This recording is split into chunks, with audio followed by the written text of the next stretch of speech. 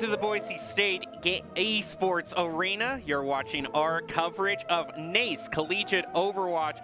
Boise State is now in week 6 of NACE competition, and they are going to be looking to run up the table in both NACE and ABC, but we'll start off with a match in NACE against Blinn College. So Boise State is going to be trying to maintain what has really been a great season for them. In ABC, they're undefeated, but NACE, this should be a pretty standard match for them. I'm your host, Jacob Palmer, joined by Brenner Ladd, calling all the action for you tonight. And so overall, we kind of know a lot about the different colleges here, where they are kind of positioned in the tournament overall. Why don't you bring us up to speed on that? Yeah, so Blinn is a competitor that was able to compete with us in the top National 16 of last season, so they are definitely an opponent we are very wary of and taking on very seriously, as they've done very well in NACE as well. They are currently in the 4-0 standing as well, so this is kind of the battle of who's going to lose their undefeated title in NACE. So it's going to be a very tough battle for them, and I think Boise State is going to take this pretty cautiously and have to play at the top of their game, especially with how much Overwatch we have going on tonight to kick this off with a very stressful match. It's going to be an exciting night. Yeah, you might as well rip off the Band-Aid first and just kind of get the most challenging one out of the way. But just in terms of matches, let's go over the rules, the general rule set for how things are going to turn out tonight. Because I understand between all of these tournaments, we are a lot of these are going to be best of 5s. Yep. Yeah, so it's going to be the pretty traditional we've seen from even Overwatch 1, which is going to be Control, Hybrid, Escort, Push, no longer double CP, thankfully, and then back to Control, whichever map was not played first. I'd be surprised if it's not Lijiang first map, just because of how much it's been a staple for so many teams. And so if we go to Lijiang, it's going to be Boise State's favorite as we take a look of what things might hold for the future. And in NACE Star League, it's best of 5, all active stages, and it looks like here Control, Escort, Push hybrid, so kind of breaking it up there. I overall like that a little bit more, you know. It can be a little bit rough having 2 rounds back-to-back pushing a payload, so... It's what's Overwatch known for, is sitting on the payload and sitting on a point. I mean, I know push is technically a payload, but it moves faster, you know, if you're making up speed. It's more dynamic. You're not just always going in a straight line. It's back and forth. So it can go a little bit longer, kind of like the old days of Assault of just nonstop overtime. But it's nice to always have a change of pace as we look at the lineup. Yeah, we can see the lineup here for Boise State. We're going to have Clear, Gob, Plato, Lyric, and Chosen holding down the fort. Then we got some pretty interesting names. I appreciate College Loan just kind of being honest about the experience. But good luck to them. Like you said, we do not want to count this team out. They have participated in tournaments with Boise State before and given them a run for their money. But even if Boise State was going up against an easy team or a challenging one like the one they're about to face now, they are going to want to play at their best. And the way to do that is to follow Doc's keys to the game in Overwatch. And Doc's keys to the game in Overwatch 2 are going to be take fights in unexpected places, don't make positioning mistakes, win 1v1s, and win fights before objectives. Always nice to get some fresh keys to the game from Doc. Fresh out of the oven, if you will. It's brought to you by Drop-In Gaming, the premier online platform for gamers who seek competition. Play your favorite games to win cash and prizes through free and paid entry matches and tournaments. Whether you're new to the scene or a seasoned veteran, Drop-In Gaming has the right games and competition for you. We're just about ready to head into the first stage, and we are going to find out very soon what the first Control stage is. You were thinking Lijiang Tower, although I think there might be a bias in here, maybe because it was nighttime in Overwatch 1. Like maybe the Moody Night stage is what people want to start out on. But we're still in Control all the time. I know, yes, but in the third stage, third part, you can't tell the difference. I'm talking about.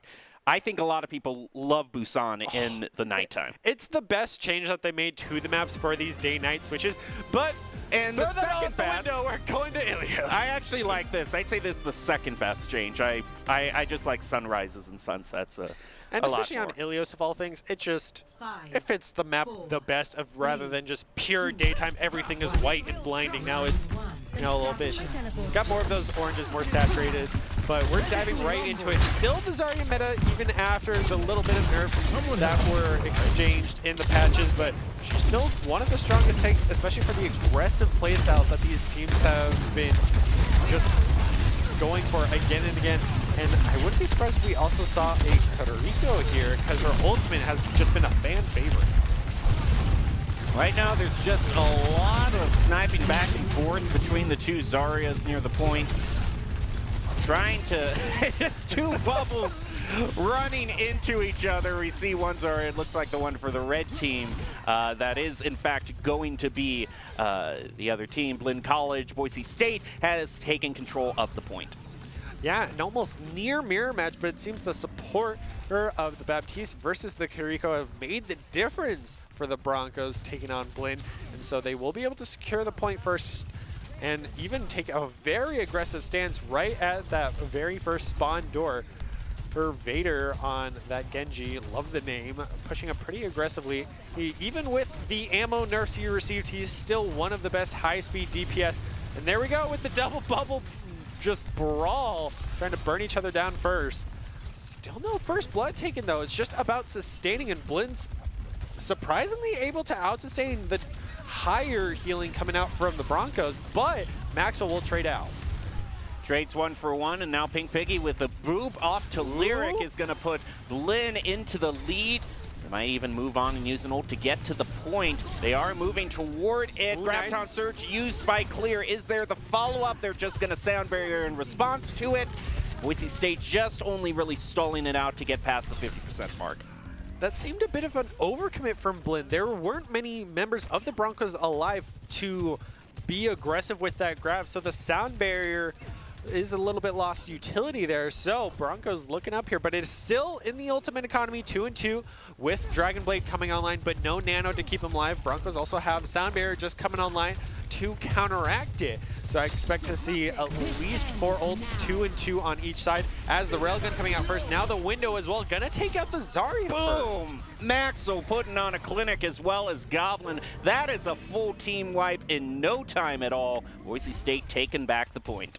I like the restraint from Blinn, not committing any ultimates, just accepting their fate, whereas the Broncos had to commit 2 for a clean team wipe there. So I want to see Blinn here react with multiple ultimates. They have 4 built up of the 5 now, whereas the Broncos only have 2 to react with. They are losing precious time, and now back to back.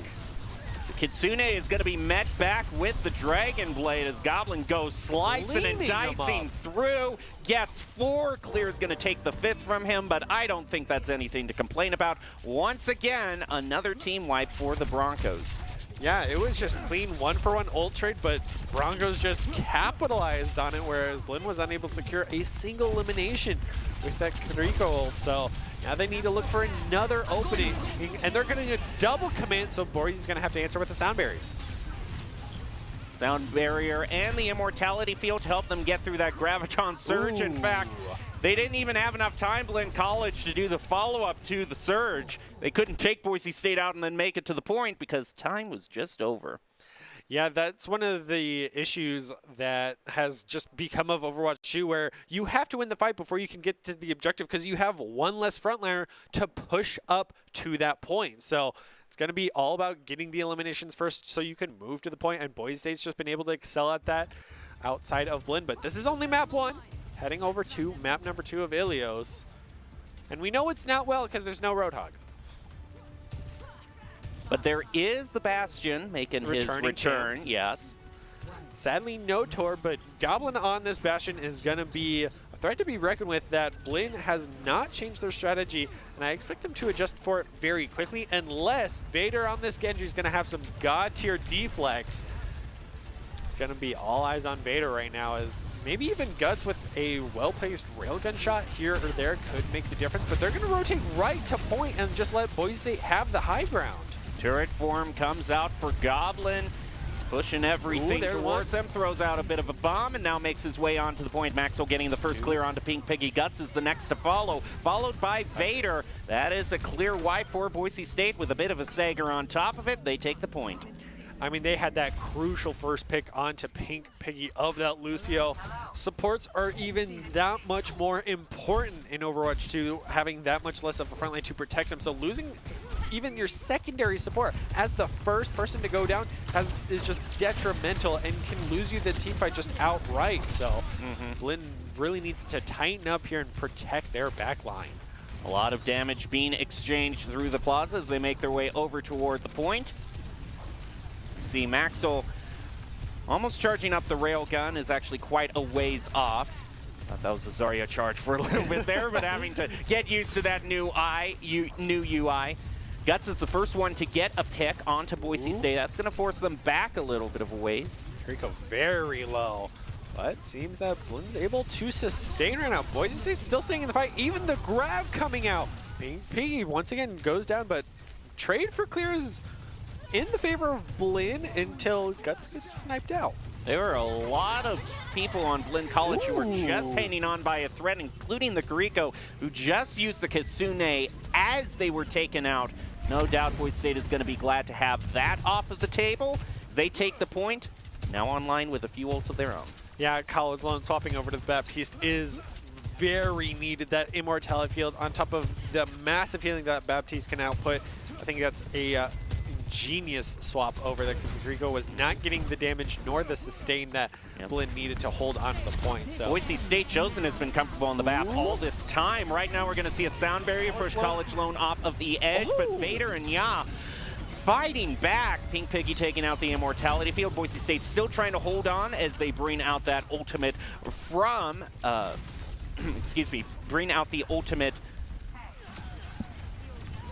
from the Bastion. I have played him for like 5 years. Why is it at the worst moment? Yeah, I can't even recognize him at this time. What am I even doing? He's out of the game for 2 months, and he doesn't exist anymore. We forget all about him. I forget all about him. Yeah. But a good exchange, I would say, for Blinn. They were able to get up to 50%, and with the ultimate exchanges across the board, they did ultimately end up losing that team fight by losing College Lone so early in that fight, but they were able to hold on thanks to the backs of their DPS. And now with Railfire coming out from the Soldier and able to pick up Lyric and Goblin going down, this should be their point as Clear is able to take down Guts. Getting right in the face of Maxwell. We see Pink Piggy is going to just drive him back, make a whole lot of space for Blinn College, and as Boise State waits on the full respawn, that's going to be probably it all tied up before Boise State can make another team fight. Yeah, Blinn had a very rough time on that first map, but they brought it back, definitely adjusting to the Boise State strategy. But now Boise's going to change it up and bring out their own Kiriko.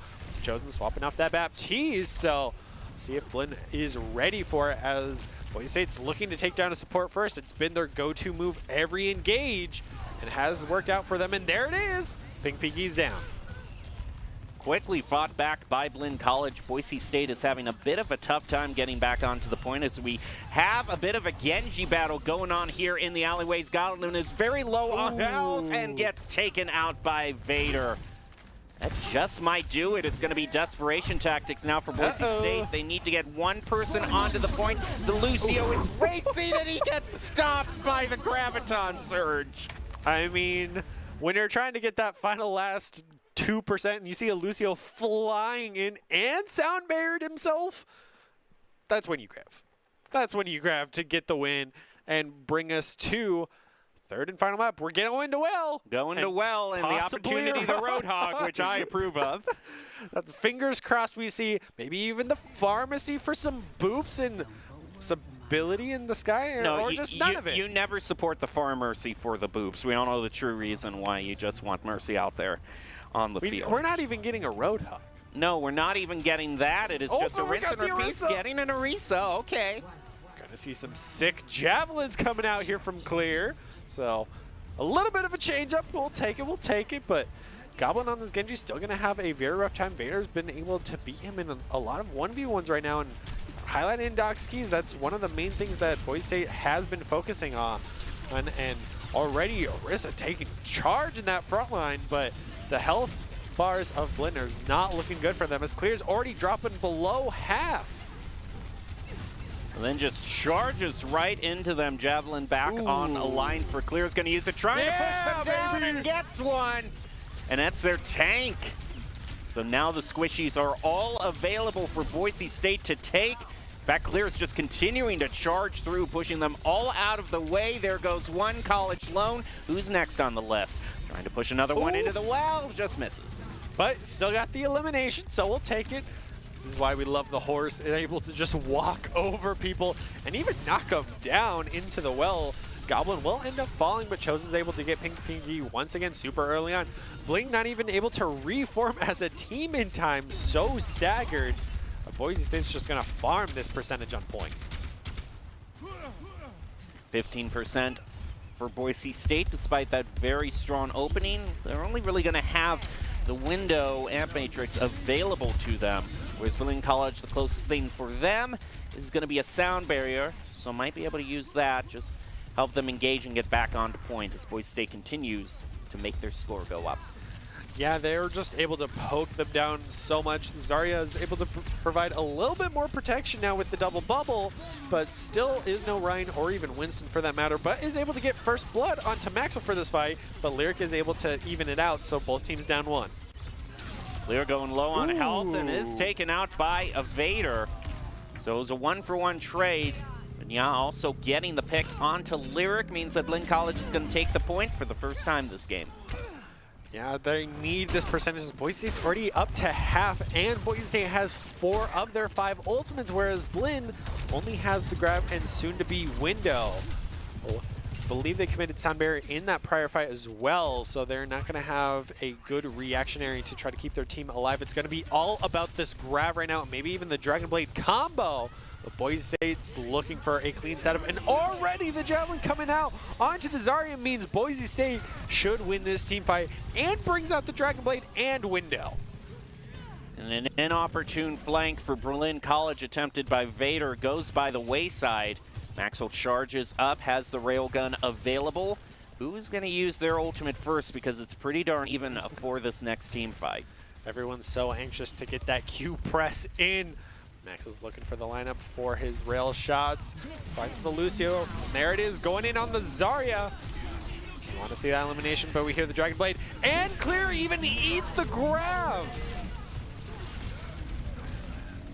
Blinn College looks like most of them are trapped in a narrow alleyway, but a key flank from Guts and Vader using their ultimates is still going to be able to push Boise State. Not quite off the point. They're going to have to wait until Boise State goes to 90 for that to happen. Once Vader gets an opening, he's able to capitalize on it again and again. A nice javelin throw coming out from Clear to try to push them back so his team can regroup and run out of their spawn doors. But it's going to cost him a lot of that health, even picking up the health pack just to sustain here, but able to run forward. Zarya's down to half health, but with double bubble, she'll beam you down, and she goes down, but it will cost Lyric. They do manage to pick out the main tank for Blinn College, and once Boise State did that last time, it was just one after another. The Squishy's fallen, College Lone and Guts taken out. Vader is still trying to stay alive, but Aries is just going to get right in his face, say bye-bye. And now just 10 percentage points left for Boise State to claim this. Yeah, that is the nice thing about Genji. You can deflect every projectile in the game, but not a fist, as it will be his death. But the Wrecking Ball now coming out for a Blade, and gonna go for the all-out stall, as it's just the battle for this first map in a best of 5. This is how tooth and nail Blinn is trying to fight here against Boise State. They're able to get +2 in this fight by taking out both the DPS of the Broncos. But Boise State's finally going to have to give it up. They do have that little bit of percentage to give to Blinn to try to regroup. Swap over to Wrecking Ball for Blinn College. Almost has charged up the minefield entirely. Ooh, nice javelin. This looks like it could go to the very end. One of the few times we've actually seen overtime in control. It's usually been pretty more dominated, but Guts gets another huge pick onto Goblin. And it seems the DPS of the Broncos are consistently going first down, but Vader going down is a huge opening, as he did have Dragon Blade available, and that's Mines in the backline on your support. It's only down to Clear and Lyric right now, with Goblin just now coming back, but with Lyric going down, it's only Clear. He does have the ultimate to use here, but he needs to stay on point and will bring it out. Snow elimination does buy time. It seems this might be Blinn's first win, as... Yep, there you go. Blinn winning that first round.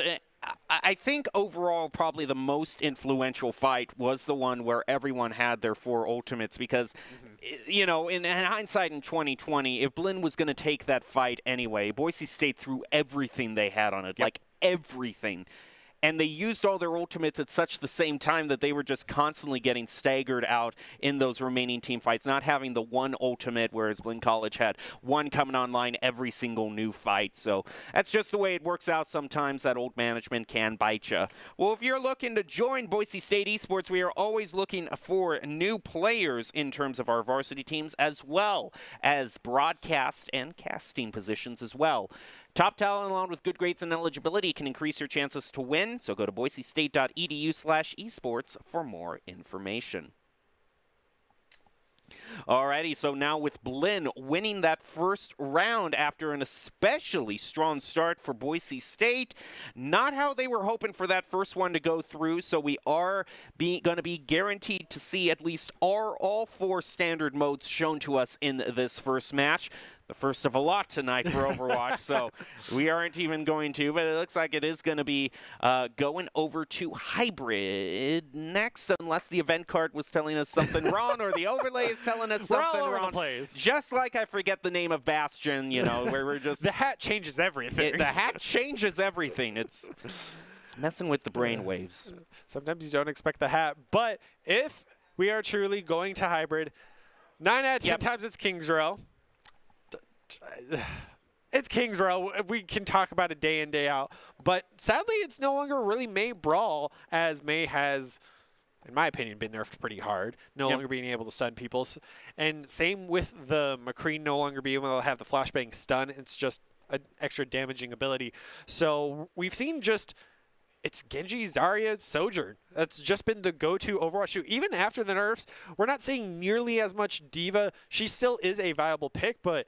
Seeing clear on the Orisa gives me hope of seeing a bigger variety of tanks. We have seen the Sigma in the past, but with how well Blinn's been doing, I wouldn't be surprised if Boise State just sticks to the meta of what's been the strongest and what they've been practicing the most going into this. Well, all those questions will be answered in a few seconds as we load into King's Row.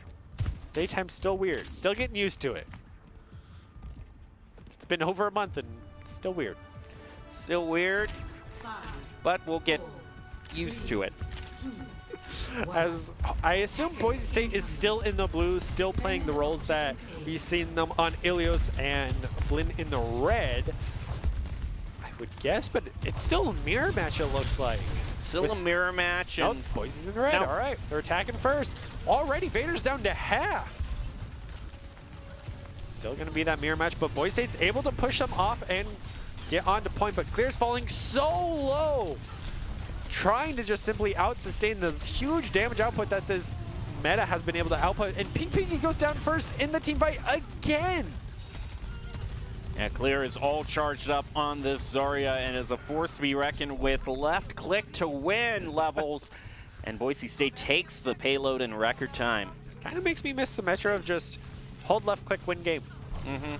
But now it's Zarya. It's her time to shine, and she deserves it after being that off tank that Diva was constantly overtaking in Overwatch 1. So now she's getting her moment in the sun and just being that hard DPS. But contesting on the point in the back lane from Pink Piggy means Boise State's not going to be able to get it. And with the window, Blinn is pushing them back. Unexpected stall from Blinn College, but it's not going to be enough to keep Boise State at bay. Bit of some trading back and forth between the tanks. Ooh. Now another pick from Maxwell onto Vader is going to put Boise State in an even better position to push. Yeah, they did end up losing Chosen, which allowed Clear to fall as well, losing that main heals, but Card's still moving forward. And Blinn's not even going to try to hold them at the archway. They're going to try to hold them at 90 here, so definitely a riskier play, giving Boise State that much space to push forward. Not even trying to swap over for the tank to try to hold the archway. But with how many ultimates are saved up here from Boise State, they're going to kick things off with the window. Maxwell also trying to get a sneaky angle on this Dragon Blade, waiting for them all to head in. But he has to take out the Lantern first before he can do work. Yeah, that would have been a god-tier Dragon Blade, but that Immortality Field saved Blinn that much longer. But instead, Chosen's just going to come in and get double. Boise State. Everyone was thinking that, well, I don't know everyone, but it was interesting to see the ability Kuriko had of Immortality, but then you just realize Lantern exists. Yep. and that can just be thrown down. Baptiste still the better pick for now, till we get some more updates and hopefully maybe a Corico buff to healing and nerf to damage. But the double Dragon Blade back to back and double sound barrier. We got one of the Sojourn ults where we get the other. Yep. This is definition of a mirror matches back to back, but Guts will get the leg up and take down Goblin as he even wins against Maxwell. Wow, and Guts also is taking out the Immortality Field for Boise State, and Blinn College finally gets the team win, keeping Boise State at bay for the second checkpoint. That felt like the equivalent of fighting with pool noodles, basically. There, everyone was just all healed up from the sound barrier, and just a lot of sniping back and forth to no avail. So at this point, my question is, who's going to be the first to swap off of one of these roles? But a nice railgun shot coming up from Goblin to take down Guts after losing the ultimate battle. Clear even taking down Vader. Her Boise State +2 in this fight right now. No DPS remaining for Blinn, and it seems no supports either. They should be able to get the checkpoint here. I'm going to wager on your prediction that it's going to be Blinn College. None of them are particularly close to their ultimates now that they're in this third stage, which is so unique itself. I think they might try to change, especially if Boise State gets really close to the end. You might see those desperation picks at the very end, just those stally heroes. Yeah, we already saw them swap over to the Wrecking Ball, and it did work out for them on well. But it seems they still want to stick to what they got for now because it has been working. They just need to get their ults back up. A nice grab is going to pick up 2, and Lamp goes down very quickly. Zarya doesn't even need the follow-up on that one. She's fully charged. She's her own follow-up on the grab. It's a triple DPS comp setup right now, and some would even say 4 with the Baptiste. So Boise State playing to their strengths right now. Already 75% of the way there to the final checkpoint, and Blinn's still not swapping off. Well, they're comfortable on it. They're going to try to make it work. Clear's pushing a lot of damage. We do hear Railgun be brought out by Goblin. He's looking for his snipes, but still hasn't found one quite yet. We also see the window comes online for Blinn. Gonna throw it down. Now Boise State has to be a bit more careful on their sideline. Guts very low on health, has just 1 health bar left, does manage to heal back up. Ganaxel's also very low. Lyric is going to bail him out with the sound barrier as the Dragon Blade is brought out from Maxwell. But still, we're seeing the pool noodle fight. Everyone's throwing everything against each other with only a few picks to show for it. Goblin is finally going to open up a slight advantage for Boise State. Clear picks up on that. And now with Blinn College heading down, this would be the time. Are you going to swap, or do they think? I don't think they have time. No, they don't even have time to bring it out. Blinn definitely hard stuck with that, I think, cost them there. They had the moment shine, but once they went indoors, they needed to change things up there because their DPSs were struggling. They were consistently able to take down Maxwell, but Goblin was beginning to come online and win his 1v1s here. So Blinn maybe a little bit too slow to adapt as we take a look back of that replay of now Dragon Blade that could have been. I just want to make sure I'm not crazy here. Blinn won the first round, correct? Like, they were the ones who won, because I'm seeing the tick on the overlay for Boise State, but Boise State was in the red attacking, and they got all of the checkpoints. No, in the last round. In Ilios, they won, but out of the 3 maps, Boise State won first, then Blinn won the next 2. Okay, yeah, so that should be swapped over to Blinn unless there's Blinn is currently 1-0. Yeah, unless my eyes are lying to me right now. Yeah. We'll find out soon enough, as now Boise State is on the defense, sticking with their strategy. It seems Blinn is as well. Even though I would like to see them change something here, I wouldn't be even surprised to see something like a Sombra with how well she's been doing in the meta currently. Soldier 76 may be a personal favorite of mine, but I doubt we will ever see him soon. With how Sojourn exists, she's just unbeatable. Yeah, but if someone insta-locks Sojourn and you want something slightly similar, then okay. And he does provide the extra healing that your healers have been struggling to provide with how consistently Pink Piggy has been first to be eliminated in these team fights. There we go. We got swapped over. Boise State has to win this to push it toward a game of 3. Let's find out how things are going to go as Blinn College is trying to make their way around the statue. But Goblin with a railgun shot takes out Guts. College Lone is next on the menu. And Boise State is being able to hold Blinn at bay. One last trade from now on to Goblin, but it's not enough to stop the clear hold Boise State has. I will forever love seeing Lyric running down Vader on that Genji as a Lucio, no less, and Genji has to retreat there. This is too funny and will never get old for me, but Blinn now we're having to regroup, losing that first team fight, 3 minutes remaining. Boise State had already capped the point by this point, so Blinn is already on their back foot, and there you go, Pink Piggy first eliminated. Means that Boise State has the leg up, down on a healer, Blinn will fall. All right, there's a lot more time that Boise State has taken away from Blinn. Seeing as how Boise State took the payload on their first push when they were on attack. So every second that they take away from Blinn here is more of an advantage being brought on to Boise State should it head to overtime. In terms of ultimates, Clear is getting very close on that Graviton Surge. In terms of just standard Zarya charge, already up into the 80s, so watch out because Clear is ready to do work. And it's going to be that solo grab onto the Zarya first because taking down Tank 9 out of 10 times means it's going to be that Tank win, but instead they go straight for the Sojourn. The rest of the team is able to escape, but they are scattered to the wind as next fall will be College Lone. I mean, I won't take out a couple squishy eliminations either. I wouldn't turn that down. Now that it's a 5v5, any elimination is worth it at this point. Yeah, that is true. That is very, very true. It's just such a big game changer that trying to come back and win a fight when you're even down 1 is so much harder, especially if it's a tanker support. DPS, you can try to sustain because so many supports can, but a nice Gravitic Flux coming out from Blinn doesn't even go in their favor. Lyric doesn't even need to use the sound barrier. Boise State just answers back. And that's what I was wondering. I was thinking, yeah, they have the Graviton Surge, but really, are you as juiced up as Clear is right now? I don't think so. Clear's feeding him percentage with those bubbles and always putting them on the right targets to absorb maximum damage as well is just playing in their favor right now. And they still have the railgun, the sound barrier, the window, whereas Blinn only has the window and the blade. They're bringing up 4 ultimates here. They only committed the grab, but they only have a minute remaining. They need an opening, so they're going to kick off with all 3 of their ultimates, and Goblin's just going to run them over here. It's very important they win this team fight unless we see the same mistake they made on Ilios. Doesn't look like it's going to happen this time. They decisively win that team fight. The key play could be Guts here, who's the only one who has managed to save his ult. And still no swaps for Blinn. Even though this is the meta comp, it is not working for them. So then you have to say, are we more comfortable on different characters and will it be better for us? Because they're going in with Guts with the railgun fire. They need a pick here, but Boise State's simply just going to push back and able to line of sight this ultimate.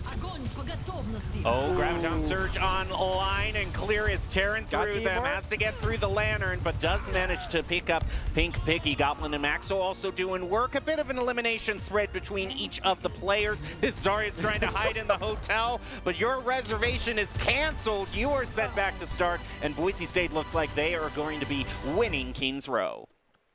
Yeah, they really brought it back from that surprising loss on Ilios is what I will call that. So now going into, I believe, we're going to push for third map. It and then could be push or escort. We've seen a little bit of everything, but yeah. Those are you can predict one and I can predict the other, and then one of us is going to be correct. I'm going based off the event card that will be push. Okay. So we take a refresher. One thing that I'm sure isn't up for debate is the talent of the players that we see here. Clear, Gob, Maxwell, Lyric, and Chosen going up against, I got to say, the other team, I think they've overall won my heart, though, in terms of the gamer tags. I mean, Pink Piggy and College Lone, it's not even a fair fight there. Yeah, definitely winning the naming convention when it comes to players. But when it comes to the game itself, Broncos have been able to even things out so far. And okay. All right, we're going to Escort. And my personal favorite map of Route 66 is a welcome sight. And Torbjorn's even returned, so he can be a part of it, as the beginning defensive map is Torbjorn's favored spot. So fingers crossed we can see that happen. Maybe even, hopefully not Sniper, and if we do see Sniper, I'd like to see Ash. But I think you're getting your hopes up too much, because yes, you are happy when we see Route 66, but every time it does finally come up for you, we only see the first third of Route 66. I'm happy to see any part of it rather than none of it. Okay, So fair enough. It's my same stance I have to take on Battle Mercy. Okay, It may not perform well whatsoever, No, but if no. I see it, You it's didn't golden. Okay. We had it on Wednesday. You I take doubt what we'll you see can get. Exactly. No, I don't think they're going to humor you again. And well, we do see another. It's an interesting night swap. The fires definitely add to the ambiance, but again, like you said, this is the first part of the map that we only see this part. So later on, it's just kind of, it can be a spooky times. Spooky times for a spooky season. Not a It's lot just that of much light. better of a map. Yep, here we go. Boise State going up against Blinn. Both teams are tied 1 apiece.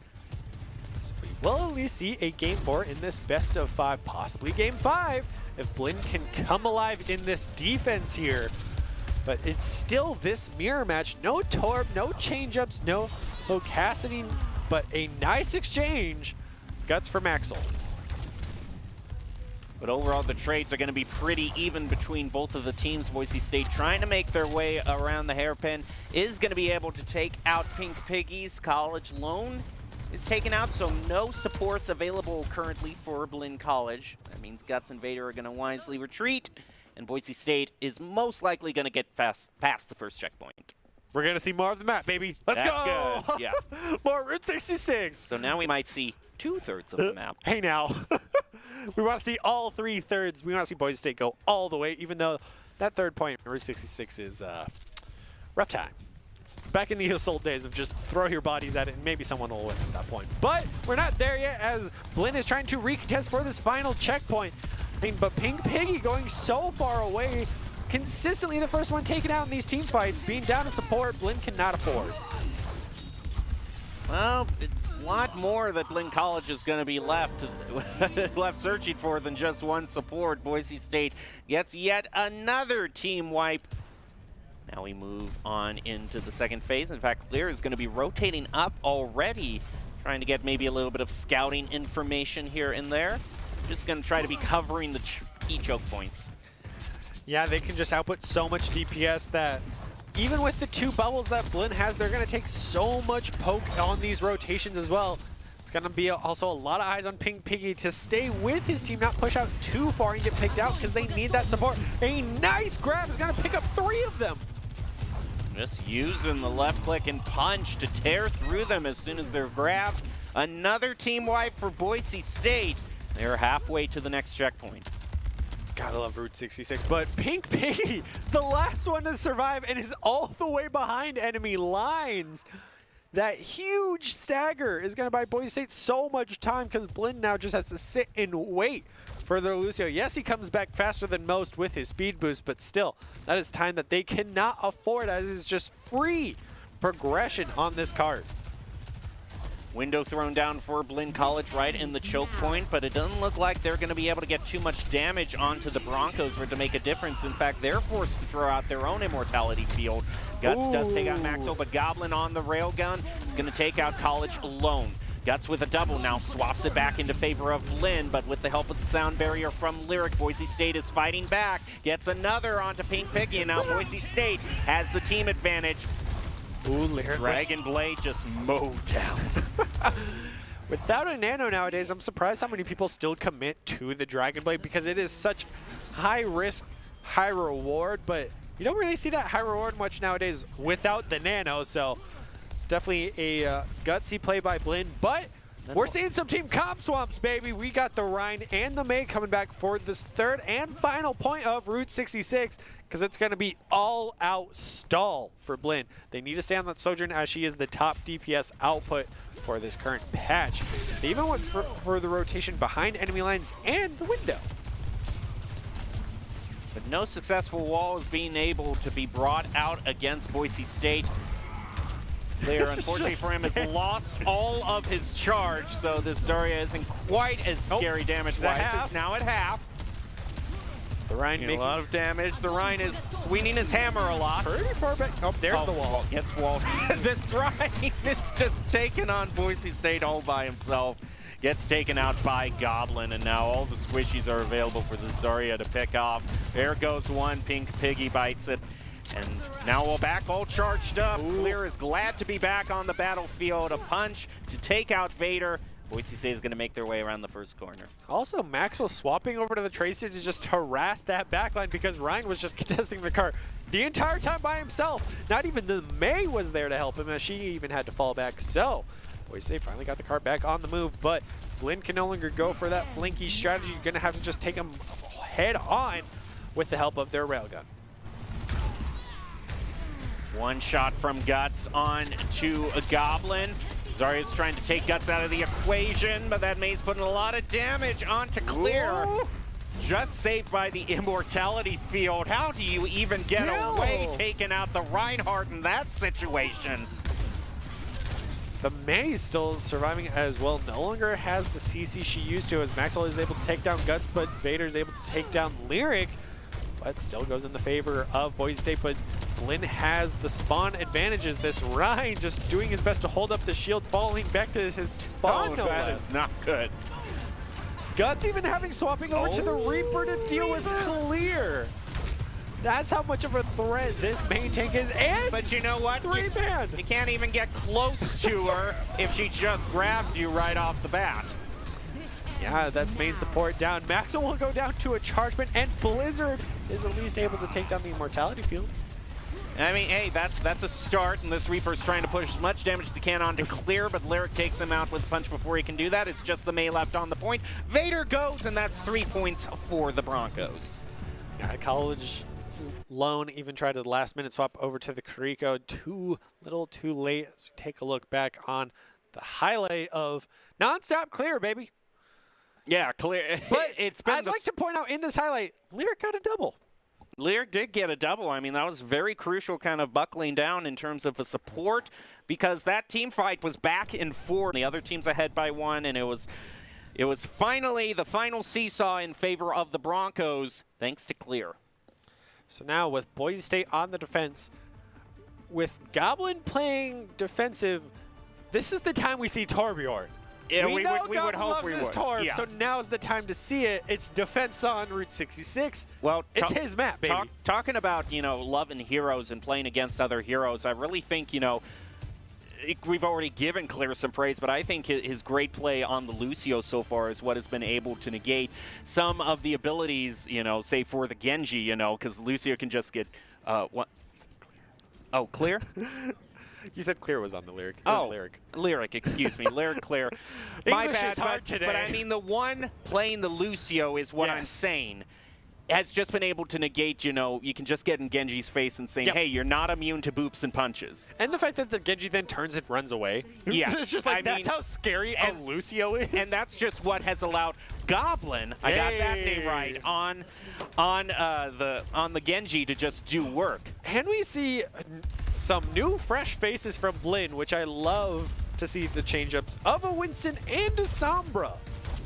And the Kariko that they're sticking to from the last-minute swaps of Part 3. But Boise State's staying to the roof of the diner right now. No Torb, sadly. Sojourn just too strong. But finally, they go for the engage here. Looking for that early pick, and it's going to go into Kariko. Well, the swap might be a nice thought, but when Clear is already more than halfway on this Zarya, he can just take out Guts. Now the Winston's trying to get in Clear's face, but Clear survives up to 80 now. Pink Piggy is the last to fall. Boise State holding this payload. Yeah. Shout out to Blinn for at least able to tighten up their strategy, so where Pink Piggy's not always the first one to go down, but now it seems it's College Lone going down, who's the main heals rather than off heals. So just Blinn needs to make sure it's not their supports going down first, rather maybe DPS or even the Winston themselves, but Pink Piggy falls back into old rhythms and taken out first. It seems once the Winston jumps in, Boise State just focuses on the backline, and it's working out good for them. Now in pursuit of Guts, Clear's going to make even more space for the Broncos. forcing the DPSs Clear to wants retreat.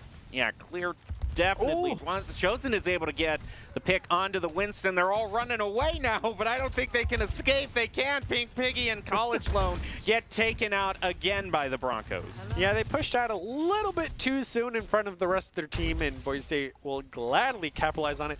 Clear even able to scout out the stealth Sombra, so she will have to recall out of there and tries to go for a flank, maybe a hack if she can get that DPS output fast enough. But Boise State has both support ultimates to keep themselves alive. Soundberry used to start things off in this team fight. Boise State, Goblin's taking a bit of damage because the Primal Fury has been brought out by Blinn, but Boise State still holding pretty strong, trading 1 for 1. Maxwell with a punch onto Guts, opens up the person advantage for the Broncos. Lyric now takes out College Loan. Just the Winston left on the point, and he gets mowed down. Another successful hold for Boise State. Yeah, College Loan even trying to swap over to the Moira, try to have a little bit more survivability and even more DPS and less healing. As we all know, Moiras do only damage. So now Blinn's just trying to get some eliminations to give themselves somewhat of a leg up, but anytime they've been able to exchange, it's only 1 for 1. They quickly lose a second. So now the Dragon Blade's going to come out from Maxwell. Does yet to fall, using that pool new to great advantage. But you're going to have to Sound Barrier to survive now the Railgun as they lose their Winston. Another shot from Goblin. In fact, 2 to take out both supports for Blinn. Hey. There it is. A triple for Goblin and another whole. I'm so surprised that Vader has not gotten more mileage. I mean, I see the line of thinking. You know, you try to hack the Zarya. She doesn't have her bubbles. And Sombra can be a pretty impressive tank buster when she has that damage boost from the hack. Yeah, it's huge. But Vader just hasn't been able to shut down Clear, despite the pick obviously going to try to counter him. Yeah, Clear's had some amazing survivability off the backs of Chosen and Lyric. We always love to highlight those support players, but the EMP finally goes off on the back line. Get on to Clear! Only the supports, and the Immortality Field still gets out and saves Chosen's life. Well, I think that's just about it for Blinn College. Boise State looking strong.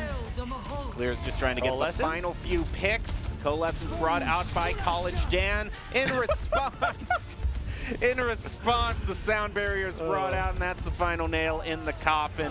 Moira and Lucio are on their way out. It's just Guts left, but it's not enough for Blinn College. Boise State takes Route 66. Get all of the highlight at the end of Vader's just like, I hack Clear. Stands there, dies. It's just like, I've accepted my fate. I accomplished my 1 goal. I got it. One goal. I was able to get 1 hack, and it's your battle mercy, you know, line of thinking. It doesn't matter if it's necessarily successful. But I was just able to see it happen, and I'm happy. Got Route 66. Got that 1 hack. Some moral victories that Blinn is going for. As we head into map number 3. Boise State's 2-1 now. We head into push, which means we know push for sure. Yeah, we know push for sure, and we know the stage selection is just a little bit narrowed down. We have Esperanza, Coliseo, and New Queen Street available.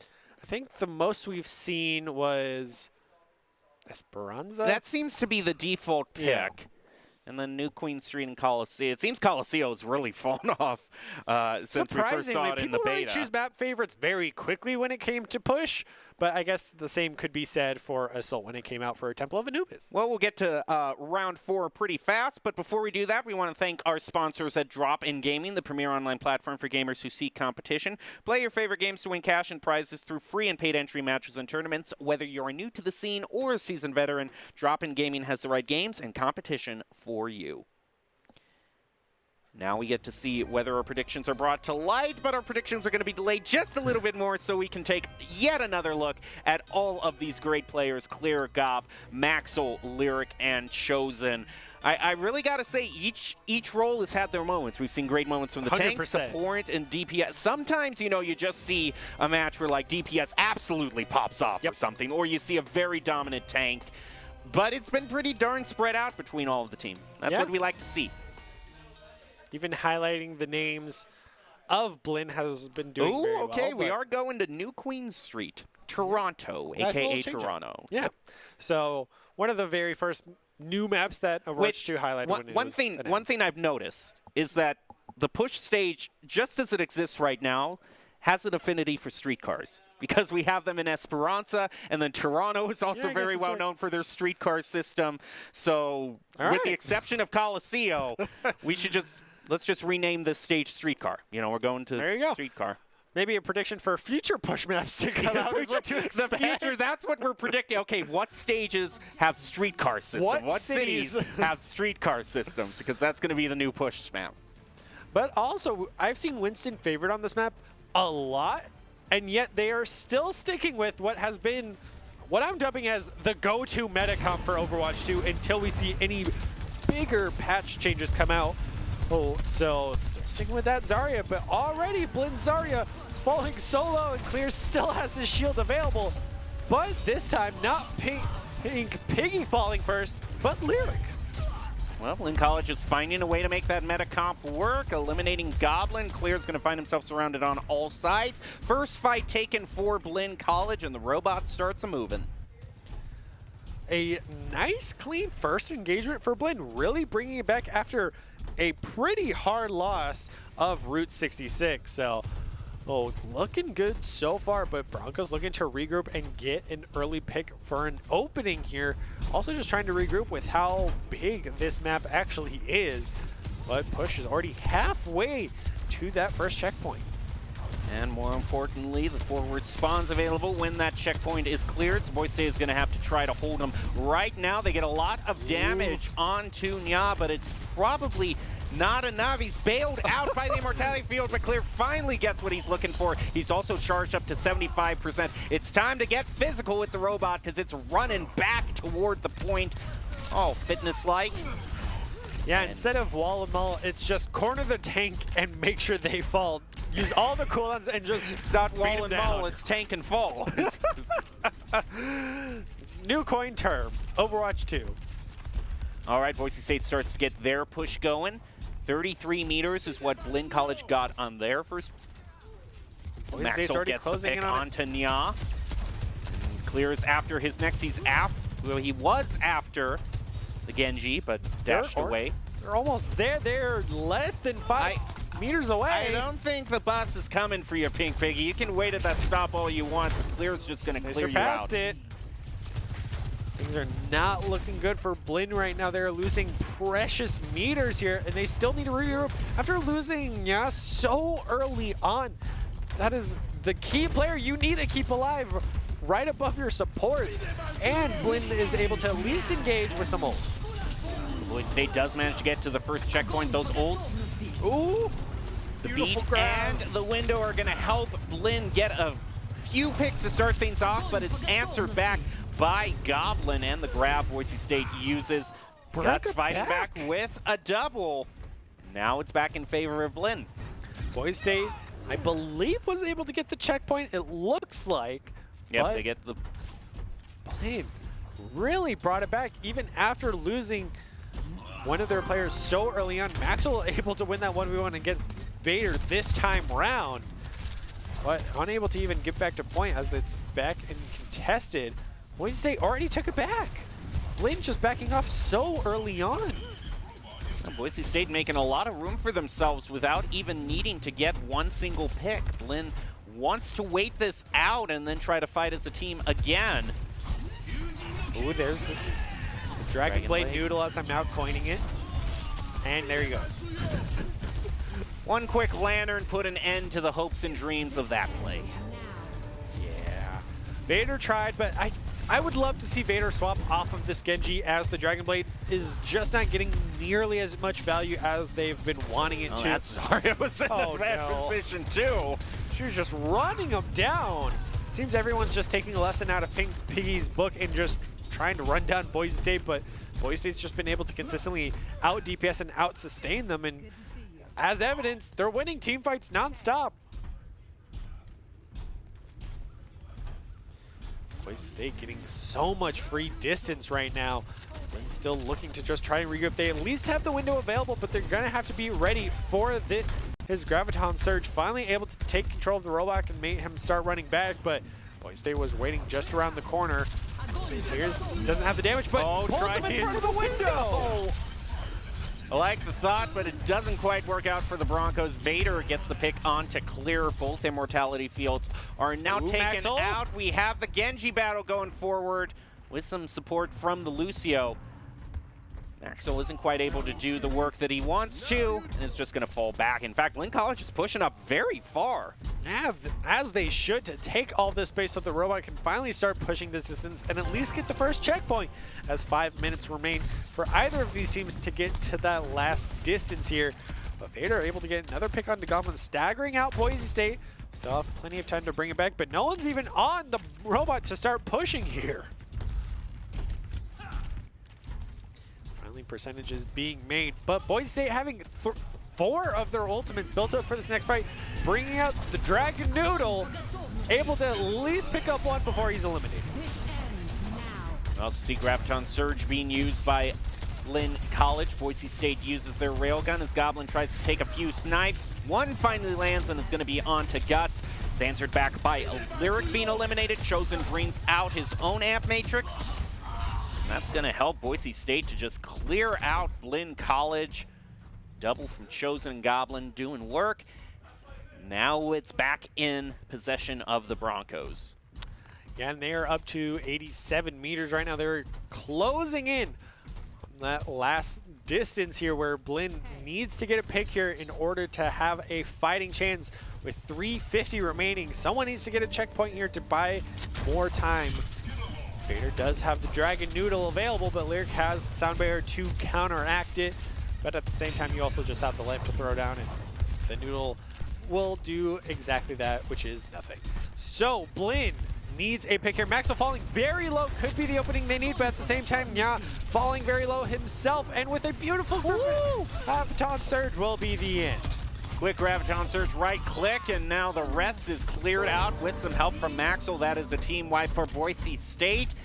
Lynn College is going to have to defend. Boise State is going to get even more meters into their bank.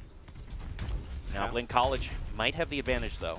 Yeah, they're halfway. They have 3 ultimates of, oh, now 4. Sorry, I did not see that 99. Here comes the Dragon Noodle and the Sound Barrier to answer it. So now they just need to take down Vader. The Immortality Field is already out to keep Vader alive. And now the Rail Fire comes out as well. But is able to get the elimination onto Goblin, so they at least are +1 in this fight. Make that +2 with Chosen going down. That's main heals down, main tank. Broncos is a reset. They managed to take 2 ultimates away from Blinn College, but it's enough time that they'll have 3 ultimates to answer back with this next team fight. Robot heads back to the center. We also might just call this on time with Boise State having the farther push. A little over 2 minutes left. Yeah, they got double the distance, so unless Blinn can get a God push here, but with a Graviton Surge coming out like that, Boise State can just completely deny. 2 minutes remaining. This looks like a Broncos game unless Blinn can pull out some magical push here. They're running back to where they left off. Blinn College is going to have to make these support ultimates work for them. I would love to see a tank swap here from Blinn. This Zarya, even after their Graviton Surge is not getting the value they need. Now with Maxwell bringing out the Dragon Noodle, just not even able to do anything with it. It just slashed at the wall. So this Lucio was caught out by Clear, and Clear is trying to run him down, separate him from the team. Goblin also searching a little bit for health, manages to heal up. College Lone losing their Amp Matrix. Clear just brings the Grab Surge online. The Lantern is thrown down in response to it to keep Blinn College alive, and it's going to be able to bail them out, at least in terms of that ultimate. College Lone now fighting back onto Maxwell. We have just over a minute left. Clear gets 1 pick onto College Lone, but it's answered back by Vader, taking out Goblin. Despite Blinn College having a slight advantage in terms of manpower, Boise State is still managing to hold them. Yeah, they could win this team fight as badly as they need to, but Boise State bought so much time for themselves that Blinn might not be able to even reach the push target by the time Boise State's able to respawn, regroup, and attack again. Vader does have the Dragon Noodle as well as Sound Barrier to back him up, whereas Boise State doesn't have anything to answer. They're just now getting the Sound Barrier online. They need a pick here as the Noodle comes out. There's the sound barrier to answer. Goblin did fall very low.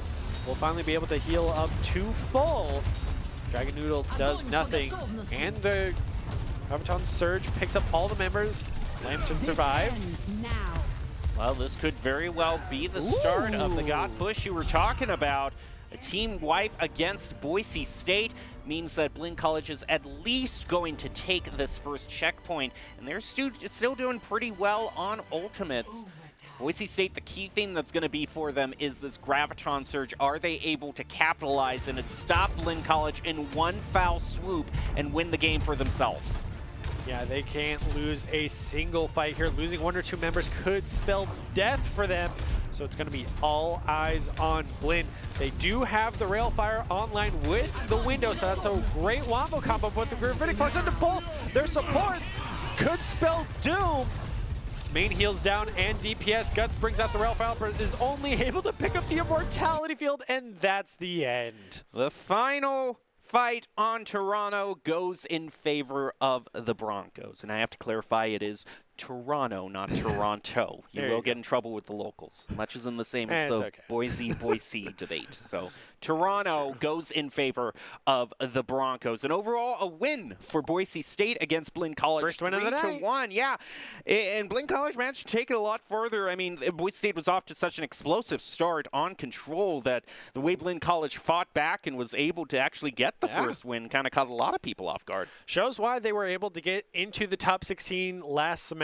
So Boise State rightfully gave them the respect it deserved, and it was a hard-fought battle. Blinn had some very shining moments in that matchup, but Boise State was eventually able to edge them out towards the end with off the back of every single one of the players. As we mentioned multiple times, every player had their moment in the sun for the Boise State roster, whereas on the side of Blinn, definitely struggled a little bit more, as we constantly talked about Nya falling on that front line, Zarya having some questionable, I would say, Graviton surges. But in the end, Boise State came out on top and will proceed forward as the undefeated. Now Blinn falling down to, I believe, 5-1 now. Boise State is 5-0, having a first week bye. Well, that's going to do it for the first round, but we still have a lot more Overwatch to bring you today, so don't go away. We'll take a short break and be back with another match in Overwatch right after this.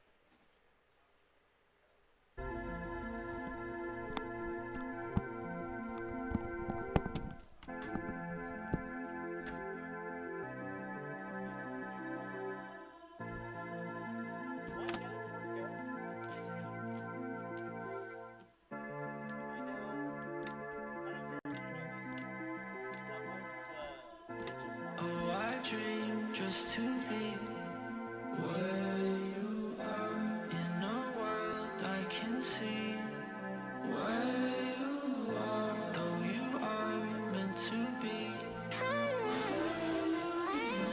Wish you're here next to me, where you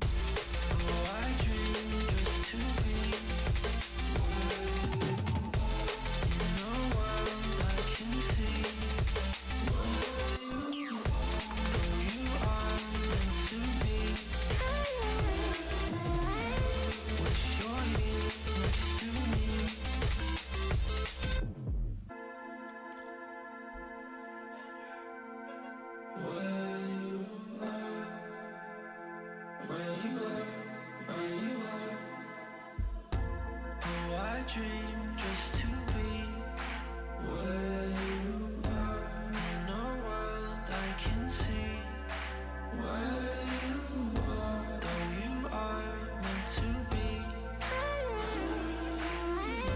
Wish you're here next to me, where you are.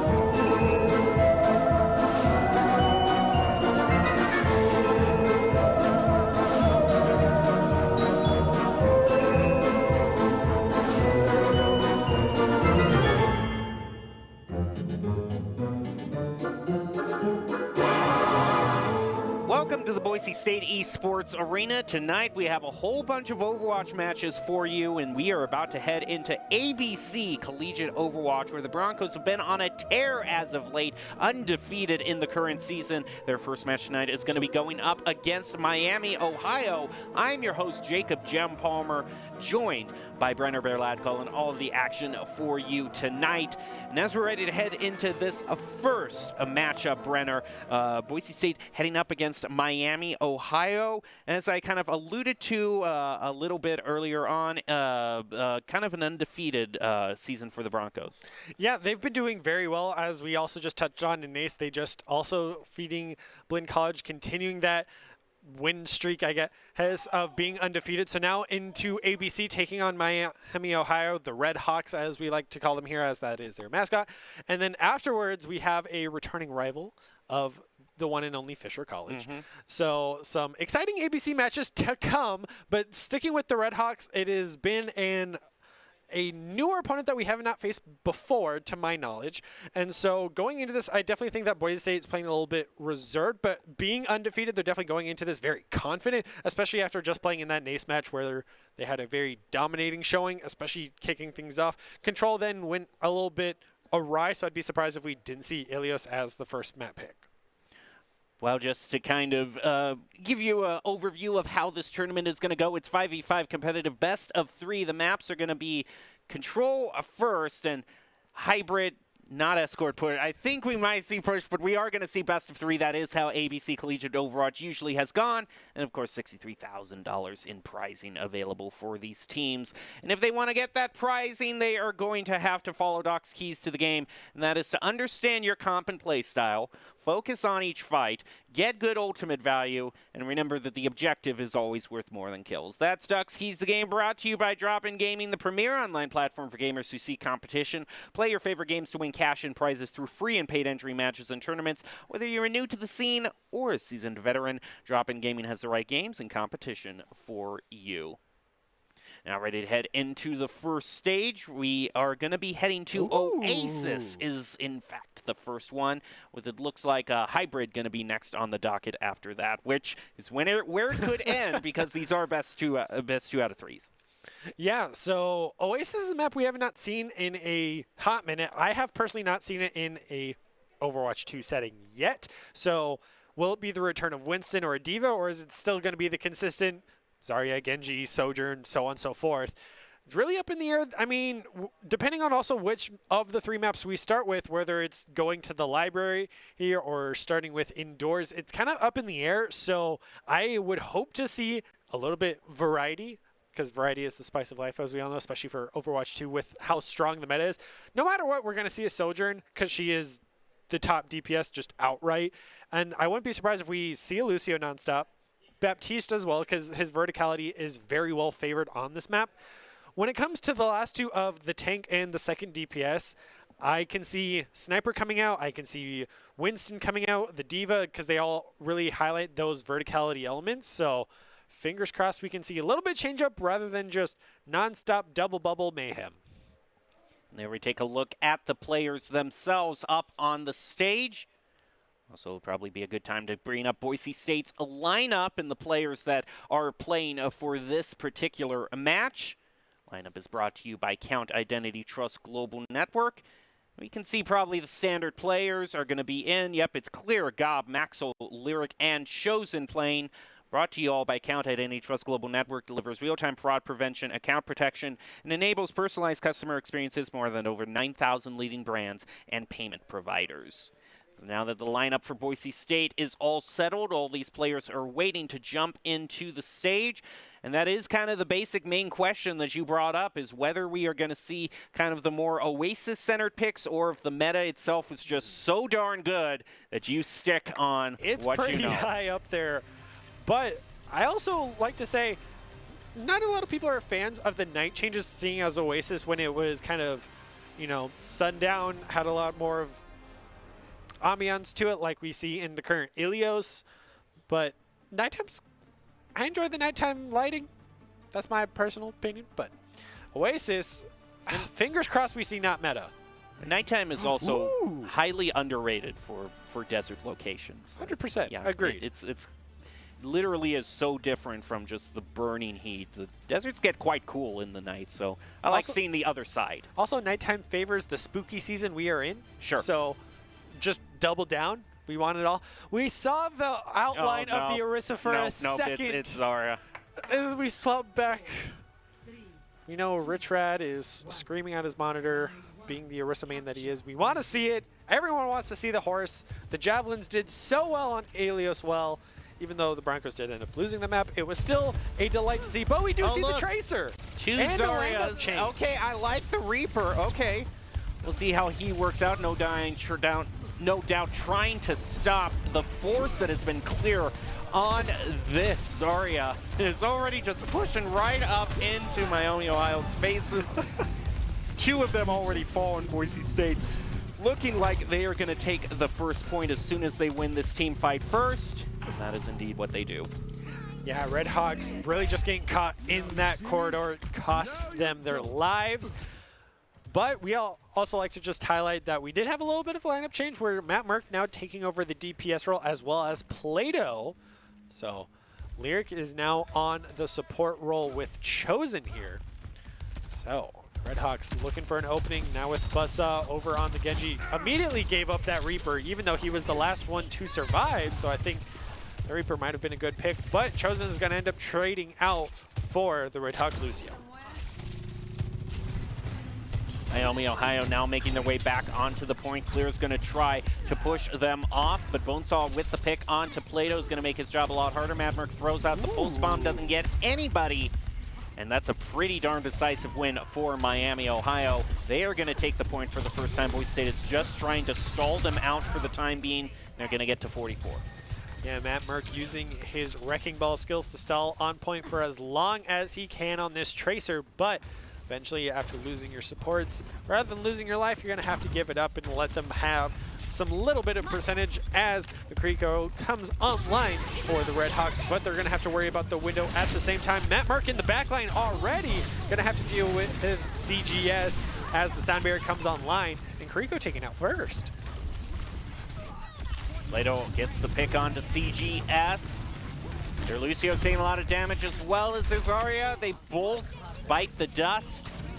Boise State now back in control of the point. Is going to push past 50. Was a clean team fight with Matt Merck splitting kind of their target prioritization. They didn't even have Sojourn in that fight because she had to stay behind and deal with Matt Merck. So Red Hawks split target prioritization cost them that fight. Not to mention a little bit misusage of the Kriko trying to go into it. She just led the charge too far up ahead and will go down first once again. Graviton Surge brought out by Kabunga, but it's not going to... It actually does find a good bit there. I was counting my eggs before they hatch. Yep, Lyric and Clear are taken out as well as Chosen. Yeah, so Chosen at least able to trade out 1-for-1 before he passes. So now Boise just having to regroup and go for another push. Able to get up to 76% with the Red Hawks just now getting up to 50. So this is definitely seeming to be a repeat of the prior match of Ilios, where Boise State's just going to have to fight for it as hard as they can. But a nice railgun fire is going to set up Plato taking down the Lucio. And another one all charged up. Sojourn's going to escape it for now, but it just good old-fashioned left click is going to take him out. Boise State looking to take back this point for Miami, Ohio as soon as they get over to 68%. Now 77 and upwards for the Broncos. Broncos also bringing out a swap from Matt Merck, who has swapped over to the Genji at this point. It's back to the meta, baby. That Tracer only worked out for so long. Whereas the Red Hawks are sticking with this Kiriko pick that hasn't netted them the value that they needed so far, as Matt Merck on this Genji was apparently the change he needed. Meta for a reason. There you go. Able to get the double with Clear taking down CGS. Even the Graviton Surge is going to allow for a double from Clear. Lyric cleaning him up. Boise State takes map 1 of control. Red Hawks fall 1, and of course it isn't just Matt Merck. I mean, Matt Merck was great on that double, but it's also great when you just got Clear charged up on this Zarya, which has been the rinse and repeat story we have seen all night. Hold left click, walk forward, win game with the Zarya, as is the current meta, because she just gets charged, and I would say is even scarier than a Symmetra, hence why we haven't seen a Symmetra. So, now going over to the library. Which I gotta say, this looks really nice at nighttime. I do like this It's one. fantastic with all of the lighting and the yellows popping right now with the nice lush green. Little green, that is part of this map, but it seems like it is just sticking with the meta. But Bonesaw's back on the Reaper. We are proud to see it. Hopefully he sticks on it longer than just the first team fight. Not going to depend on how Miami, Ohio is able to win this first team fight right now. A lot of sniping between the upper levels across the point from the Zorias. Not too much damage being exchanged between the other two teams as of this moment. I'm sure that's going to change as the control point unlocks. This Reaper with the bubble is going to try to move in. Clear soaking up a lot of damage from him, using it to charge up, already past 50. CGS gets the first pick onto Chosen. Matt Merck answers back with the pick onto Bonesaw. The Reaper's hopes are dashed for right now. Boise State through some position and is able to get themselves on the point and take it first. A surprising exchange that you would think go the way of the Broncos, but instead, when they lose their main healer, they choose to charge forward and just run over the Redhawks. So Broncos really paying off their aggression right now and able to get those eliminations, forcing the Redhawks back into spawn and regroup here. They're sticking with the Reaper though, so hopefully we can see at least maybe 1 or 2 Death Blossoms. Beyblade, as we all know and love, but Plato's already up to 80% for this Railfire ult. Just speaking, aside from the ult, has the Railgun all charged up just the normal way. Misses, but still able to take out Bonesaw. This Reaper still not quite working out for the Red Hots. Boise State making a whole lot of space for themselves. Genji just charges in and eliminates. Something that you definitely almost never saw in Overwatch 1. But Genji in Overwatch 2 has just been able to play so much more aggressively. And now the Broncos have 4 of their 5 ultimates up, whereas the Redhawks only have 2, with a 3rd close behind. But gonna kick things off with Graviton Surge. Now they're gonna use the Railgun, and despite them using just basically every ultimate here, the Red Hots are able to hang out just with that Immortality Field. Plato gets a shot onto Bonesaw, but overall, despite the ultimate advantage, Miami, Ohio takes the point, and I think that's kind of been a key thing that we've been seeing over and over again. If Boise State gets like 4 or 5 ultimates, like it just seems they get too confident in the ultimates themselves and just all press Q at once. Yeah, maybe it's too chaotic, too much going on, but Broncos maybe need to pace it a bit, and as the Redhawks have, because the Redhawks only committed 2 of their ultimates in that prior fight, and it worked out in their favor. And now Clear getting taken down first is also a first that we've seen. And also using all those ultimates means it's not just this team fight that's lost, but it's going to be the next few as well if Miami, Ohio continues to bring ultimates online, because they're so uniformly low in their charge, Boise State. Bonesaw is waiting for the Death Blossom. He's going in with the bubble and tears right through the Broncos. Oh, I am so glad to see a DPS play that isn't just Sojourn.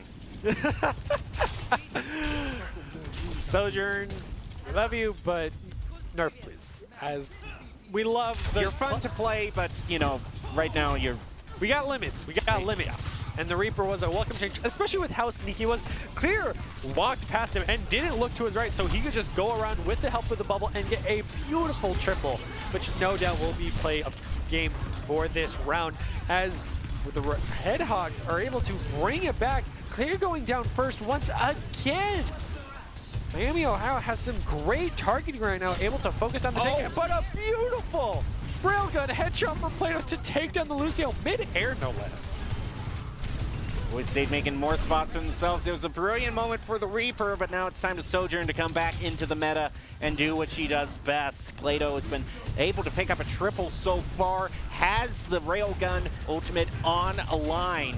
Boise State now has the Dragon Blade also available to them. They're going to use the Dragon Blade. Sound Barrier used in response by the Red Hots. Out goes the Railgun. Chosen now has the Amp Matrix available too, and Matt Merck and Plato each pick up 1 for themselves. BSU Clear gets 1, and that is the point taken back in favor of the Broncos, and I would dare say the game.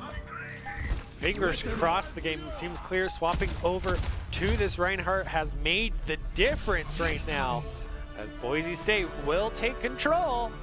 So they're up 1, heading on to match point, not game point, because Redhawks still have the possibility. And Ooh, it's not the Reaper. Okay. What did the game see that we didn't? That's what I wanted to know. She held left click. Well, right click, technically. She held the clicks. But no okay. ultimate. All right. Weird flex, but all right. Okay, Overwatch 2, definitely not the You triple know Reaper, best. I guess. You know best, and you know who else knows best? It's Drop-In Gaming if you're looking for someone to get you into competitive gaming, because Drop-In Gaming offers competitive matches, an online platform for gamers who seek competition. Play your favorite game to win cash and prizes through free and paid entry matches and tournaments. Whether you're new to the scene or a seasoned veteran, Drop-In Gaming has the right game and competition for you. Boise State now finding themselves at a match point, with Miami, Ohio having the choice of stage. Unfortunately, it is hybrid, so Who knows? Yeah. The possibilities. We can't even try to entertain ourselves with the thought of Blizzard World because it's closed for renovation. The best hybrid map. Yep. I mean, there is the possibility of Eichenwald. We did see that on Wednesday, so there are teams out there that do pick it.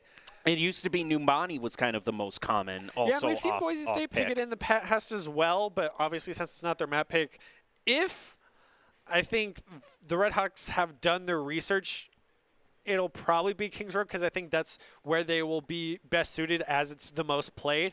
If they go something like Eichenwald, it could definitely put Boise State in a rougher position, but it's still something that they have had practice on and can adapt to. So it's really up in the air, but it's pretty much 90-10 split of it's Kings Row.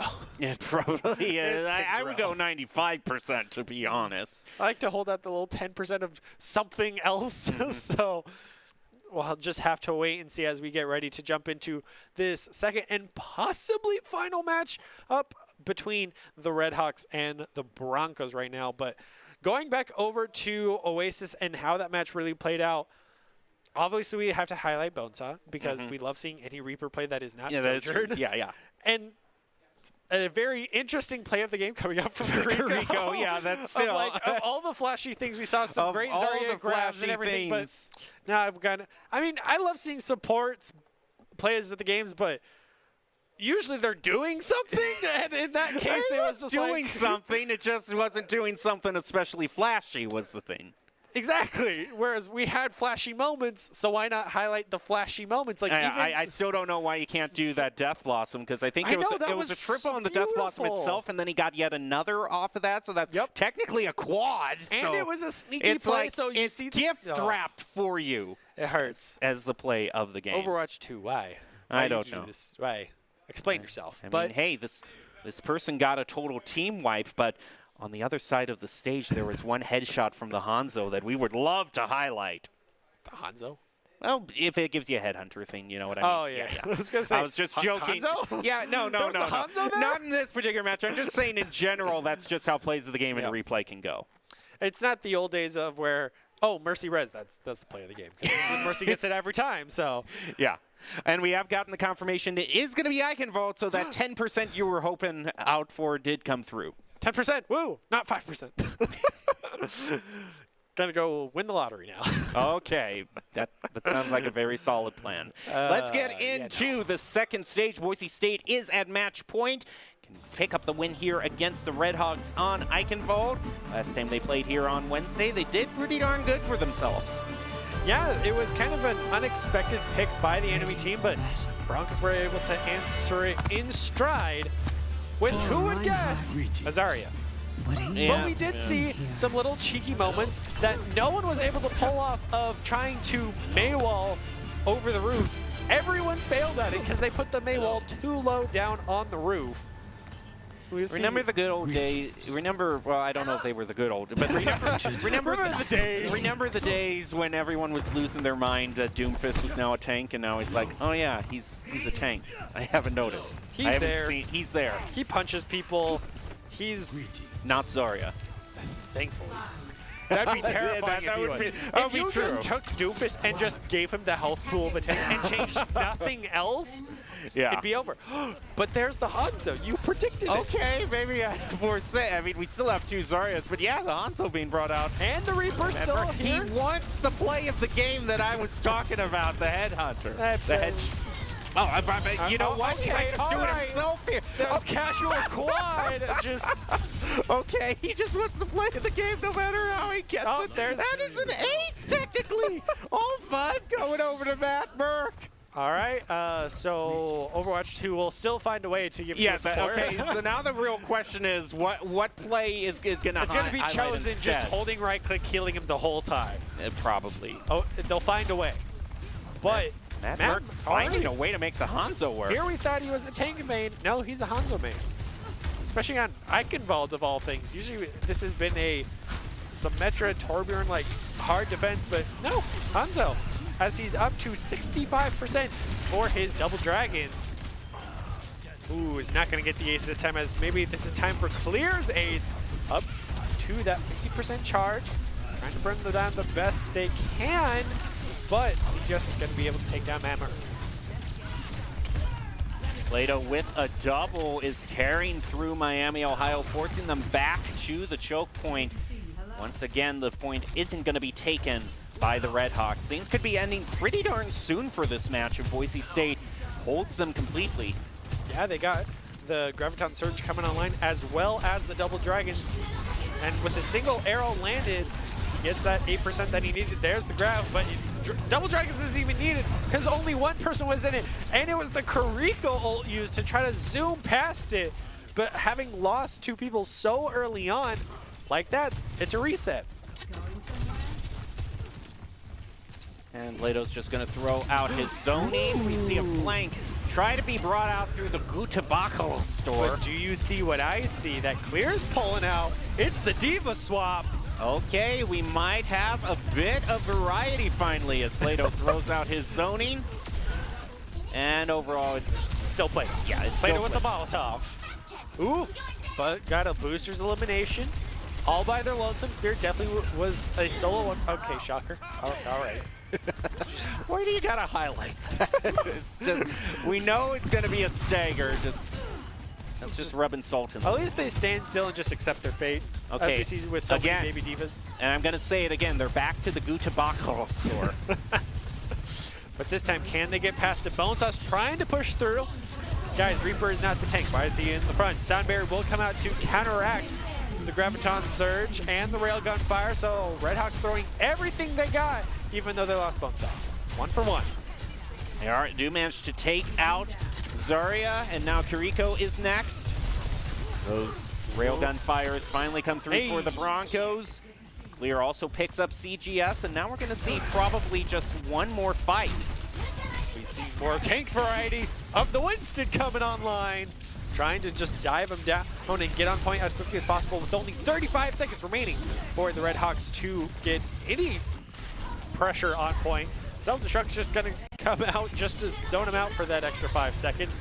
Greek Girl's going to come out as well for that additional attack speed, move speed. So the Redhawks have finally made on point and get 2 ticks. So here's an interesting thing is not only here at Boise State Esports, we don't just highlight collegiate level, but we, oh, well, you know what, Bonesaw, okay, let me give some recognition to you right now. And now CGS as well. They got They it. found a way. I was wrapping things up, getting ready to share my lighthearted aside, and no, my Redhawks still want to play. I was going to say Bonesaw and Lyric, we don't just highlight the collegiate level here at Boise State Esports. We also partner with organizations like Esports Tower on the high school level, and Bonesaw and Lyric, both alumni from that program and good friends. Yeah, Bonesaw, if I remember correctly, was a god tier Doomfist back in the day and was such an amazing DPS, and obviously continuing that forward with no his Reaper longer play. a DPS now, is he? He's on Reaper. No, he's on, I'm talking about Doomfist. I thought you were talking about the player. No, I like, was talking sir? about Doom. I'm Sir? sorry. I'm sorry. The dangling participle got you again. Struck again as Miami, Ohio's surprisingly winning this teamfight. Does end up losing the high ground, but look how far they push the payload forward. Clear on this teamfight is able to at least take down Shocker on this Kiriko, but his team is so scattered right now that it's just winning 1v1s. Bonesaw gets taken out, and self-destruct not even needing to be used. It's just getting in the face of these DPSs and taking them out one by one. Clear's doing work, and now Miami, Ohio is going to have to wait even more to get the full team fight. They have just over a minute left, with Boise State sitting on 3, possibly 5 ultimates, actually. Got all of that. 3, possibly 5. Yeah, 3, possibly 5. Matt Burke is now going for it here. But he doesn't have the Death Blossom. No, but he almost does. Can he get it in time? Not. Oh no, that Nope, did we not saw the go. retreat. He's trying to show Bonesaw how it's done on Eichenwald this time around. Wow, he went all the way behind that. They just pushed right past him. Still trying to hide. And he's oh, he has the flank on. He had the flank. He doesn't have the health advantage. He's just trying to hide. Oh, but Bonesaw wins that. Still some work from Plato on the railgun, picking up a double, is still keeping the Broncos in it. Sound barrier out from Miami, Ohio. Boise State's using the lantern to survive. But Miami, Ohio, the Redhawks managed to win. Boise State is going to have to retreat in the final 15 seconds. Miami, Ohio, Eichenwald's their map right now. Okay. Here we thought they were struggling at the first point, but they brought it back. Yeah, but do you see what we have a Death Blossom face-off here. He's looking for it. He's going right in. Because they have the immortality field. Fire with fire. He's able to pick up. Oh no! But Bonesaw's able to get a double, and that should secure the checkpoint for him. So Bonesaw and this Reaper making the difference. Oh, that's a nasty stagger onto Boise State. Clear is going to be taken out, forcing Boise State to be at bay for even longer, and a pick onto Plato as well. Stagger after stagger, forcing Lyric to swap over to the Kiriko because they need the additional damage right now to push them back. Into the bubbles! Answers it with his own Death Blossom onto both the support and the Sojourn. He does manage to pick up 2, but that Zarya's got to be so charged up right now. So little health as well. Will finally get healed up, but Matt look out! That is a charged up left click. She still retreats. Wow, Boise State managing to turn things around. It's a long fight, but Boise State isn't going to be too disappointed with that because now they've only left half a minute left for the Redhawks to get to the final point. Yeah, only losing Chosen in that fight allows them to just play this aggressively as he can just come back having spawn advantage right now.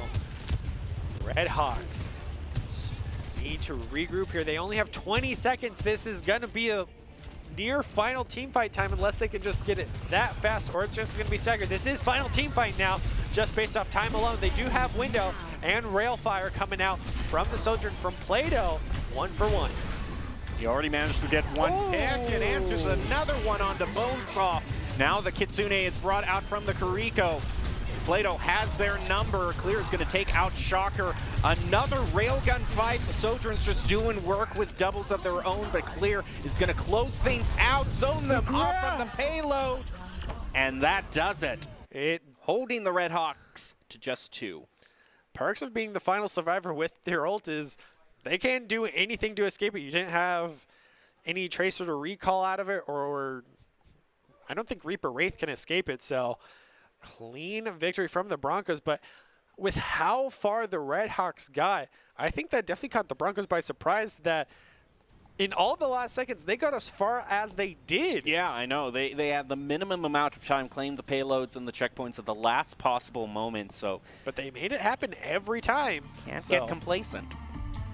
Right now, it's all eyes on the Boise State offense. Can they pull it off in order to really get to checkpoint 3 on Eichenwald, which is something we don't see happen very often. Of course, in the lineup here, shout out to Clear, Plato, and Lyric for having RTX on, whereas Matt Merck and Chosen still haven't yet decided to go for that new functionality, but maybe the 40 series will bring them around if they can afford it.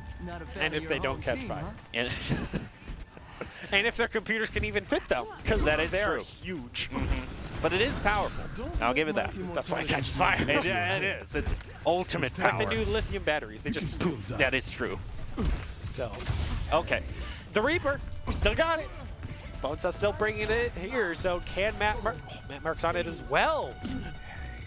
It's all eyes on these Reapers. It's not a Genji, and we'd love to see it.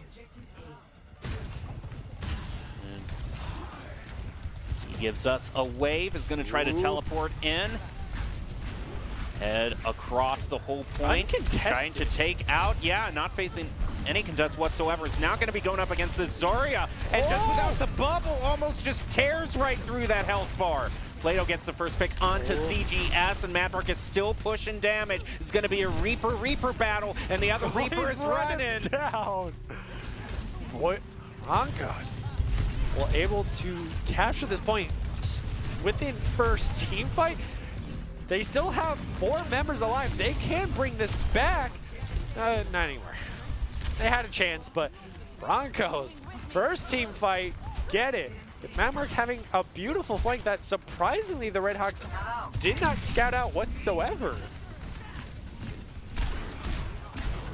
Bonesaw trying to come in for a flank, but almost gets taken out himself thanks to Madmark. Just waiting around these ankles, trying to intercept any backline flankers that the Redhawks try to bring out. I was just trying to poke down from the high ground as much as possible. No Ashe, Widow, or even Hanzo to utilize this high ground with the snipers. And even knocked off by Lyric with the boop. Forced into this fight, Matt Merck will get first blood. 2 down for the Broncos, and they are after more. A fight against CGS. Plato is going to try to stop CGS from escaping, and that does happen. Now for Miami, Ohio, they are going to have to regroup as a team yet again, and Boise State has a whole lot more time in their bank, as well as a whole lot of ultimates online. Yeah, if Clear is able to get a single elimination, that will be all 5 ultimates online for the Broncos. And Matt Merck was looking for a flank. Ooh, Death Blossom right into CGS. Had to wait with bated breath to see what would happen there, and Matt Merck will be able to pick up a double at least. Boise State moving onwards and upwards. Now at the second checkpoint, do not need to drive it all the way. They just need to get some staggers. Yeah. Okay. I don't know. Matt Merck, why? Matt Merck, why? Do you see what I see? I think so, Brain, but why would anyone want to pierce Brosnan? It's a Widow, baby. Ah, a Widow. Okay. And are you okay? They do contest. I was so concerned that they might just let it happen. A beautiful grab and window, back to back, and sound barrier to stay alive, pushes them back. But the Broncos have to commit all 3 of the ultimates that they had even online, able to only pick up the Lucio. Just a little bit more of a push, and Boise State claims this. CGS is trying to fight back with a pick onto Lyric. Just any Broncos one-team fight at this fight. We have a DC available for the Broncos with less than a meter left. Okay, Plato's back. I was The rejoin in time. managed to get it. To see his team's victory if they're able to win without him. They were still doing a pretty good job with just 4 on the payload, but they just need to push. Miami, Ohio needs to contest this full time. They cannot let up. They're going to bring out the Kasune. Graviton Surge in response. Manages to snipe out CGS. Bonesaw also taking out Chosen. So now it's up to Plato, Madmark. They got 4 minutes, and they're still playing like they're in overtime right now. That's how badly they just want to end it this early.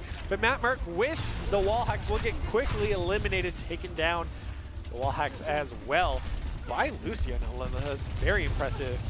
So, finally swap. Why swap to the Genji though? Why? Why?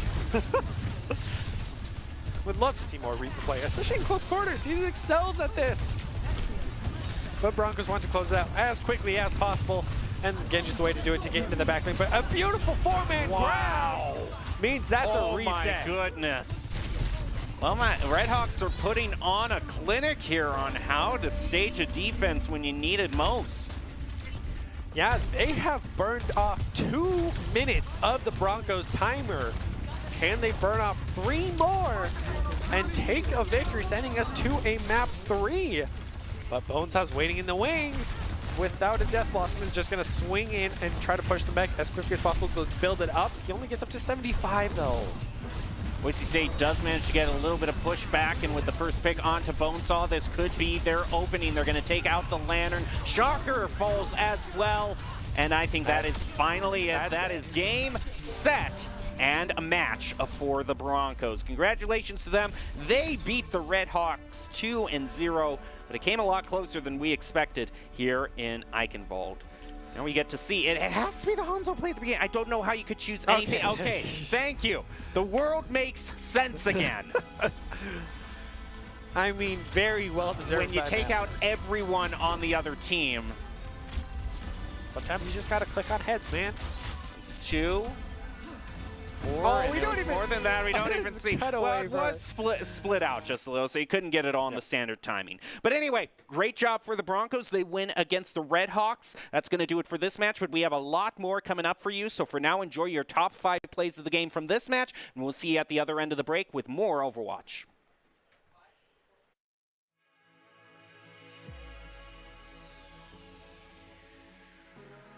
Here's an interesting thing is, not only here at Boise State Esports, we don't just highlight collegiate level, but we, oh, well, you know what, Bonesaw, okay, let me give some recognition to you right now. And now CGS as well. They got it. They found a way. I was wrapped. Definitely seeming to be a repeat of the prior match of Helios, where Boise State's just going to have to fight for it as hard as they can, but a nice railgun fire is going to set up Plato taking down the Lucio. Another one all charged up. Sojourn's going to escape it for now, but it just good old-fashioned left click is going to take him out. After stagger, forcing Lyric to swap over to the Kariko because they need the additional damage right now to push them back. To the bubbles! Answers it with his own Death Blossom onto both the support and the Sojourn. He does manage to pick up 2, but that Zarya's got to be so charged. Just speaking, aside from the ult, has Railgun all charged up just the normal way. Misses, but still able to take out Bonesaw. Reaper still not quite working out for the Red Hawks. Boise State making a whole lot of space for themselves. Genji just charges in and eliminates. And answers another one onto Bonesaw. Now the Kitsune is brought out from the Kariko. Plato has their number. Clear is going to take out Shocker. Another railgun fight. The Sojourn's just doing work with doubles of their own, but Clear is going to close things out, zone them off from the payload. And that does it.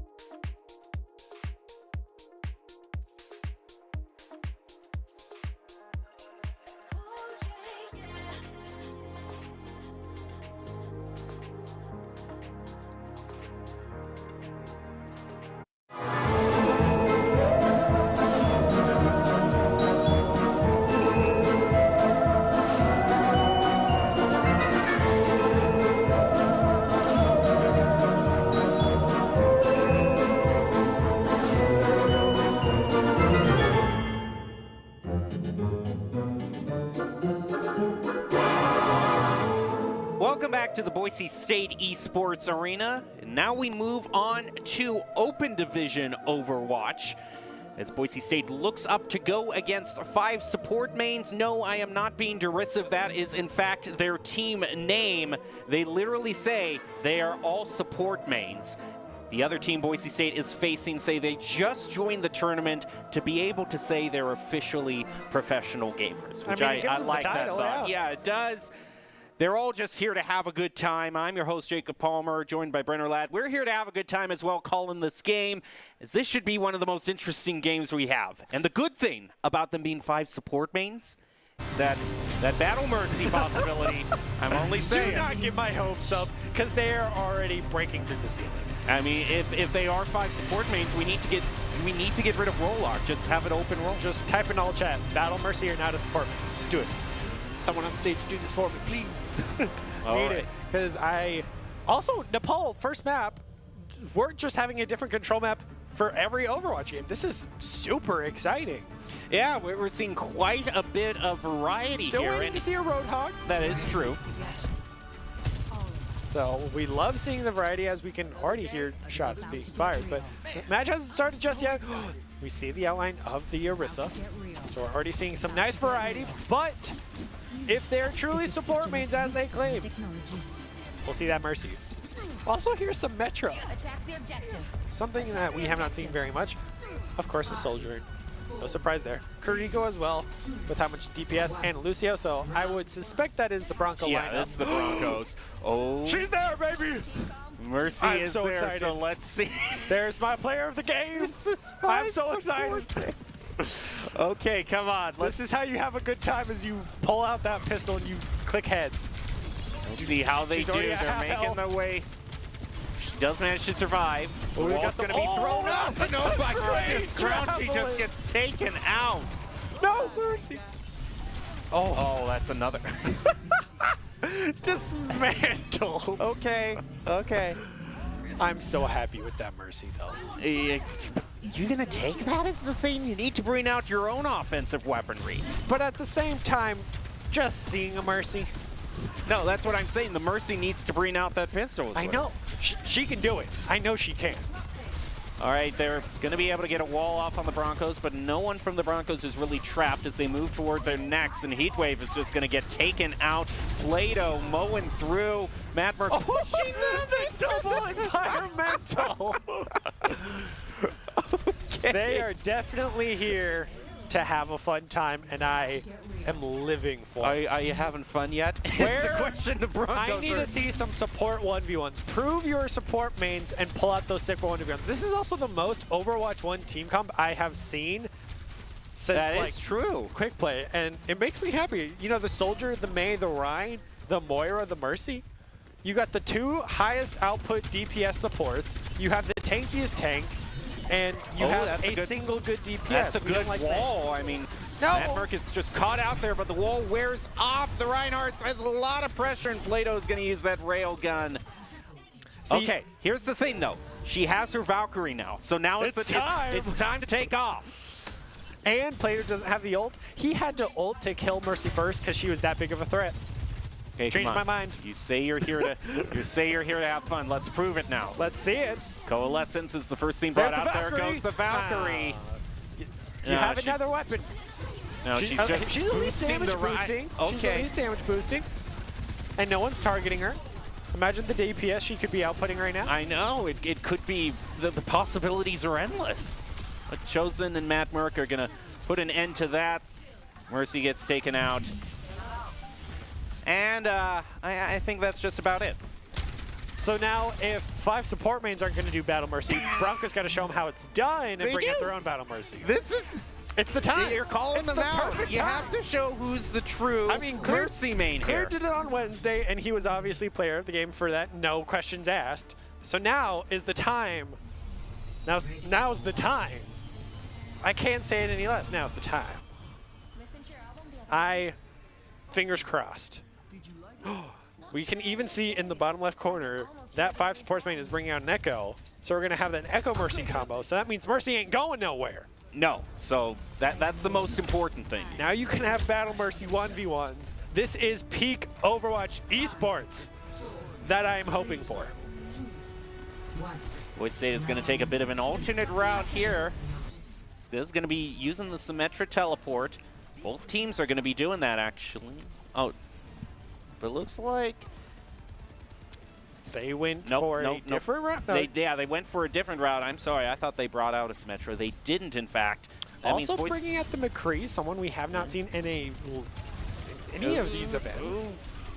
Well, you know, it's about bring out your pistol now. You got someone attacking you. Now's the time. Grouchy. Okay, yeah, Grouchy's gone, so there's no excuse now. But she's probably going to go for the res if she's a good Mercy. Come on. Throws the stun. Where are you? Oh. Okay. Boise State wins that fight, and they're going to make a whole amount of space for themselves. Grouchy gets so early on. Come on, Battle Mercy. Why are you damage boosting the Reinhardt? It's an interesting. You know what? I'm not a support main myself, so I don't have the right to criticize. I mean, it's how I joined the Broncos team, was my claim to fame of my Mercy. So it hurts me to see this, but she just brings out that pistol. She'll get that penta. Oh, nice javelin. Oh, the high noon getting more value than the noodle. Take that, Genji. It was also a flank, too. Did him dirty. The Mercy res. And immediately, yeah. Swaps over to the Reaper. 5 support mains. Living like Larry. Living like Larry. They're living their best lives, man. I appreciate it. I applaud this so much. Okay, trying to boost going in. He wins that. Just rips right through him. Jaw dropped. That was impressive nonetheless. This Mercy is definitely trying. She just flutters down so gracefully. She is the most graceful hero in this roster. I have never seen a more graceful elimination than that one. That was beautiful. Poetry in motion. Dude, she had to res him outside. A backflip, the acrobatics that we are seeing. We're getting some Dark Souls quality ragdolls right now, and I'm loving it. Oh, He-Wife's trying to run. He's trying to run. No. I don't know if I've seen one elimination so far. No, Mercy, please shoot somebody. Well, why are you just... Another backflip, though. Not a Mercy main. Not a support main. 4 support mains. Who is on the point? Someone got onto the point. I mean, it has to be Grouch. They're a Sombra. He just tried to take the point. They got really close. They got really close. I'm surprised they got that close. Okay. Boise State wins. You know what? It was a moral victory for support mains to make it this far. If I could give my vote to them, I would. I mean, come on, play. What are you talking about? You didn't do a backflip in midair. Is the thing. This is child's play. This isn't a Mercy POV win, so no, it isn't. Kind of cringe. Just saying. As you're just wiping the floor. You know. I just gotta say though, 5 support mains, you'll be in my heart forever. I mean, hey, they're professional gamers now. They are. They're professional gamers. Boise State is just students. They're not. True. I mean, really, who has the bigger victory right now? I mean, we all know the answer. Students or not. I don't know, but they're having fun, which is the main thing. Are they really though? They're not playing Battle Mercy. Playing normal Mercy isn't that fun because you don't have 5-man res. So what the heck, Overwatch? Bring it back. I want my glory days. And it's now an actual 5. Well, it's 4-man res, so they even nerfed it. So now you can even bring it back because it's justified. It's no longer a 5-man res. I'll keep you waiting on that expectation. I'm telling you, my hopes and dreams are through the roof for Mercy right now. Okay, so what do they choose? Because now 5 support mains, the team that said they were just here to have fun. They have choice, so but they can't I am choose not Blizzard expecting. World. No, yeah, I know. I would say there was any. They can't choose Blizzard World. You know, they are. Oh, we're actually getting a different selection. I think we're going to Brazil, actually. Ooh, the new one. A map that I don't believe we've seen yet. No, I don't think we've seen it. King's Row is the only map choice, and occasionally Eichenwald, which is actually a nice change of pace. Everyone shied away from Numbani. I haven't seen Numbani. I'm surprised they didn't go with Midtown. because all of these players are from New York. Is well, one thing. And they one have one from sub Indiana. who's from Indiana. Got to clarify that. Yeah, so that kept them from the Indiana. But here we go. Brand new map for Overwatch 2. I appreciate the choice.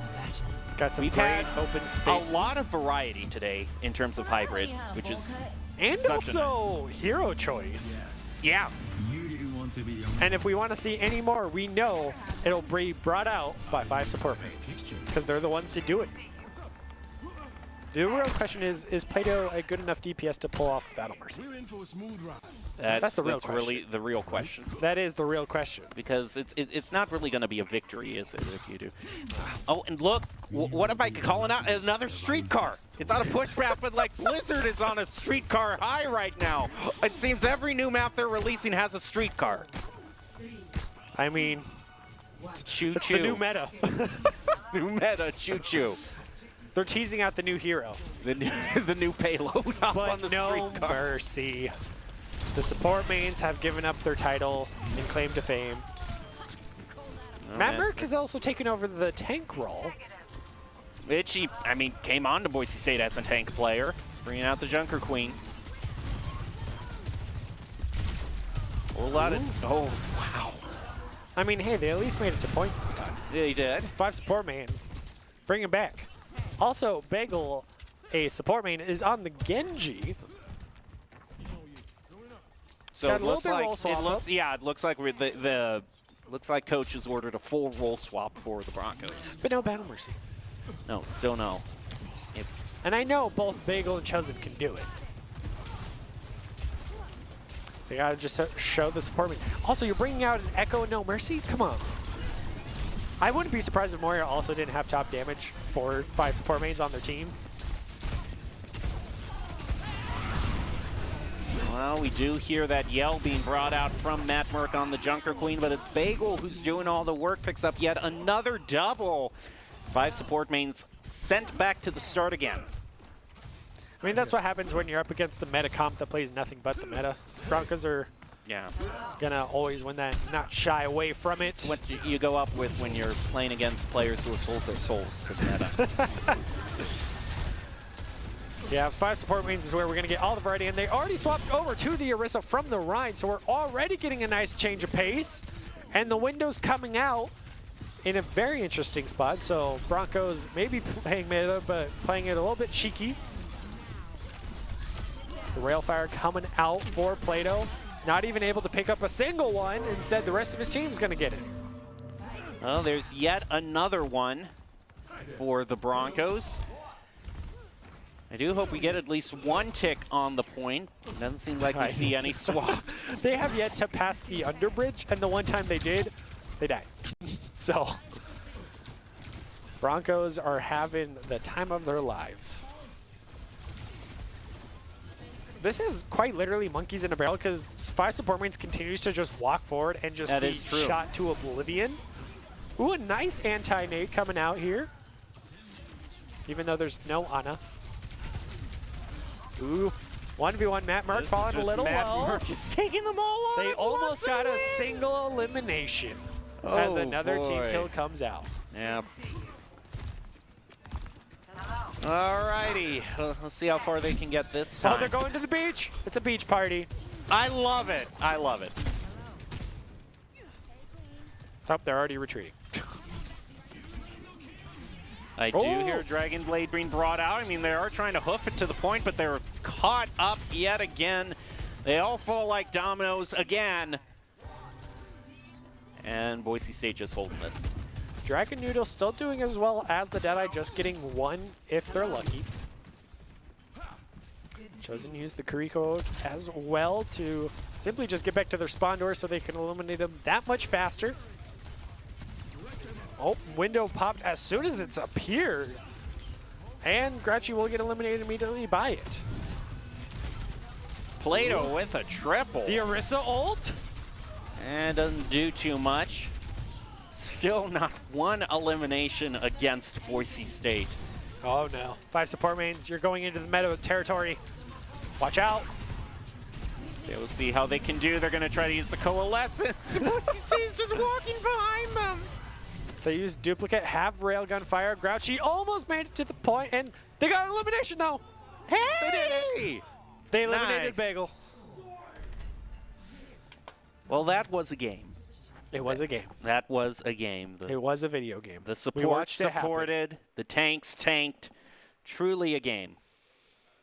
Boise sweating their butts off, playing the hardest meta champs that they possibly can. 5 support mains can at least say they had a good time. They were on camera. I hope They're they did. professional I gamers really now. do. They're They have the professional gamers now. gamers. All right, just one tick needed for Boise State, and we're out of here. At this point, I would just say if they're on point and not contested, they win at this state. Matt Merck bringing out the Sigma. Chosen and Bagel. No one's doing the Battle Mercy. But Otto is here because, you know, they're the best Mercy. And they can make it happen.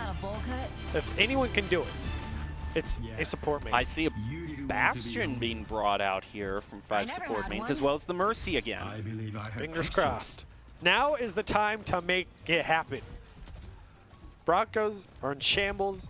They can't pull off a single non-meta strat. So now this is time for 5 support mains to shine and become professional gamers.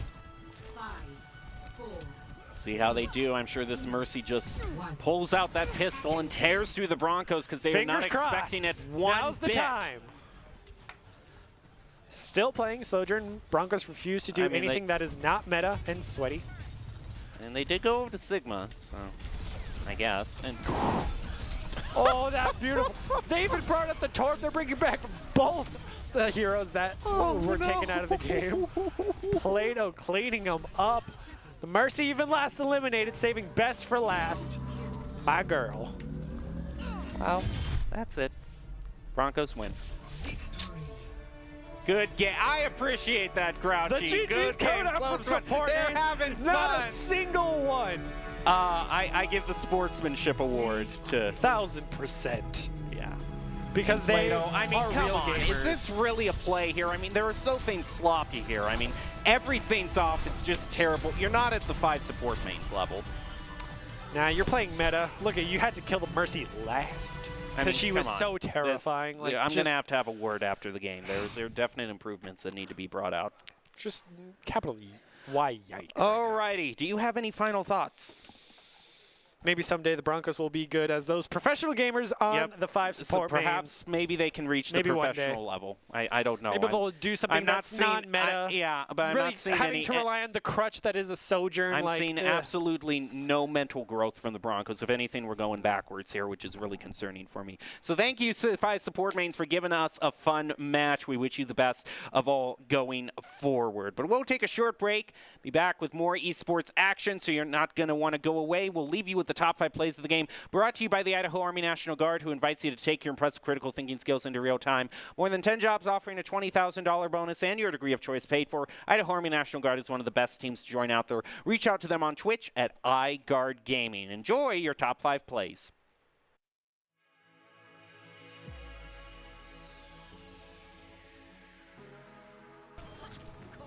Matt Merck has also taken over the tank role. Which he, I mean, came on to Boise State as a tank player. He's bringing out the Junker Queen. A lot of, oh, wow. I mean, hey, they at least made it to points this time. Yeah, he did. 5 support mains. Bring him back. He just rips right through him. I'm jaw dropped. That was impressive nonetheless. This Mercy is definitely trying. She just flutters down. So gracefully. She is the most graceful hero in this roster. I have never seen a more. Show the support main. Also, you're bringing out an Echo and No Mercy? Come on. I wouldn't be surprised if Moira also didn't have top damage for 5 support mains on their team. Well, we do hear that yell being brought out from Matt Merck on the Junker Queen, but it's Bagel who's doing all the work, picks up yet another. Support mains continues to just walk forward and just That be is true. shot to oblivion. Ooh, a nice anti-nade coming out here. Even though there's no Ana. Ooh, 1v1 Matt Merck falling a little Matt low. Merck is taking them all on They at almost once. got a single elimination. As Oh, another team boy. out meta and sweaty. And they did go over to Sigma, so I guess. And Oh, that's beautiful. They even brought up the torp. They're bringing back both the heroes that were taken out of the game. Plato cleaning them up. Mercy even last eliminated, saving best for last.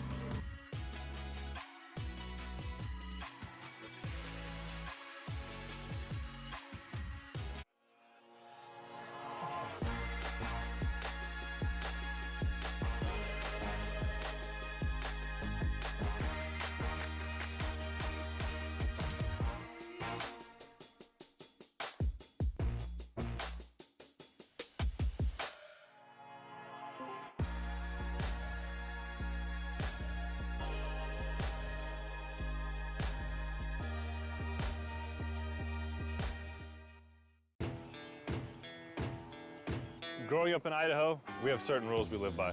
First rule, camouflage never goes out of style. And always buckle up. Seatbelts save lives. That's a rule we can all live by.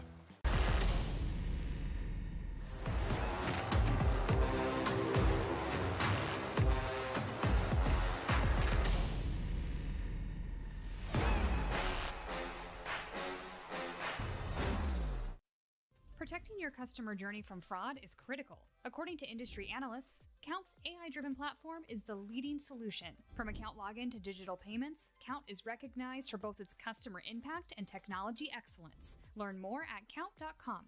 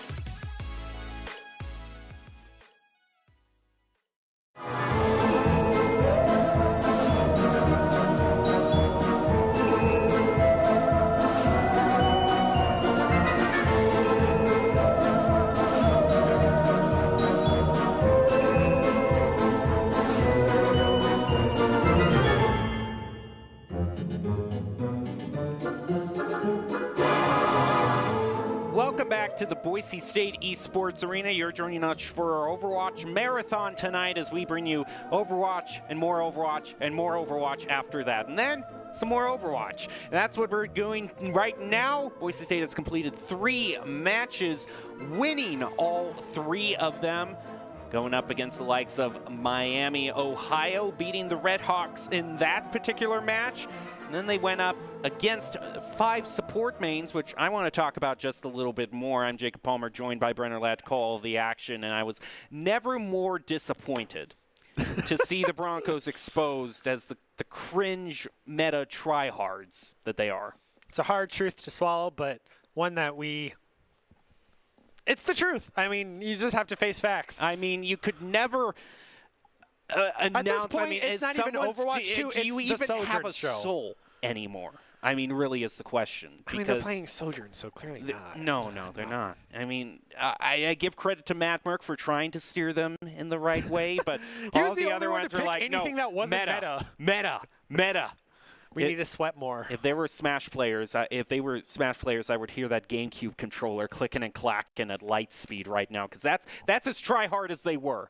I only play on GameCube though, because I haven't played anything but Melee. Like, that's all I got, man. Why are you gonna call me out? Yeah. I never learned how to play with Whedon. I mean, but Boise State was making Melee players look like the most variety, spice of life kind of thing. I mean, they could not be swapped out on any other choice. They have 34 heroes to choose from, and they choose the same 5. This is the Sojourn show and nothing else. like you said, pretty cringe. I mean, look at that. Even Clear is falling They asleep on can't stage. even show their face on the camera because it's such an embarrassing performance. It's just stone-faced, no joy whatsoever. Well, Sad. everyone has. I mean, yeah. Look at that. Look at that. You see him playing Widow. Is there any joy in that face? He's playing Sojourn. Is there any joy? Is anyone having fun there on stage? I don't think so. And yet here's me with a smile on my face talking about Battle Mercy, 5 supports mains. I mean, which would you rather be? That's the question. Exactly. The question's clear. What's also clear is that 4 Boise State is. professional gamers from New York and 1 sub from Indiana. I know. And yet here we are in a professional stage doing nothing but meta, sweating our butts off. Yeah, it's sad. But It's you really can't, sad. You can't help these people till they hit rock bottom. That's the only thing. We're playing Overwatch 2. This is rock bottom. Oh my goodness. Okay. Let's get to some actual keys to the game here from Doc, and that's going to be take fights in unexpected places, don't make positioning mistakes, win 1v1s, and win fights before opponents. It's all brought to you by Drop-In Gaming. You can Drop-In Gaming is the premier online platform for gamers who seek competition. Play your favorite games to win cash and prizes through free and paid entry matches and tournaments. Whether you're new to the scene or a seasoned veteran, Drop-In Gaming has the right games and competition for you. As we can see here, we are also going to bring up the shame cam, which I'm now calling it, so they can all bask in their shame. Tryhards, cringe. Meta players. Still playing the Sojourn. I mean, look at that. That's Widow, but okay. I mean, okay, you know what? It might as well be Sojourn. I you know, mean, you're it's not a wrong. DPS. Yeah. It's not any variety like an Ashe who has some interesting play styles. Now we're just sticking with Widow. They still go for the headshots. It's just, you know, whether you're on the Sojourn or Widow, you're going for them. It's sad. It is It's really sad. All right, to the actual match that we have here. Boise State now looking to kind of pick themselves up from the embarrassment we saw against 5 support mains and go up against an actual good rival here. We are back in ABC, and we're going up against Fisher College, which is a very big rival for Boise State. A very interesting history between these two teams is what I will coin it as. Yeah. Because Put Fisher, it lightly. I mean, I don't have to if you don't want me to, but I will. Yeah, let's just sincerity. You know, I think we've burned through enough goodwill in the first 2 minutes here, so let's keep this let's keep this all above board right now. We have left as we take a look at what ABC looks like for the night. We're continuing our best of 3 in ABC as we've seen prior. Fisher, the last time we were up against them was a clean sweep for us. So maybe they've learned their lesson and tried to bring it back for this match, but we'll have to wait and see as we head into Control. And it's Is there a Control map we haven't seen so far? Busan? Yeah, Busan is the one we had, the one that we brought up earlier. Also haven't seen Towers. No, we haven't. Like the one that we thought. The thrilling action of our Bronco team as Clear's falling asleep on stage because it's nothing but meta picks all night, baby. Nothing else. Look at those faces. Definitely not yawning at all. That says it all. We're here to play Sojourn and Genji and nothing else, baby. Nothing else. Hide your face of shame. It's fine. Clear, at least you played Battle Mercy once, and we respect you for it. You tried that one time, and that was it. That was it. And then Doc shut me down, said no fun allowed. Back to the meta. Back to the meta. Back to the meta, baby. No fun allowed. We're going to play Teemo in top lane and just be sad. You wish. You wish. I mean, you wish we could have even that level of variety. I try to get one round of Cho'Gall, and here's the Starman. Doc's like, no, meta only. We're playing Tassadar and Tracer, and it's just sad. Well, we can take a look at all the meta plays Boise State has made as we can bring go up some back, replays. look at the highlights of 5 support mains. Yeah, the top tier. I gotta see this. Nope. Now this was actually the one I gotta give Broncos credit. Going over to the Hanzo here. It wasn't a meta pick. No, and you get an ace. I mean, look what happened. And it was a tank on a DPS, something unorthodox, and it pays off. Interesting gameplay that's not meta. Hint, hint, wink, wink. Do it again. And we're going to another one with the Orisa and highlighting 5 support mains. And the the best Cassidy team we've ever choice had. as well. I mean, we're just highlighting what can happen when you don't go meta, you know? Yeah. Just look at that beautiful Mercy. Flying with grace. She might be dead in that play, but don't look at it. Just don't look at it. But then, of course, we had the highs. Now we go back to the lows. The lowest of lows. Sojourn, the Genji. It's just disgusting. Matt Merck tried to keep hopes up by playing a Junker Queen, but even that did not last. No, it just didn't. I was 5 support mains. You are the MVPs in our heart. I was ready to walk off the stage at that point. I just had enough. It's sad. It's really sad. Well, it looks like we're just kind of waiting to get contact with the other university as well in Fisher College. So as we have been talking about Boise State, I mean, we've been talking just about how good they are, but I think the main thing that has stood out to me is how evenly the plays have been split out. I mean, of course, Sojourn, enough said, we've seen a lot of DPS plays, but I mean, the tanks for Boise State, we've seen Clear just be an absolute annihilator on this area. Always seems to be charged up above 80, just wrecking the other team. But you have to think, whose fault is that? Is it Clear just being a really good player, always in their face, or is it the enemy team who's just always shooting him and doesn't acknowledge the bubbles or the strength of Clear as a player and what he can do on the Zarya? So it's kind of that double-edged sword of just, well, we can address the Zarya, charge her up, and now we can damage her, but she will kill us, or we just let her roam free and just body block. And even then, you know, the support picks for Boise State have even been, you know, the most DPS-y of supports. We've been seeing a lot of Baptiste being brought out. You know, if they wanted to go all in, they should just bring out the Zen as well. You know, if everyone wants to play DPS, let's do it. And Zen is only gotten worse because they've only increased his DPS output because, oh, he doesn't have one less tank. Let him do more damage, and now he's out damaging some of the DPSs unlike a Moira normally does. And it's just like, no. Like, this is a problem. Like, you see a Zenyatta and you turn and run. Fear me in my high-stepping kick action. Except for he doesn't step, he just floats. He just floats, that's My true. high But the floating kick, kicks. I mean, puts the Rockettes to shame is all I'm saying. He definitely has taken over that scene for sure, but if anyone can out DPS him, you know who it is. You know. We saw that showcase in 5 support mains, which is why they are the gold standard of any esports Overwatch team. Yep.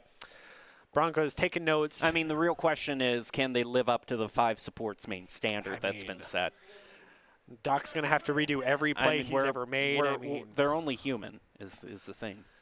They can only do so much, and here we are about to witness the return of Sojourn and Tears on stage. I see Clear has now sat upright, so we're making we're making progress. In fact, we are going to get the confirmation of the first stage we're going to be in. It's going to be Ilios. This is the chance. If we're on well, it's the one chance of the one tank we haven't seen all night. Roadhog. I mean, we got double clear. We are all out here tonight. We got the Roadhog. We've seen the Mercy. We have yet to see Zen. And we've seen everybody else. Oh, no, we haven't seen Brig yet. That is true. Haven't seen her in a while. Another great DPS option. Yes, you can. And the rally camp. Is this that's actually, a Winston. Oh, that's a. I'm just maybe trying someday. To will it into existence, but no. Stay in sight. I mean, it's not the Fisher Zarya. could make it happen. They're definitely the type of team to run a Roadhog here. We could see it happen and hooks into Wells and nothing else. But we're not even on Well. We already swapped maps. We're on Lighthouse. So Roadhog, definitely not a viable pick here. Oh, no. Of course, that was Fisher College. They're being too creative. Of course, Boise State is going to go with the tried and true method. Old reliable. And I'm sure it's going to be reliable. The first hack is going to go on to Maxwell, though, and Cave actually picks it up on the Sombra. Boise State might be held from the point. Abs now moving in to take control of it as it unlocks. Also, Fisher's got the naming seeds. They got Abs. They got Forgotten. Let's go. They got Neb. Great name of Neb. But Fisher will secure the point first. Again, and another great hack elimination coming out from Cave. Yeah. Showing Boise how it's done with non-meta picks. Max will take it down. Abs with a double environmental boom. least I hope that's what it was. Ooh, Fisher bringing it back. Yeah, Boise State has yet to choose the get the point. Clear, Only the sole one survivor. elimination with Clear.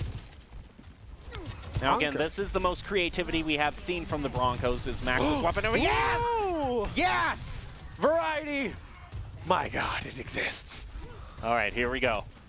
Plato's going to try to get a few early picks. Bagel also waiting to just kind of intercept this Sombra. Was able to put a bit of damage and keep her at bay for the moment. Bears trying to take down the monkey. Plato falls to the Sombra. Once again, the Sombra's being a menace, able to hack and take Clear out of the mech. Take down Bagel. Fisher. Just teamwork the Broncos. The non-meta comp squad. They do have a Sojourn, but we don't talk about that. We just don't talk about her. I mean, Cave has been doing work. We've heard hack after hack and then proceeded the elimination. Yep. If you look at the assists, it's all Sombra with these hacks. So Fisher College doing very well and has 4 ultimates built up to the Broncos 2.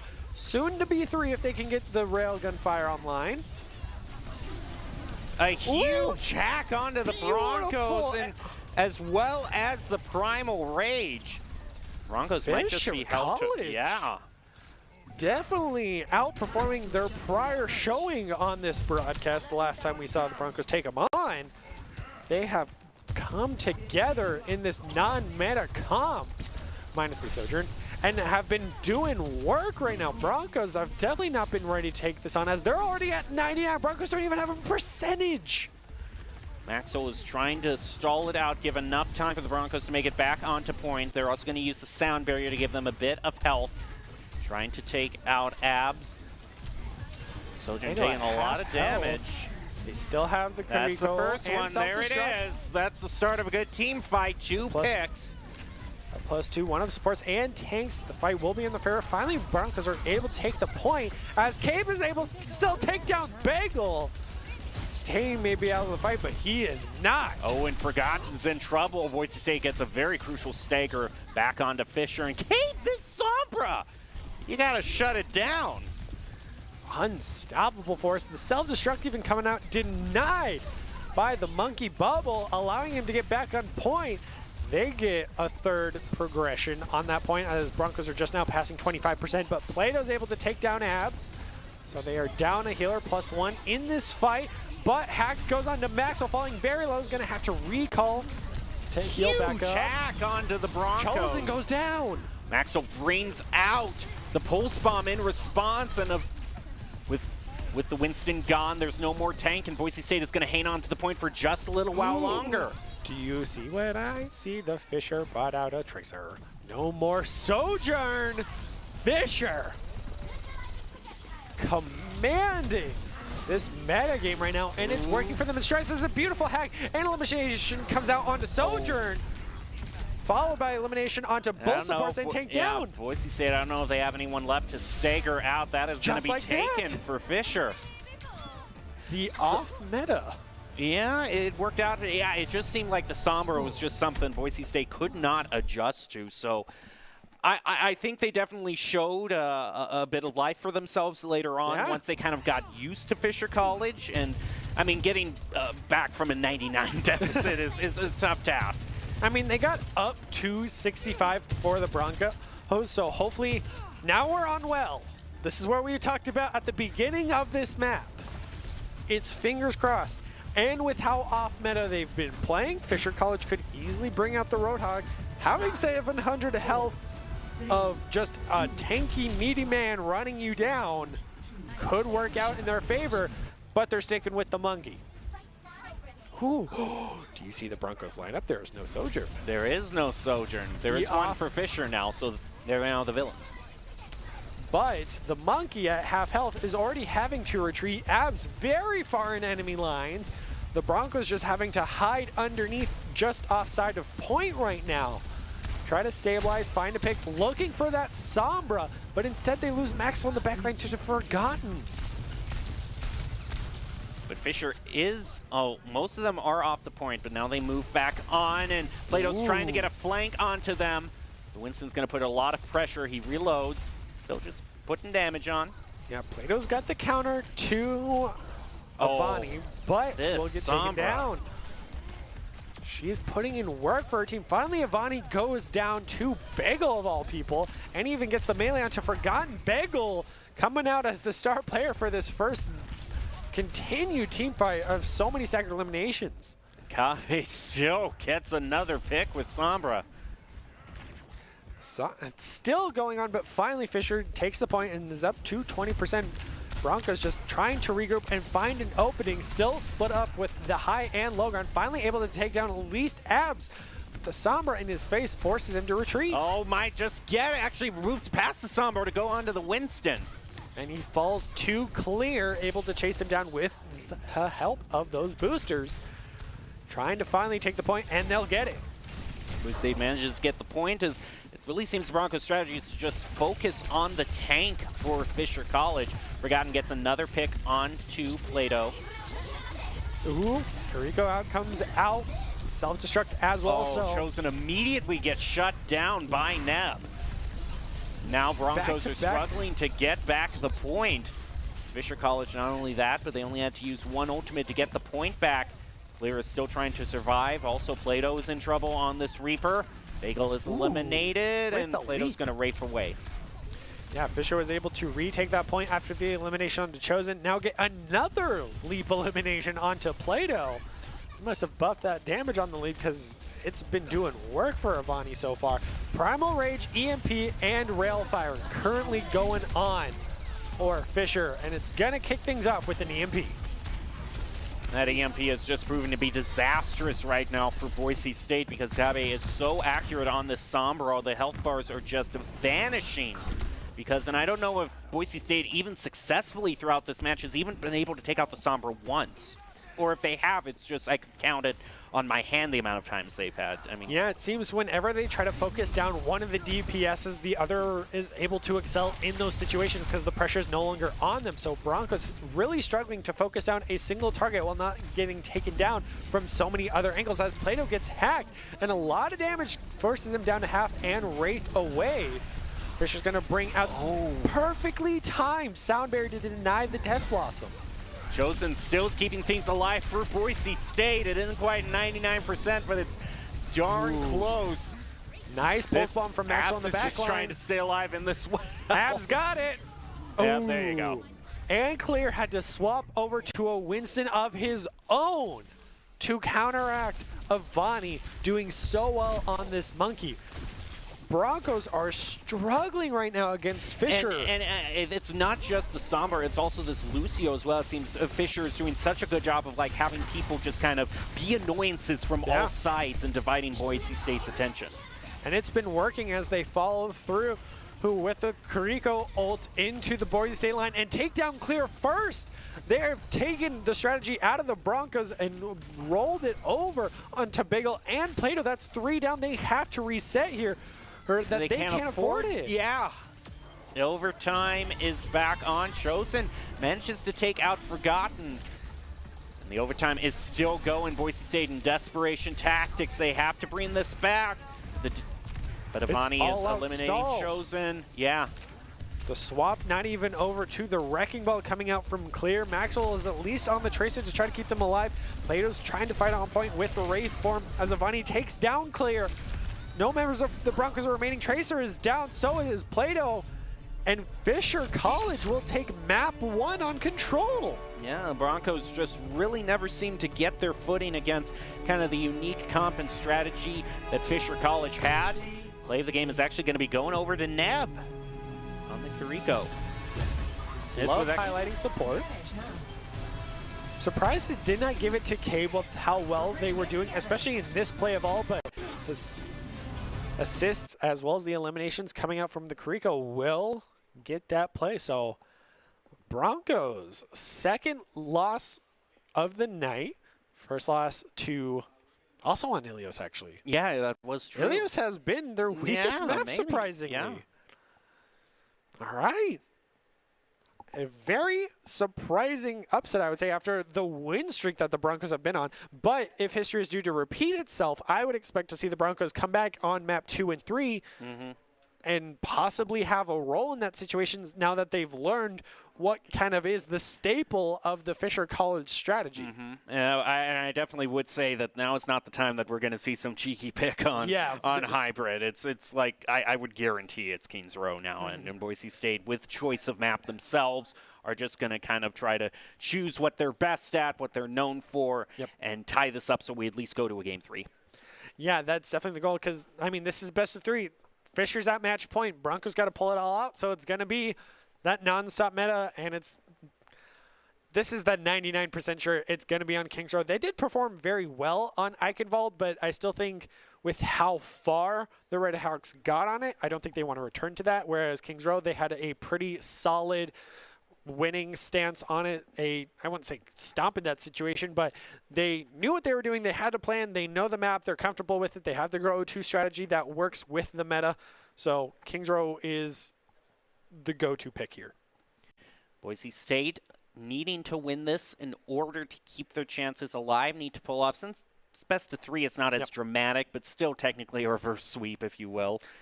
At least this is first day of the Open Division. We still have 2 more days ahead of us, and Broncos are currently 1-0. Oh, no, this is ABC. Just kidding. I'm somewhere else.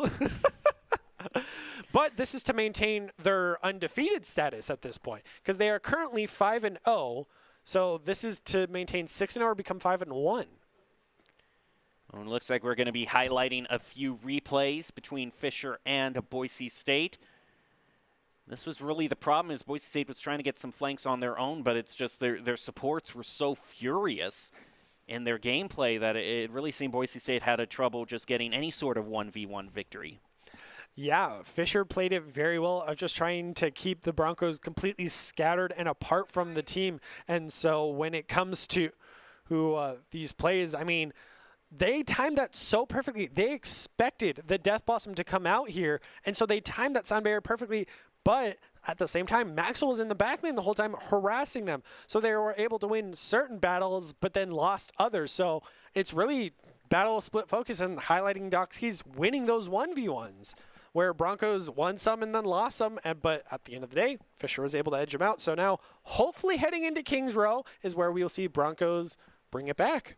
It really, actually, we've got a new I am surprised in how much variety we are having here in the hybrids, but Boise State has chosen Midtown, which I love. I love Midtown as a stage. It's so nice. We've seen them do very well on this map in the past, and I would presume it's a map that Fisher probably wasn't ready for, especially with the Broncos. We had already assigned history. Ourselves to Kings Row. Exactly. So a very welcome change. I mean, I'm happy to see it. Variety's spice of life. We've said it so many times on the stream due to the roster, but now Broncos are in a tough spot, and so they pick the map that maybe Fisher wasn't ready for, and that they are. Well, Boise State, not only that, but we have to wonder if there are any special picks that they have. It's been such kind of a meta-dominated night for the Broncos normally, but maybe there's something unique. Okay, it's just we're getting faked out here. Yeah, it is in fact Midtown. All right, so heading over to Midtown, the last time we saw them, they did play the meta. However, the opponents they were facing went for a more Diva and Widowmaker. So I'm curious if Fisher is planning to do that, seeing as how off meta they had their team composition. If they plan on repeating that, especially with the Winston, that actually paid out very well for them. And I think also if the Sombra is stuck to again, Boise State, something is going to have to be done to counter that. Which the Broncos have to be ready for. Yeah. Because anytime they weren't, she excelled and dismantled their just lines in general. Their roster was always kind of panicked of where's the Sombra? Whoever she hacks, that's the target, and she always gets the elimination because of her damage boost. Yeah, again, I don't know if we saw any eliminations against the Sombra, maybe 1 or 2, but and even if it was the help of ults. Yeah, that's true. It's just the 1v1s. There wasn't one time when Boise State was able to play around. And we talk about the meta, but Sombra's she's a strong off pick in her own right. Yeah. She is still pretty viable. Yeah, she just has that single target damage output that really no one else has except for maybe a Reaper if he can get close enough, and he has the sustainability, which is why we've seen him prior in this night. But he's had his moments that I think the Broncos have finally adjusted to it to where they don't fear the Reaper, but the Sombra able to invisibility, hack, and burn you down like that has been the biggest threat that they haven't been able to deal with. I don't think they would go something like a Moira to try to burn her down and scout her out with the right click that will auto-target. But we will just have to wait and see as we jump just right into this match. Boise State is going to be attacking first, as Fisher College has chosen to go for the defense. It seems it's just going to be sticking with the meta that is usually Midtown, which is a high-speed tank and a high-speed DPS to follow it up. But Fisher is going for more of what we've known as the meta with that Sojourn. And right now is just forcing Boise State into a very tough position all the way back to spawn. Yeah, they're holding him down right now, trying to poke out the best they can, but the Winston bubble with the increased health is going to be able to hold that much longer. Just trying to regroup and find an opening. Because right now we're already at 3 minutes remaining and Broncos have yet to get on the point. Boise State now moving through the choke, making their way toward the point. Boise is Plato's defending. able to, oh. Nope, no, Boise State's attacking. Am I blind? Probably. But Bagel first eliminated already. They're down to support. This is where the aggressiveness and how well, and Cabe's on the, so no Sombra, went over to the Reaper, counters the Winston, and then can follow up their Winston and the help of the Sojourn from the backline DPS, whereas Plato also has to follow him up. Seems Fisher College is better with the Winston here and has been able to showcase that. So right now it is on Matt Merck and the help of his DPS to keep that front line alive. Pulse bomb online for the Broncos. They are trying to take this Reaper out of the equation. Ooh. Throws the pulse bomb on, and now that he's gone. That's Fantastic play. I mean, it was mid-Death Blossom. Cabe definitely pulled the gun a little bit sooner. Had he Wraith formed, he would have survived from it, but it was on cooldown. And even with an opening like that, Plato still falls to abs, and Fisher can hold them. managed to survive against Neb, and again, not at full strength. Boise State might just see their opening here. They make their way toward the point. Primal Fury use is going to take out Forgotten. Also chasing after Avani, and it looks like it's enough to get at least a few ticks for the Broncos, but the recontest from Fisher College is going to be something to keep in mind. Yeah, they only got a minute 20 remaining. They needed to get as much percentage as possible. They get the second pick, but Fisher College, following Doc T's, win the fight before the objective. And Forgotten bringing out the rail fire will be able to pick up two. Cabe picks up Chosen. Neb, that's no supports. With only Plato remaining, they have to reset here. They have time for maybe 2 team fights. But it is everything burned off from Fisher. Boise State, should this pulse bomb land very well, it was that key one on Cabe first off. So Winston's going to move in, try to make their way through all of the shields. Great Molly coming out from Forgotten to deny that rotation point for that much longer. Plato needs this pulse bomb. Going to land it on the Winston, but he's able to tank it and even get healed up in time as the Broncos aren't able to collapse on it. Very low, but the Kriko ult comes out. Death Blossom out from Cabe, but Ash is the Broncos' last chance, hopes of getting this first point. They're going to be held to just 2 ticks as Fisher College is now going to be moving into the second half. Unless there is a last-minute glory play from the Broncos, I think this is going to be it. Get there in time. They have the Primal Rage to try to push past, but they're not able to scoop past them in time, even with the help of the Katariko move speed. So Broncos not able to get a point there. They have to have an amazing all-out defense here on Midtown. Yeah, it's going to have to be nearly perfect for the Broncos, and there was really only one major team fight that they were able to win. Cabe is just insane, whatever DPS that he is playing. Constant problem for the Broncos. I would almost have to wonder how the target focus is doing right now, because yeah, I mean, the Broncos have had a real struggle trying to pinpoint who's the biggest problem, because there's been multiple people on the side of Fisher that have caused them problems. If they try to focus down Cabe, they have Avani running them down on this Winston, and he does very well on the Winston.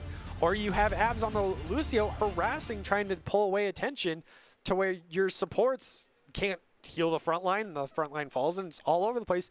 And the whole time you have Forgotten on the Sojourn, outputting massive DPS.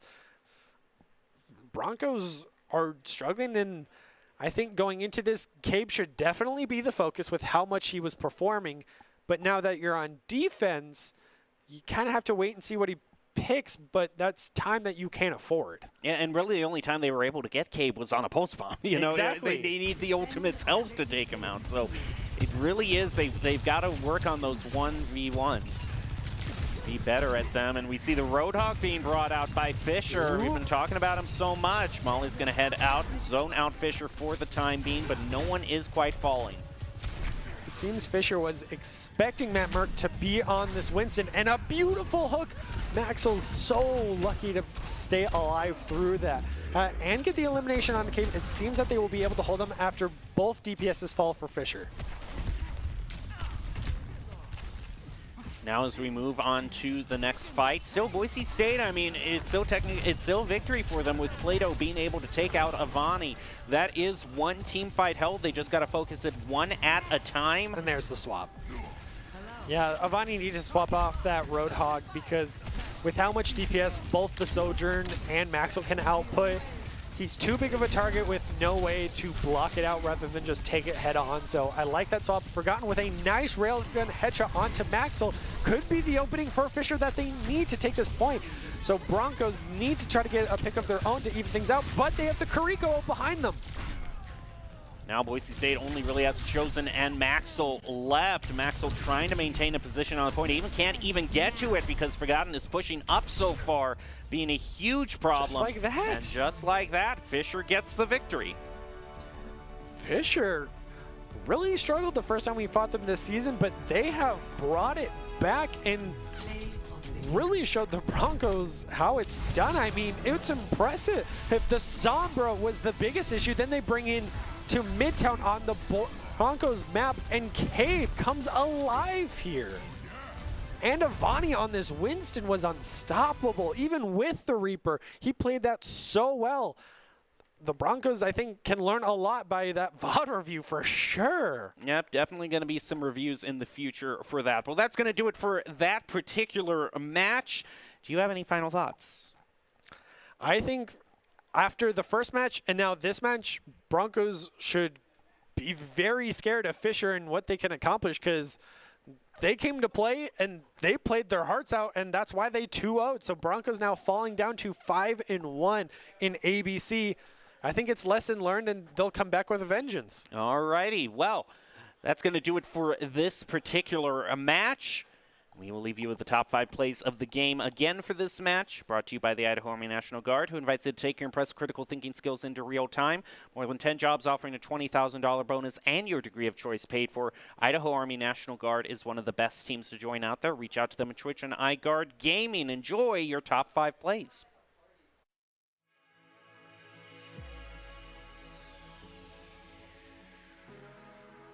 Fisher College, not only that, but they only had to use one ultimate to get the point back. Clear is still trying to survive. Also, Plato is in trouble on this Reaper. Bagel is eliminated, and Plato's going to rape away. Yeah, Fisher was able to retake that point after the elimination onto Chosen. Now get another leap elimination onto Plato. State's attacking. Am I blind? Probably. But Bagel first eliminated already. They're down to support. This is where the aggressiveness and how well, and Cabe's on the, so no Sombra, went over to the Reaper, counters the Winston, and then that much longer. Plato needs this pulse on, gonna land it on the Winston, but he's able to tank it and even get healed up in time as Broncos aren't able to collapse on him. Very low, but the Kriko ult comes out. Death Blossom out from K, but Ash is the Broncos' last chance, hopes of getting this first point. Down half and Wraith away.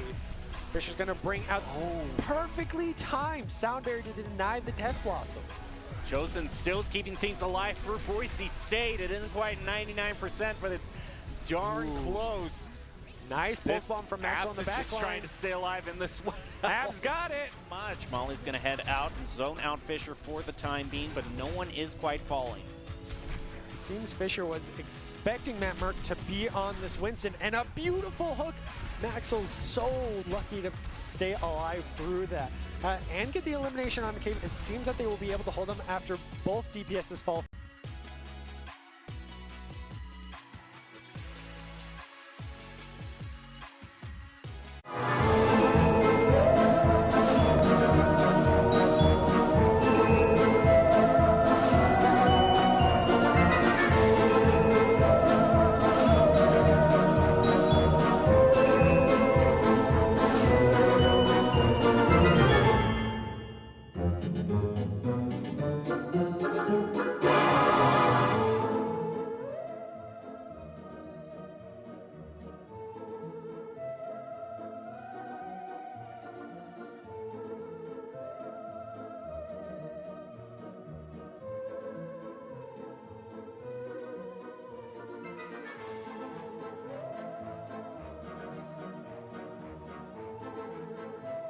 Host Noah Guadara, joined by my co-host Colin, as he is getting his mic set up. And we have the Mountain West Conference. So Colin, how you doing? I'm doing great. How about you? I am doing fantastic, just getting thrown up on the desk to cast some Rocket League. Oh yeah, I hear you're the Rocket League expert over here. You know, I dabble in Rocket League a little bit. I wouldn't call myself an expert, but you know, I have a decent knowledge. You know, I've been here a few times. So yeah, it is Boise State in the Mountain West Conference, and I am unfamiliar with our opponents, but how has our Boise State team been doing so far, just in all the competitions that we've been doing? Especially in Mountain West in general, we've had a pretty dominating performance, and in general in all kind of conferences that we've been in, Mountain West especially. We've been the champions and defending titles as well. So from last week's matches as well to this week, it's been just sort of very aggressive, very aggro play style we've had, which is what we want to see from the players. And actually, it's going to be Fresno, which is a game that should be a pretty quick sweep. Being champions and being a stronger roster, in my opinion, than what we were last year, this should be a pretty heavily Boise-sided State matchup. Yeah. As we have Boise State versus Fresno State. Boise State already with a game win to their name. Yep. In this best of 3, it looks like this one has just started. Already balls up. Gonna get a 50 here. Gil gonna have a backboard clear, not before Leo, I believe. Might be that just a nickname I assign here. Ball in mid, no contest. Instinct is going to make that play and gonna send it out mid as Durtho pre-jumps. Gonna get, it does not get the ball over, and Gil's up, pass out to Durtho. Might have off the backboard, is not gonna have anything there though. Yeah, and it looks like this ball is just going back and forth. Instinct playing with it along the side, maybe tries to make a shot, but doesn't have the angle. Durtho isn't able to reach it as well. This ball goes over to, and we actually have Regicide demoing Gil, and now Boise State tries to get it into Fresno State's goal, but isn't able to, and we just have a little bit of a stalemate here in the corner. Regicide is going to take the ball, going to get 50'd out to the corner, but Haya is going to take it up to the backboard. Does try to get a flipper set, isn't going to get anything. Instant with the pass out of Durtho. Durtho has a touch off the backboard. Maya the second, does get the second, but not in the goal. Is there a follow-up? There's a touch out mid, beating a lot of Fresno State defenders. A 50 is not going to go in their favor, and it's going to be cleared out by Fresno. Yeah. And it looks like this is just sort of a stalemate as we cross 3 minutes, 30 seconds. And that goal is blocked by Laylox. And Durtho is here on the defense. Laylox. But Hyen actually gets the score there. Laylox manages to create an opening for them. Call it luck or call it timing. That bump onto Durtho is the sole reason why that ball got put in the net. Fresno State goes up 1 with 3 minutes and 24 seconds left. Definitely, and looks like this ball kind of bounces towards Boise State's side as we get the opening. Instinct, Gil, Durtho, all just trying to coordinate a play, and actually a shot is there, but it is saved by Gil. This goes over to Fresno State's side. Veteran team, a pass with an own goal. Wow. I'm not quite sure who on the Fresno side own goaled that, but an attempt to save the ball does not go in their way. It was Laylox. It was Laylo. Unfortunate, but, you know, if it's Fresno State, you just got to push forward. Still 3 minutes, a lot of Rocky League left to play. Definitely 1-1, so it's anybody's game, as we still have 3 minutes, plenty of time for either side to coordinate some sort of play. As Durtho makes a shot, isn't able to actually get it. Instinct manages to create the save, hands it over to Durtho once again, but Hyenha and Laylox are knocking it over to Boise State's side. Instinct's just going to rebound it off the backboard, going for a 50 on the sidewall. Lay is up. Is going to get a second touch here, but gets a bad recovery. Shot on goal is going to be easily saved. Gill putting it right back up, goes a little bit over. Regicide doesn't have any boost to fall with this. Instinct might have the second touch. It is going to be blocked by Haya. A couple 50s just going back and forth here. Durtho gets boost, the second touch from Leo. Durtho's going to take control into the midfield. A potential flick. The 50 doesn't go in their favor. Ball's stuck in BSU territory. Instinct does get a second touch and he's going to clear it out. Yeah, and as this ball reaches the corner, it's not really a good shot for either team. Regicide is just contesting with Durtho, just butting heads a little bit, but this may leave the goal open for Gill. Gill just barely doesn't get it, but Instinct makes the shot. It's too hard, but actually Durtho makes the save, and by save, I mean saves the play, gets that goal. That was a nasty little fake by Instinct. That's the kind of play that, you know, that next level player is going to think of. Most players would probably just panic and put that in net, but Instinct's going to play his time, know what he needs to do with the ball, and it's going to put Boise State up 2-1. Yeah, and as we cross 2 minutes here, Laylox tries to make it, but gets knocked away by Boise State. Durtho actually jukes it away from Hyenha, but this ball just finds an open goal, and it's 2-2 now. Kind of trading blow for blow here. That 50 with Leia being in the perfect position here for Gill, just not able to make the commit in time. That was a perfectly placed ball by him. 2-2 with just under 2 minutes left to play here. Fresno State's looking decently strong here in this match. Definitely, Boise State took the first game. However, this is a best of 5, I believe. So, definitely Fresno State would like to strike back, even up the match, as we have Regicide looking to get onto the ball. Again, butting heads with Durtho. Durtho and Gill are just trying to get this ball over to Fresno State's territory. Not really able to find anything successfully, though. Gill's going to have a carry here. Does get the first touch. Might get the second on the backboard. A touch by Durtho. Oh, my God. And Durtho, once again, demonstrating that he is the king of goals for Boise State over here. Just manages to find that angle, turns the car so beautifully. I don't even know. I don't even know how that thought comes into your head to make that touch. That's just, it's a next level player mentality. But that 50. 3-2 here for Boise State, up 1 point, but there's still just about a minute left. Gill will play this alongside the ceiling, and Durtho actually almost finds the shot by Hyenha, blocks it just barely, and we have some demos. Gill getting demoed, but now Boise State is making an offensive play, but it will get the pressure relieved a little bit. Boise State's offense is playing very creatively, I will say. Gill, the shot on the backboard is going to just clear Haya. That's actually Durtho with the shot score there. Yeah, Hyenha just wasn't able to find the goal block there. Durtho managing to skirt it just to the side. Just making a slightly off read, puts Boise State up 4-2 with 46 seconds left. Fresno State's not completely out of the game, but they got to do something to recover here quickly. We know they have the capacity to score a goal, but they got to do it. Yeah, definitely. Durtho just kind of on the other side, looking for some sort of sneaky goal, as we actually have a mutual demo, and Regicide actually makes a very nice block. But now with 30 seconds and more demos coming out on Durtho once again. Hyenha trying to block the goal here for Boise State, but actually Boise State might have overcommitted a little bit. Now Fresno State might have an opportunity for a goal, but no, Boise State is there in time. 10 seconds left. That was their opportunity here, and as the clock ticks down, they've got to take this ball from one side or the other, but it's more than likely going to be Gamer. Instinct off the ceiling, not going to make the touch. Gill is just going to pass it off the side. No current defenders. Durtho's off the ceiling as well. Boise's just playing at a creative level, and that most likely means it's going to touch the floor, and that's game 2 going on the side of Boise State. Yeah, Boise State with an excellent showing there. Durtho somehow finding these miracle goals to get that 2-point lead. Boise State, definitely an excellent showing, brings them up 2-0 in this series against Fresno State. It was a big showing by them. And more than anything, what I kind of saw is I saw a level of comfortability coming out, and you can kind of tell they're comfortable here as well.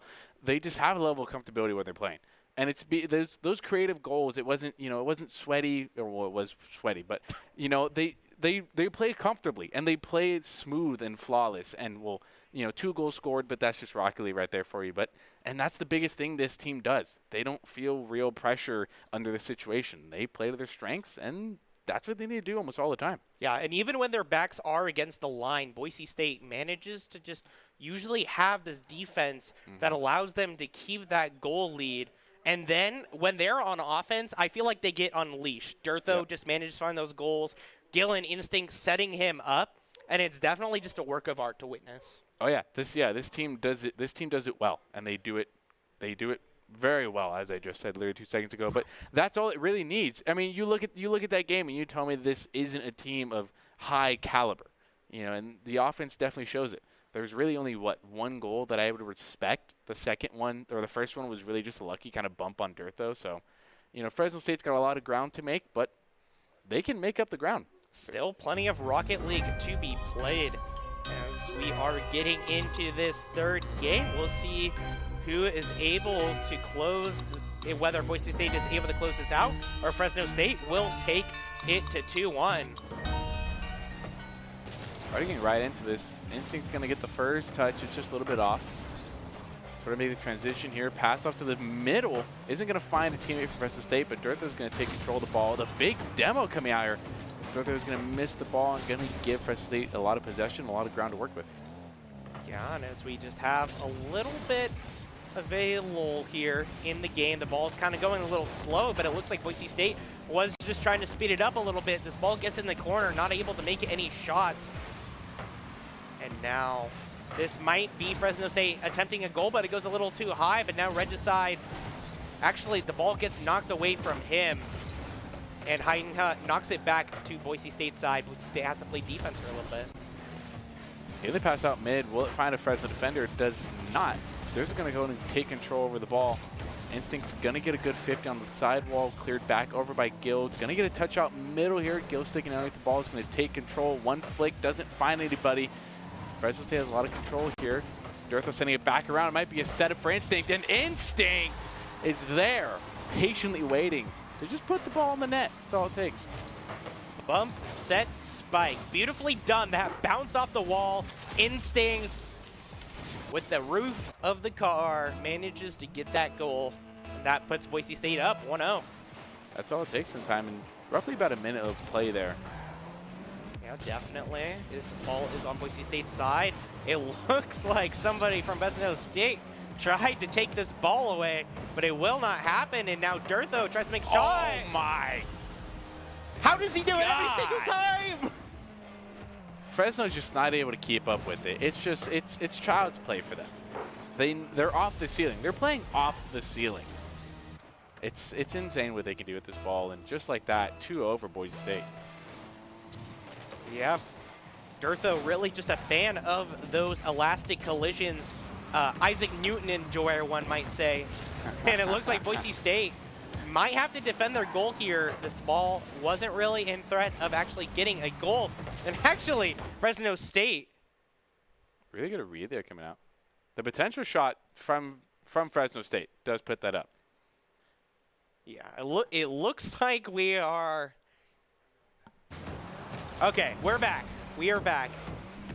Now we can see the players, and we have Instinct with this ball making the goal, but actually it does get dodged a little bit. Just a little too high off that crossbar. Setup. Gill's going to put it off the backboard there. The shot, actually the defense coming out. Durtho has control over mid. Might get a flip reset here. Does get one. There's 2 Boise State attackers up for this ball. It is going to be cleared by Fresno State here, though. Definitely. This ball is bouncing back and forth. So Boise State is up 2-0 with a little less than 2:30 remaining. Laylogs just here on the defense. This ball will get in the corner again. But who knows? Oh, just barely defended. That 50 out from Gil. Durtho might have the boost to do this if he makes the right read, and he does! With less than half a tank of boost, really shows you exactly what Durtho can do with the ball when given the space and the timing to do so. What an amazing read, and almost the defensive play from Laylox, but just the 50 pinch doesn't go in their favor, and just like that, Boise up 3-0 with 2 minutes left. Yeah, now Fresno State starts to sweat. You have 2 minutes to get 3 goals at least, assuming Boise State doesn't get any more. And this will close out the series if Boise State can keep this lead, as Gil maybe tries to make the goal defense happen, and that ball actually just goes sideways. So not even an opportunity for that ball to waltz in. Laylox is trying to get contact, will get contact, but this is going towards Fresno State's goal, and now Durtho is threatening once again. Durtho's feeling on this game right now. The reads are absolutely impeccable. The flip reset doesn't get quite off. Durtho making a misread there, but no real Fresno, actually that wasn't Durtho. No real Fresno pressure being applied at all here. I mean, they kind of just touch the ball and then it's taken away by Boise State. They don't have much of a follow-up here. Does get a bump over one, the 50 out to the side. Gil does have it. Gonna go ahead and play some backboard defense now. Fresno has the opportunity, does get one flip, is gonna be defended by Gil. Is there a follow-up? Nope, not before Instinct's gonna clear the ball and take control.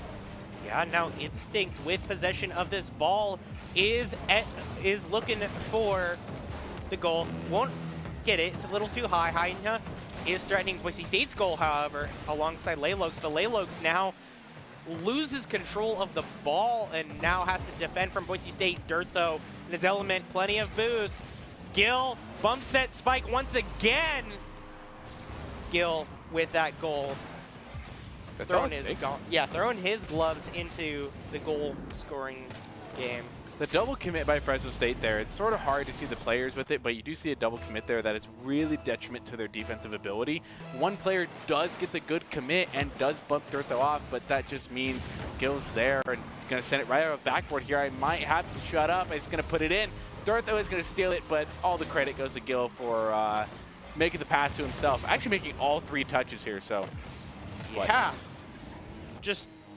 And the demo plays coming out. Yeah, that demo really allowed that play to happen. And now 5-0. With 40 seconds remaining, you have to believe Fresno State, even if they played very excellent, well, okay, if we keep up this tempo, maybe Fresno State can do it. So we look at this goal, Laylox with the easiest goal of their lives. Just getting it slightly by. Yeah. But at this point, Boise State's so comfortable and relaxed with the scoreboard, they don't really have to take too much into consideration. And with more than likely this game in the books, Boise State's going to head to match point.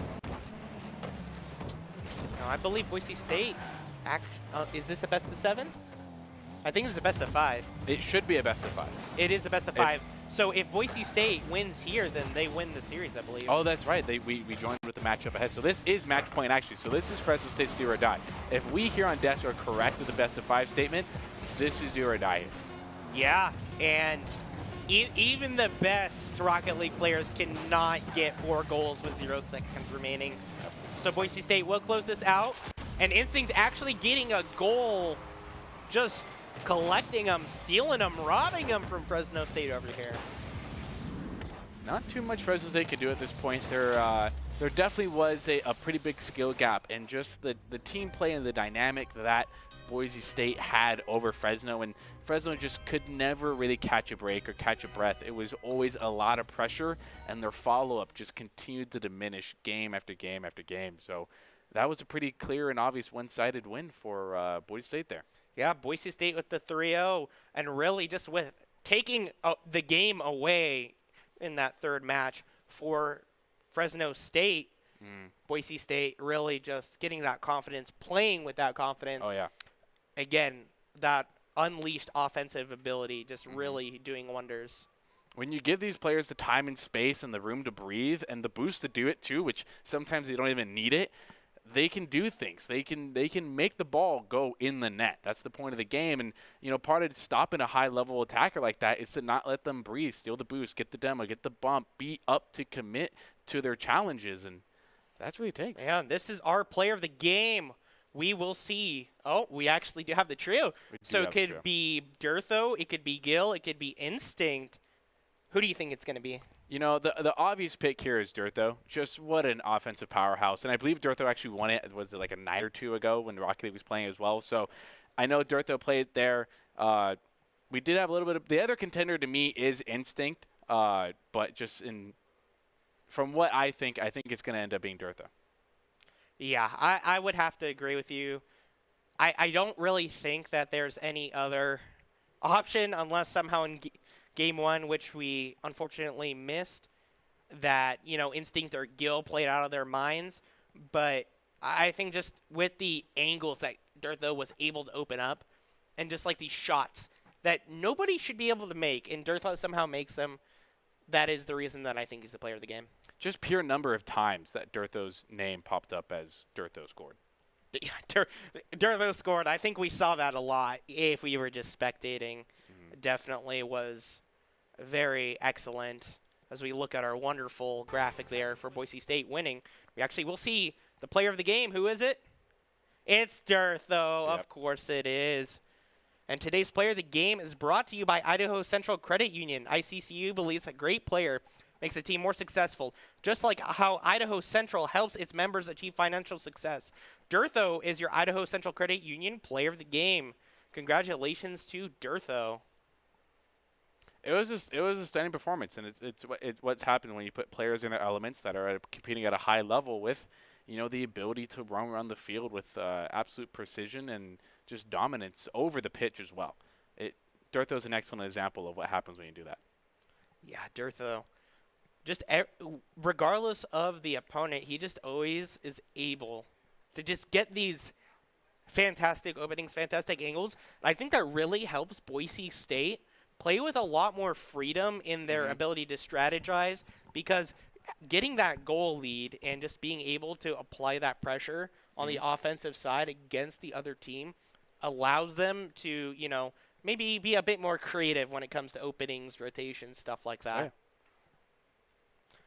So we actually are going to get into top 5, after which we will have some more Boise State action.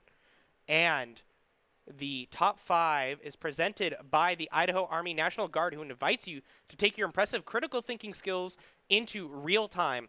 More than 10 jobs offering a $20,000 bonus and your degree of choice paid for. The Idaho Army National Guard is the best team out there. For us here at Boise State Esports, thank you for joining us. Be kind and stay safe.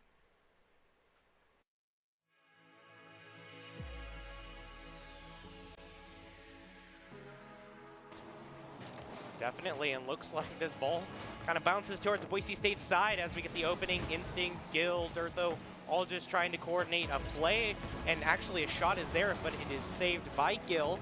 This goes over to Fresno State's side. Already veteran team, a pass with the own goal. Wow. Able to find anything successfully, though. Gil's going to have a carry here. Does get the first touch. Might get the second on the backboard. A touch by Dirtho. Oh, my God. And Dirtho, once again, demonstrating that he is the king of goals for Boise State over here. Just manages to find that angle, turns the car so beautifully. Take control. One flick. Doesn't find anybody. Fresno State has a lot of control here. Dirtho sending it back around. It might be a setup for Instinct. And Instinct is there, patiently waiting to just put the ball in the net. That's all it takes. Bump, set, spike. Beautifully done. That bounce off the wall.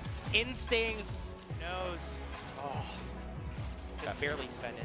That 50 out from Gil. Dirtho might have the boost to do this if he makes the right read, and he does. With less than half a tank of boost, really shows you exactly what Dirtho can do with the ball when given the space and the timing to do so. What an amazing read, and almost a defensive play from Lelos, but the ball, and now has to defend from Boise State. Dirtho in his element, plenty of boost. Gil, bump set spike once again. Gil with that goal. Throwing his gloves into the goal scoring game. The double commit by Fresno State there, it's sort of hard to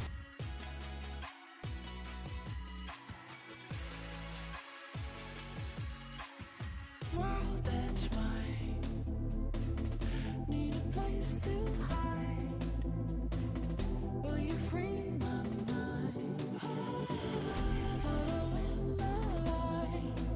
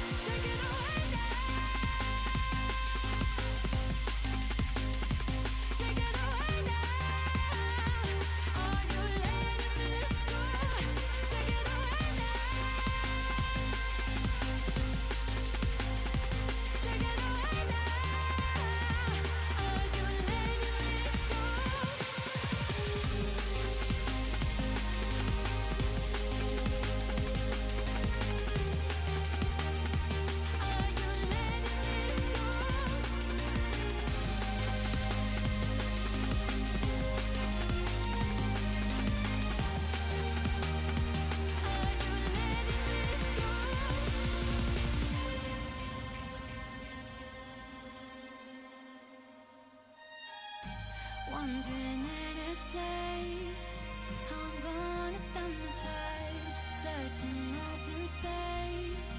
So we still come back for more, leaving it behind isn't always easy, but how we tried. No more, no more. I see you hide. The stars aligned, and we had everything to heal us. No fear, no fight, as we decide to put the distance back between us. Take it away now. Take it away now. Are you letting this go? Take it away now. Take it away now. Are you letting this go?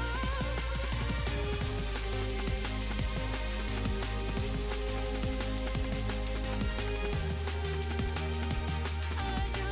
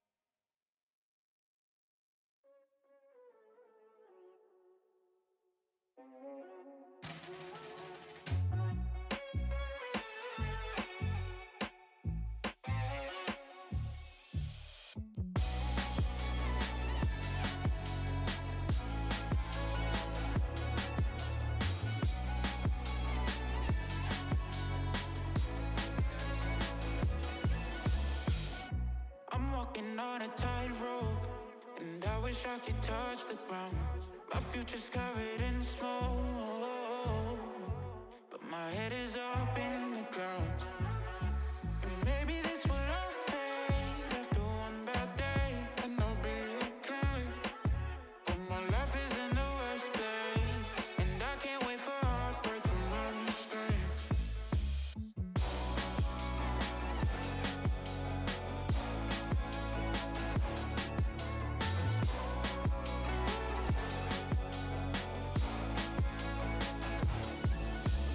I don't wanna burn these bridges anymore. It's easy to say things you don't mean when you're at war. I'm just too tired to fight, but there's an end in sight. Wave the white flag, I'm yours tonight. 'Cause my heart can't take these heights. I need your love with me for life.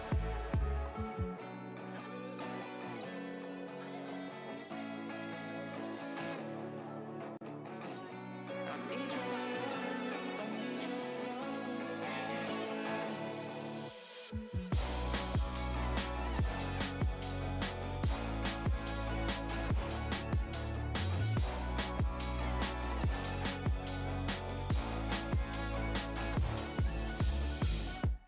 Sorry it ended this way. Sorry, I need your love with me for life. I'm sorry it ended this way.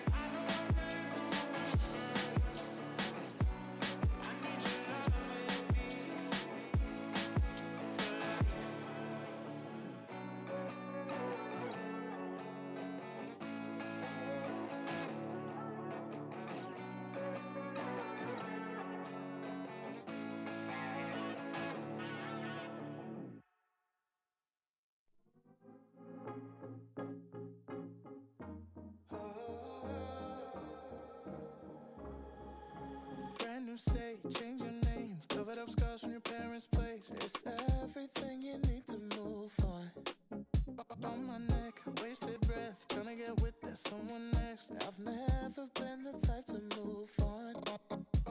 Yeah, I never thought you were social, and now everybody knows your name. I know you'll take the world over, but I hope you don't forget this place. Don't you forget about me. Don't you forget about me. I know you're chasing your dream. But if you visit my street, don't you forget about me.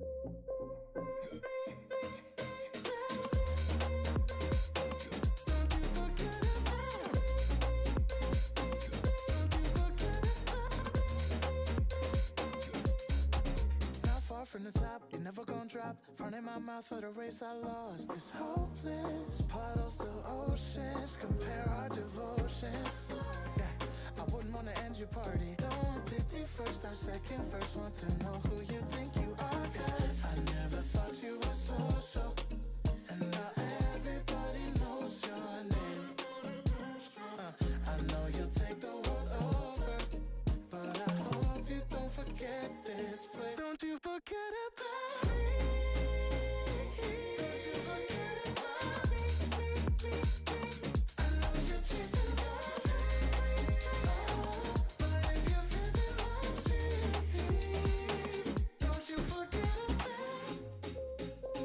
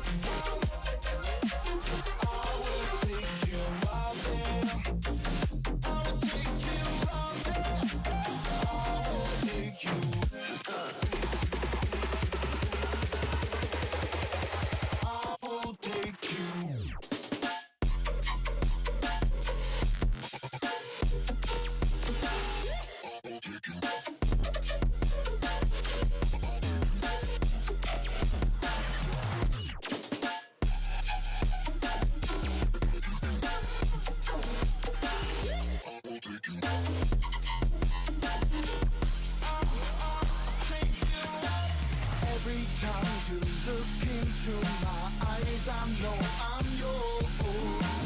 All you want is to see me down and begging on the floor. Don't stop moving 'cause I like the way you usually destroy. Never breaking down, never knowing when to stop.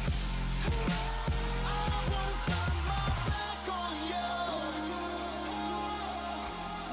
'cause your love's the only one I know. And just one more chance is all I need. I'll lift you up and set you free. I will take you right there.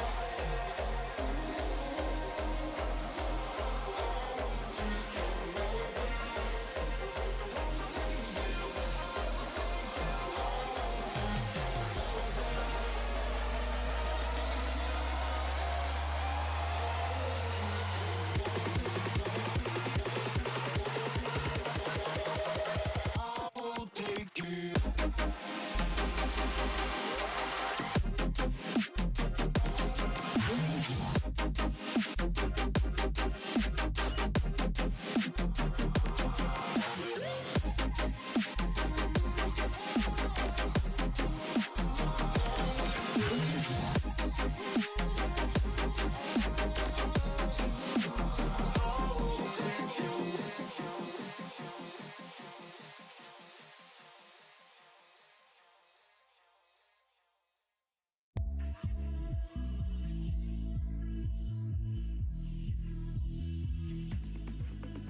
I've been learning how to love again. It's like a rush of blood straight to my head. I've been learning how to love again. I can feel it crawling under my skin.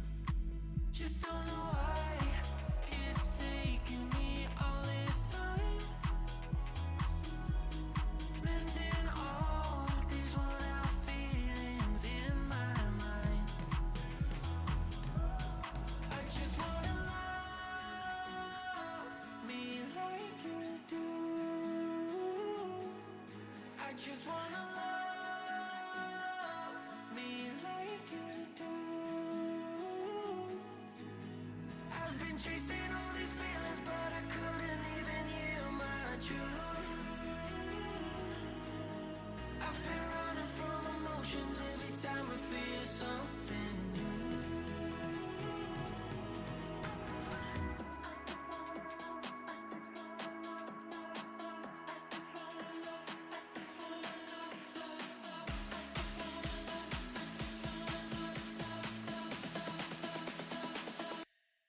I just wanna.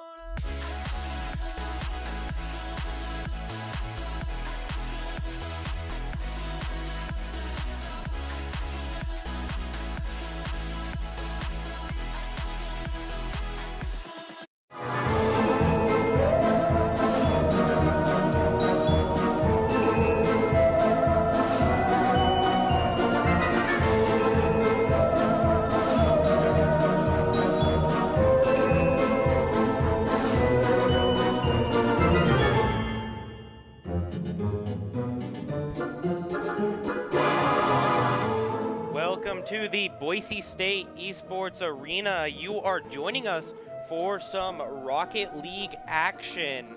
We have Boise State taking on San Jose State. I'm your host, Noah Guadara, joined by my co-host, Colin McJunkin. Colin, how are you doing? Doing solid, doing great. It's a good night for Boise State Rocket League. Yeah, I am super excited for some more Rocket League action. We already had one match for Boise State, and now we are going to have another match in the Mountain West Conference. Yep. And I hear there is a little bit of a backstory going on between Boise State and San Jose State. Yeah, so Boise State has sort of a mini rivalry. San Jose State's supposed to be the strongest team in this division, besides my personal opinion of Boise State. It'd be Boise State then San Jose in terms of Rocket League. And just last year, we played them in the championship for the Mountain West Conference. Boise State would 4-0 them in a best-of-7 series, taking the title. So as a sort of title holder, there's sort of a grudge match for San Jose State to take this back and really prove themselves once again in this conference and really in all tournament play that they're going to continue with. And, the players themselves are feeling confident about it. Yeah, but if either side wants to succeed in Rocket League, they are going to have to get acquainted with Doc's keys to the game, which is in Rocket League: set, play style, understand rotations, play to follow up, and sweaty comms. And Doc's keys to the game are brought to you by Drop-In Gaming. Drop-In Gaming is the premier online platform for gamers who seek competition. Play your favorite games to win cash and prizes through free and paid entry matches and tournaments. Whether you're new to the scene or a seasoned veteran, Drop-In Gaming has the right games and competition for you. To begin your competitive gaming journey, sign up at dropingaming.com. And as we prepare to get into this match, are there any strategies or anything you want to see as we're going into San Jose State University? Just talking to the players briefly before the match started, they're feeling good, and one of the things they told me they're going to try and do is really clear the ball on a pass and really get the power pass to each other and get sort of the speed and the power of their play up another level. And that's something always to focus on and just get ready for in general. And, as sort of get into this already at the first kind of bang, and we will notice a substitution here for Instinct. Yeah, we have taking that spot. Yeah, we have Hoosh subbing in for Instinct. It's still Dartho and Gil. So most of the Boise State squad that we were familiar with here as Dartho. Oh, yeah. We just see it once again. He's always so good at bouncing off this backboard and getting that. Knows exactly what to do. Having the speed to follow up a ball is so important, especially in Rocket League, where that ball is going to go up, and Dartho's probably seen that ball make that read 1,000 times, so it's an easy one for him to make. Yeah, definitely. As this ball will get hit over to Boise State's side. Boise State, as we have 4 minutes and 30 seconds, has 1 point, but that is still not enough to secure a lead this early into the game as Dartho just makes a save. And this ball will get hit over to San Jose State's side. All right, the pass out mid, waiting there for Hoosh, is going to opt for it, but it's Johnny who's actually waiting there. Read that pass out mid. Hoosh was not up, ready for that, and just kind of a pseudo dunk, or more just a beat to the ball. Beats out Hoosh and makes a perfect little power shot to the goal. 1-1. Yeah, as you noticed there, it looked like Boise State just left our goal completely undefended. Yeah, sort of just expecting that pass out mid. You're going to have confidence in that pass, and it just happened to be a San Jose State player was making that read. Yeah, and now we have Hoosh knocking this ball over to San Jose State's side. Valtex coming from behind, making the goal save, slowing down the momentum a little bit as Dartho isn't able to find a shot. Hoosh actually isn't able to make contact. This ball gets knocked up and then immediately down as Valtex just sends this over to Dartho.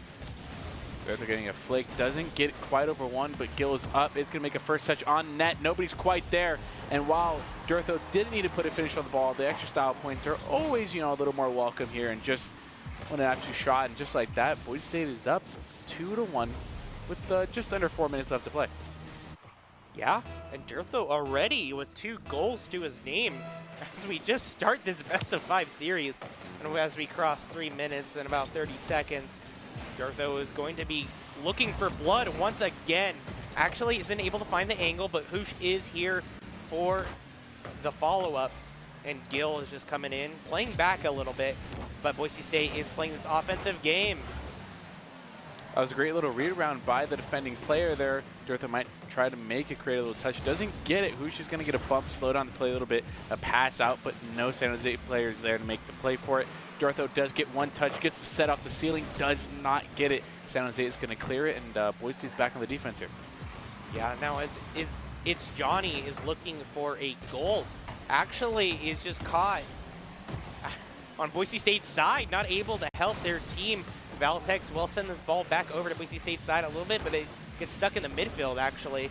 And now 2 of San Jose State's players are over here. DD. Oh, no. Sending it over to Dartho. I don't think that's what you want to do. And it didn't even look like that Dartho needed to touch it. But the goal credit goes over to Gil. What an unfortunate 50-50 there that it's Johnny who's not expecting at all. That's one of those things you just one in 100 chance that you just don't see coming. And, you know, if you're San Jose, you just got to pick up the dust already and just move back on it. Yeah, and now with 2 points in the lead for Boise State as we cross 2 minutes 30 seconds. San Jose State needs to make up some of this ground. This ball will just be the midfield. Hoosh demos DD. It's Johnny. We'll just watch as Durtho is hitting his ball. Valtex will actually be there to match. Maybe this is a goal. It gets sent up, and it will get sent into the goal, but actually Gill with a nice defense. But now San Jose State is pressuring Boise State, and Hoosh may be able to send this away. Actually will demo DD. This should relieve the pressure. Hoosh is going to get a bang clear onto it, getting out midfield. Gill here to make a read. DD is there first. Doesn't have a secondary touch, though, and Hoosh is going to get a 50 out. Kind of playing fast a little bit here for San Jose, but that's Durtho, actually, making the shot. Just kind of just putting this ball right past it. Speed is all you need in this game, and that's exactly what Durtho is showing off. San Jose State defender not able to just make any kind of read on that. Yeah, and again, Durtho just running away with the goals here for Boise State as we have less than 2 minutes remaining. San Jose State needs to make 3 goals at least, assuming Boise State does not get any goals of their own if they want to stay in this first game. It's best of 5 series. Hoosh is up, gets that first touch. Valtex is taking it a little bit slow. Attempts to get a pinch, gets a bad first touch. Gill's going to take over, has to get it past DD. Doesn't get it past. Hoosh is back for the defensive side. Going to go up. Actually, doesn't go up on the backboard. Sends it straight middle. Almost gets a goal off of it. Boise's just got to play some defense. Durtho does get credited for the save. DD's right back on it, sending backboard. Durtho's going to get the corner clear, going for it. Hoosh 50 now at the sidewall is going to get a clear. Looking for a pass to a teammate here. Definitely see that San Jose State is trying to make something happen, but it doesn't seem very successful. Well, actually, Durtho barely knocks that ball away from that corner. Maybe it would have been a goal, who knows? But now Durtho is just playing keep away this ball against San Jose State. It was 45 seconds to make 3 goals. Will they be able to get one? No. Hoosh knocks it away into the corner, and this ball gets sent across the other side. San Jose State is not willing to match it quite yet, but now it gets sent over to their side. And now Durtho wants to make a goal, and he will. 4-point lead. This pinch off the wall is perfect for what Gill needs to do. Just absolutely outpaces the 2 San Jose defenders, and Durtho's going to make a good read on this ball. Just that little tap. San Jose had so much pressure on the offensive side, but they were not able to convert a single goal. I think like Boise State had like 3 saves there, and that just credits just how veteran this team is in defending their net. Yeah, Boise State, they have good offense, but they also have some good defense. And now it's Johnny, tries to make a shot there, but it's blocked. And now San Jose State, you have to believe, will not be able to make up the point lead in this first game. With the time counting down, Boise State should have this one. This is the first touch. The clock now winding down to 1 second. Johnny's keeping it up, gets 1 touch out mid. DD sending it back into the corner. This could be potential. There's another San Jose defender there. There is. Gets off the ceiling. DD does make a touch. Gill keeps it alive. 1 more off the ceiling. Hoosh is up, sends it out to the middle. Is not going to touch the ground, and it's just keeping up. Durtho with the shot off the corner. Does get 1. Gets the second touch of the backboard. Is there Boise State defender? No, there isn't. It's just going to go ahead and touch the ground. Yeah, and that first game will go 5-1 for Boise State. An impressive performance. Durtho again being the goal leader as he stares into the camera, just intimidating everyone over here. But I think he needs to focus up for this second game. They won 4-0. I think that last score was, and they were doing it with a style, and they were doing it with flow. And you know, I think this team's on top of the world right now, and feeling good about it, especially in the Mountain West Conference. Yes, Mountain West Conference, Boise State is doing very strong, and San Jose State kind of reeling for that first game. Maybe they want to come back with something of their own in the second game. They did have a lot of pressure. They did. They genuinely had a lot of pressure, and we kind of saw that towards the end, the former half of that game. Just that last 2 minutes, they had so much pressure going for them, so much going, but they just didn't make any quality shots. And what I mean by quality shots is the placement and the speed. Either the placement was there but no speed, or the speed was there and no placement. If they want to get in the running of this game, they've got to do something about it. Yeah, definitely. A lot of those balls just seem to find their way into the corner, which is not where you want to be. You need to be in the center. Yep. Unless you're Durtho, and then somehow you make it happen. Yeah, you know, you'll make the read off the corner, the bounce. Any ball in the air is Durtho's ball. That's just the rule. If Durtho has contact with it. Oh, it looks like we have a little bit of fake out here. Oh, never mind. It's a fake out of the fake out. Who gets it? Seems like nobody. Gil's actually going to make that interesting little pass touch there. Does get the touch. Is going to be off. Not quite on it. A shot on the net. We didn't quite see the setup, but nevertheless, Durtho's going to put it in the net. That's the name of the game, and just like that, the Broncos are going to go up 1-0. Yeah, Durtho with an early lead here for the Broncos, already making it happen for them. I've never seen that happen before, Durtho making those goals, making those shots. And that's a simple little goal there. That pass out middle just didn't matter at all for that player. So, you know, just playing it out and having a little bit of issues here. But that game, I can imagine, is not going well for San Jose State. Yeah, and we actually are back into the game, and now we have 4 minutes, 30 seconds, so we haven't missed that much time. Boise State still up 1-0. Valtex tries to make a shot onto Boise State's goal, isn't able to make it happen. Now this is over to San Jose State's side. It looks like it's just a little back and forth here, but nothing really to be found for either side. Gil does get one touch out. Hoosh is up. Might get the touch to the backboard. Does get the touch. Durtho is probably here. Does get off the side. That's actually Hoosh making the touch off the side. Durtho on the San Jose back wall here. And San Jose State's going to go ahead and get a clear. One touch up. A demo onto Hoosh actually leaves the net open, but Gil is going to clear it out to the corner, right where the ball needs to be. Now we see both of these teams are just playing in the corner. That seems to be the name of the game so far. Boise State manages to get it over to San Jose State side, and now this seems to be an open goal, and Hoosh will capitalize, getting a goal for his own. That's Hoosh's first goal line appearance for this series here in the Mountain West Conference, so it's good to see Hoosh get on the board here. I thought Hoosh scored a goal last game. It could have been. Memory could be serving me horribly, but I'm going to go ahead and note that one as the... Okay, well, now we know 100% sure that Hoosh did get a goal. It's Johnny looking for a goal of their own, though, blocked away by Durtho, who is just cruising across the map over here. And now... Waiting for the pass in the back. Gil is going to get the touch off the ceiling. Durtho's going to go and try and make a touch off the ceiling here. It does get one. Is going to get interrupted, though. Now Hoosh on the defensive side is going to control the ball off to the side. Make a touch. Does get 50'd off, actually, in a dangerous spot for Boise State here. San Jose State's keeping up the pressure that they need to. A shot on the backboard. Is there any follow-up? No, there isn't, as Durtho's there with the redirect. Wow. Wow. Hoosh manages to turn that save into a goal. Just knocks it, sets it up. Durtho's there saying, I got you. Gets that goal. It is now 3-0 for Boise State as we have less than 3 minutes remaining. So San Jose State needs to make up some ground. That's the advantage of having a player downfield. Gil's going to get that first touch off to the corner. Going to try and get it out center. Does get it. Hoosh has control. Going to fake, send it off to the side. Nobody's quite there. Going to look to play it off. Pinch with Valtex is going to be sent. Gil has a lot of possession of the ball. The pass up to Durtho on the ceiling. Will there be any contact? Doesn't make any contact on the ceiling for Durtho. Now we see DD trying to make a shot, but it's just a little too off. And now Valtex tries to make the repeat bounce off the goal, but it will not happen. And as we approach this corner, it's Johnny tries to set it up for Valtex, but they lack the coordination to make it happen. And now Hoosh will send this away to San Jose State's side. That's exactly the coordination they don't have to get this. Gil is going to make a touch. Durtho is off the backboard, might make the read, does get the perfect touch off the side of the car. This is just past the Durtho, and the goal is bound to be scored here.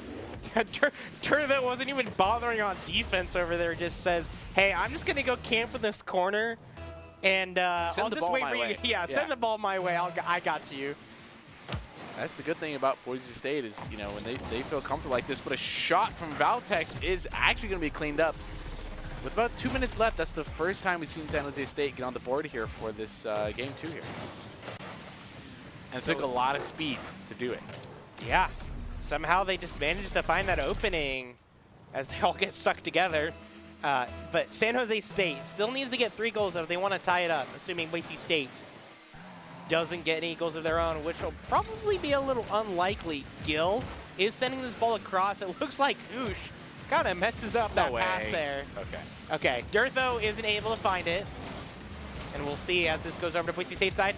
Oh, never mind. Oh, never mind on that, never mind. As this ball is just getting passed back and forth, but no side coming out ahead quite yet. Durtho has control. Is going to get 50'd off the ball, but stays with it. Has the read off the sidewall. And just like that, don't give Durtho any space. It's going to spell disaster for your team and for your scoreline as well. Just that defender in net had absolutely no chance to make that read. Yeah, it's Johnny and DD both not able to actually match Durtho on that defense. And he just takes it, runs away with it. Bump or get a hard clear, you know. That's what you got to do as a defense, or clear out to the side. You never want to get a 50 onto that sidewall. Yeah, if you take those 50s, you will lose. So we see DD try to make a shot, but it does not happen. Blocked by Hoosh. And now Durtho maybe tries to position for it. Actually, Gill is trying to position for it. And Hoosh says, I will take both of you. I will take both of your offerings to set up this goal for me. Started making that read, and you know, just this goal line keeps getting farther and farther away from San Jose State. First it was 3 goals, now it's double that in less than just 48 seconds that they first scored their first goal. So it's looking pretty grim for San Jose State. But just as I say that, Johnny might make a read off the backboard. It is stopped by Gill. Boise State at this point doesn't even have to score any more goals. They don't even really have to play defense. They just have to bounce the ball around and waste time. San Jose State needs to make 5 goals to tie it up. DD will try, set it up for Valtex. Alongside it's Johnny, but Gill says, nope, that's not happening. We're just going to play around in this little cubby. Send it over to the other cubby. It's Johnny. Maybe tries to find an open position, but they're just bouncing the ball up in the air, not actually able to make a shot. Had almost a flip reset there, which spelled a little bit of trouble. The bump on the Hoosh that's in there, that was actually, Gill rotates back. The shot almost top bins. Wow. I'm not quite sure if Hoosh actually helped that ball go in or not, but either way, San Jose State is now 2-6 here.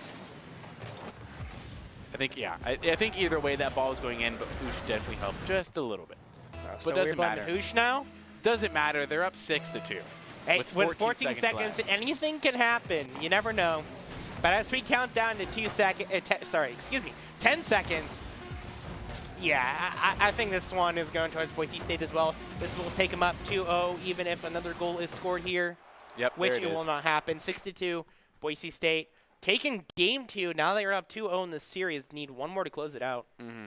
Which just, yeah, the dominating performance that they have and sort of the dictatorship that they have over the pitch and just control the ball is next level compared to San Jose State. They really know what they're doing. And when you have a Durtho that is so comfortable with his team's defense that they can just sit in the back line and wait for the ball to, come over my head and I'll put it in the net for you guys.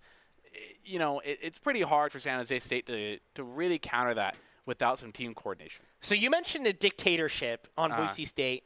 Well, I know what you meant, but I just find it a little funny because I feel like it's a team effort for Boise State, and it obviously is. Oh, it is, yeah. As a team, yeah. Which as a team dictatorship. The somehow. word, yeah. The word itself says one person, but let's be honest here.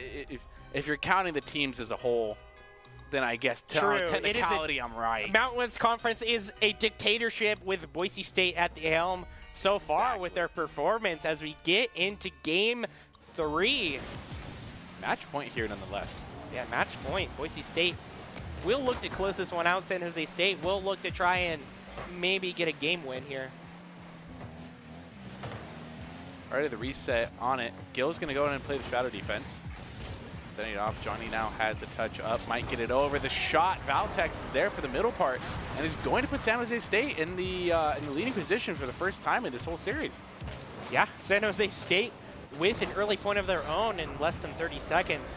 And so this is a good start for Boise State. They will look, good look for San Jose State. They will look to try and get a lead over Boise State. And as we are stuck in this corner, the ball is kind of going a little slow. Valtex now have control of the ball. It's going to get the first set over. Dirtho is going to go in and fake DD off the ball, actually. Dirtho getting control of the flipping set, not the flipper set, the bump out. Hoosh does get the set off the backboard. Might have the shot, doesn't have it. Gil is going to try and clear off the corner piece. Doesn't get that for it. Oh, what a 50 on the net.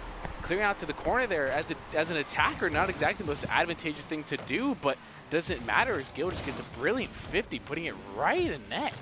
Yeah, Gil just bounces off. It's Johnny and is able to get that goal. Evens up the score with about 4 minutes here. And now Boise State will look to try and see if they can take the lead in this game 3. Dirtho the first touch off the wall, might get the second, doesn't quite get the second. The back pass coming out to Gil. Hoosh now taking control of the ball, does get demoed for it though, unfortunately. Dirtho getting the first touch off the backboard. Gil controlling off to the side. It's Johnny, does send it up. Hoosh now with control over the ball. Valtex is off the sidewall, gonna get a touch off to the mid.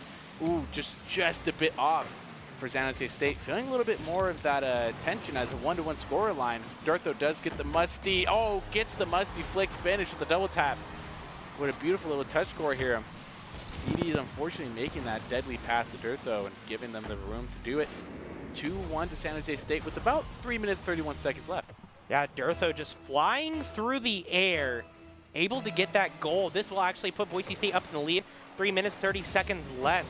San Jose State still has plenty of time to even it up and actually take this game, but they have a tall task ahead of them as Dirtho, again, just continuing his offense. DD will get this ball hit, but it will get sent over to San Jose State's goal. The Trojans will try to defend here. It's Johnny. Actually gets knocked away, sent over to Hoosh. Valtex will knock it up, but it doesn't matter. Hoosh still able to drive that into the goal. Now the Broncos up 3-1. About 3 minutes, 4 seconds left. There still is a lot of game here left to play for San Jose State, and in that do-or-die position that they've been in, it's you know, the series is still going on, and while this doesn't mean the end for them in any way, shape, or form, getting a little hustle on the ball. Valtex making the little bit of 50, and it's Johnny making a great save. Barely keeping it in for San Jose State. Yeah, Gil actually tried to make that goal, and it's Johnny denied it. Now Dirtho playing around here, just camping, waiting to see an opportunity, but it's Johnny is lurking as well. Hoosh just kind of playing it a little bit slow, trying to get this ball, but it actually will get hit by Dirtho, will get sent over to Valtex. Now Gil needs to play defense, and will get the defense. That is a brilliant defense by Gil to prevent that point from happening. A speed area, about 2 minutes, 20 seconds left. Almost puts a shot on that by It's Johnny. Hoosh now having control of the ball, has a lot of room to work with in the air. Might have the double tap, doesn't quite get it. It's Johnny puts it right back on target for San Jose State. Might play for the 50, does end up getting the 50. Dirtho was credited with the save. Gil faking out Valtex a little bit and getting the clear out to the mid. It's Johnny now have control of the ball, gonna go off the corner here, gets the first, second touch out net. Is there anyone to follow? But there's gonna be a little bit of a pinch save for Boise State. And now with a little bit of this pressure relief, maybe Boise State tries to make an offensive play, but for now, they're just continuing to play defense. DD actually isn't able to reach the ball or make contact. Hoosh instead is hitting the ball as we have Hoosh demoing Valtex. And now, but Boise State overextended. It's Johnny, sends that ball across. It is now 3-2. The Trojans catching up on the Broncos. That was a great defensive counter coming out from Valtex, setting up teammates to just get there. And about 1:38 left. There's life in this game for San Jose State. Yeah, San Jose State, they still have a little bit of time to make up for this goal deficit. They only have 1 to tie it, 2 to take it. And Hoosh knocks his ball up in the air. Valtex will try to attempt a goal, but the angle is not there and it gets sent away. But now DD is eyeing the ball. We'll play it safe a little bit, but now the Broncos are continuing to mount an offense. Dirtho is looking for the angle, isn't actually able to find it. Gil sending it across, and now it is just in the corner with Dirtho and Hoosh. DD making a great 50-50, does get faked out by Dirtho. Dirtho now getting a little bit of interesting 50-50 on his own part. Gil off the sidewall, might have second touch. Valtex gonna send it around the corner, looking for the set of a teammate here. Does get it around, there is no follow-up, unfortunately, from San Jose State. With about 45 seconds left here to play, Dirtho now has control, doesn't get the flip reset, and a good little defense coming out from DD. Hoosh manages to prevent any sort of goal from happening quite yet from San Jose State. Gil will demo Valtex, but it won't even matter. DD gets the goal, and now it is 3-3. Well, these teams are eyeing for this fourth goal. A switch has most definitely been flicked for San Jose State here. I mean, they've played to a level of perfection defensively that they've needed for the entirety of the series, and they're bringing it out in this do or do not situation. A good bump coming out. Dirtho does get the 50. He's going to go and look for a teammate here out mid or solo play. And now with this ball just being thrown across the board, thrown across the arena, Hoosh is kind of playing a little bit of a keep away. But now DD, Valtex, it's Johnny are just trying to set up either an offensive or defensive play. I cannot tell.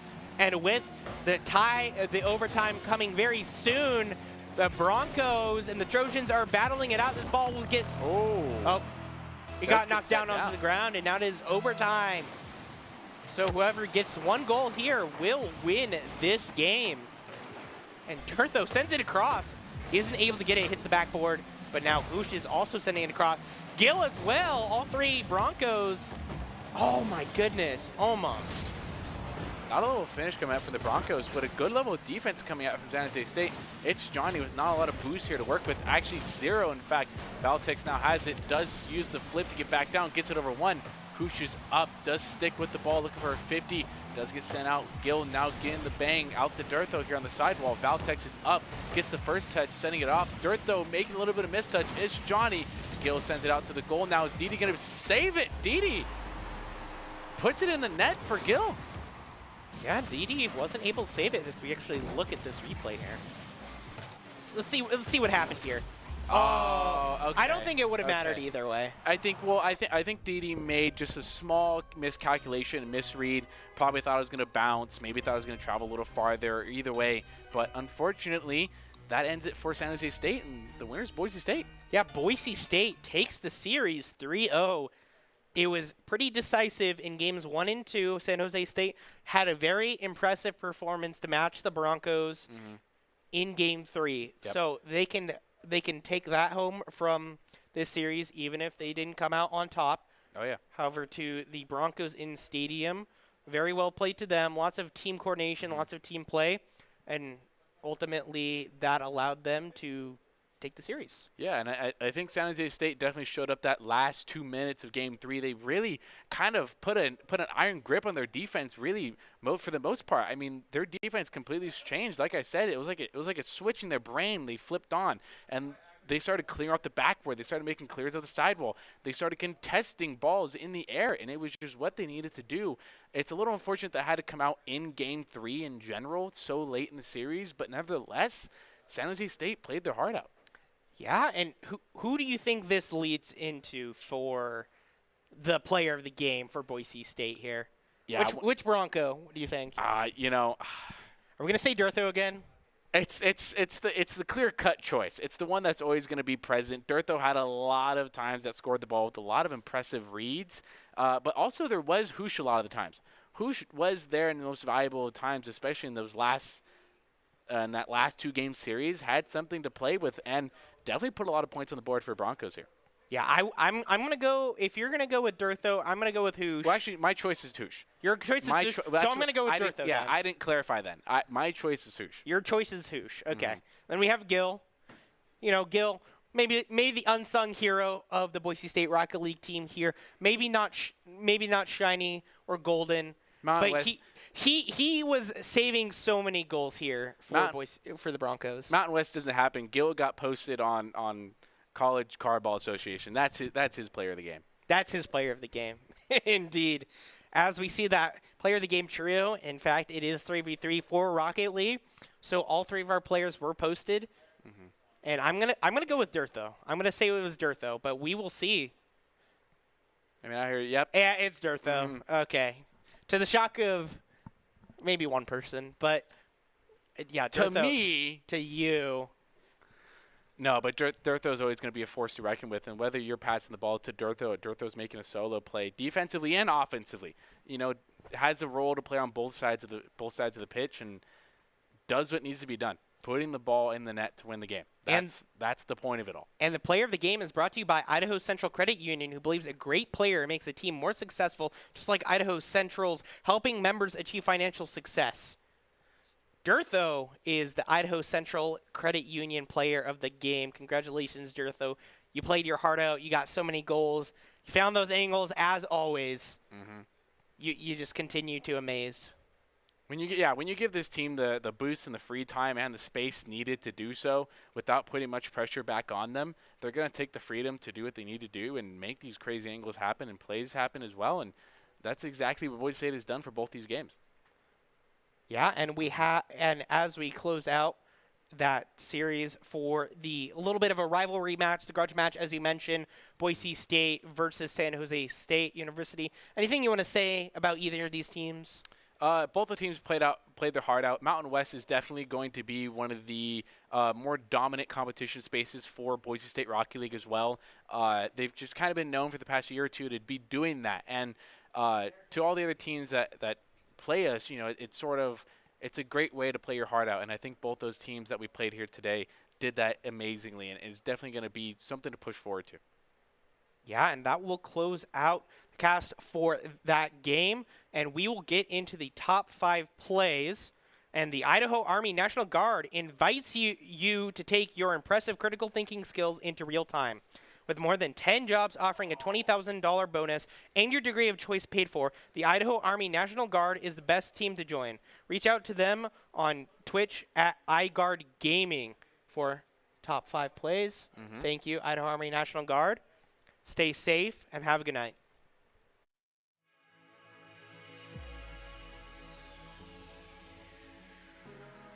This over to Durtho. They're getting a flake. Doesn't get quite over one, but Gill is up. It's going to make a first touch on net. Nobody's quite there. And while Durtho didn't need to put a finish on the ball, the extra style points are always, a little more welcome here. And just an after shot, and just like that, Boise State is up 2-1 with just under 4 minutes left to play.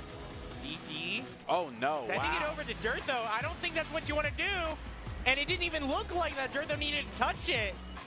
But the goal credit goes over to Gill.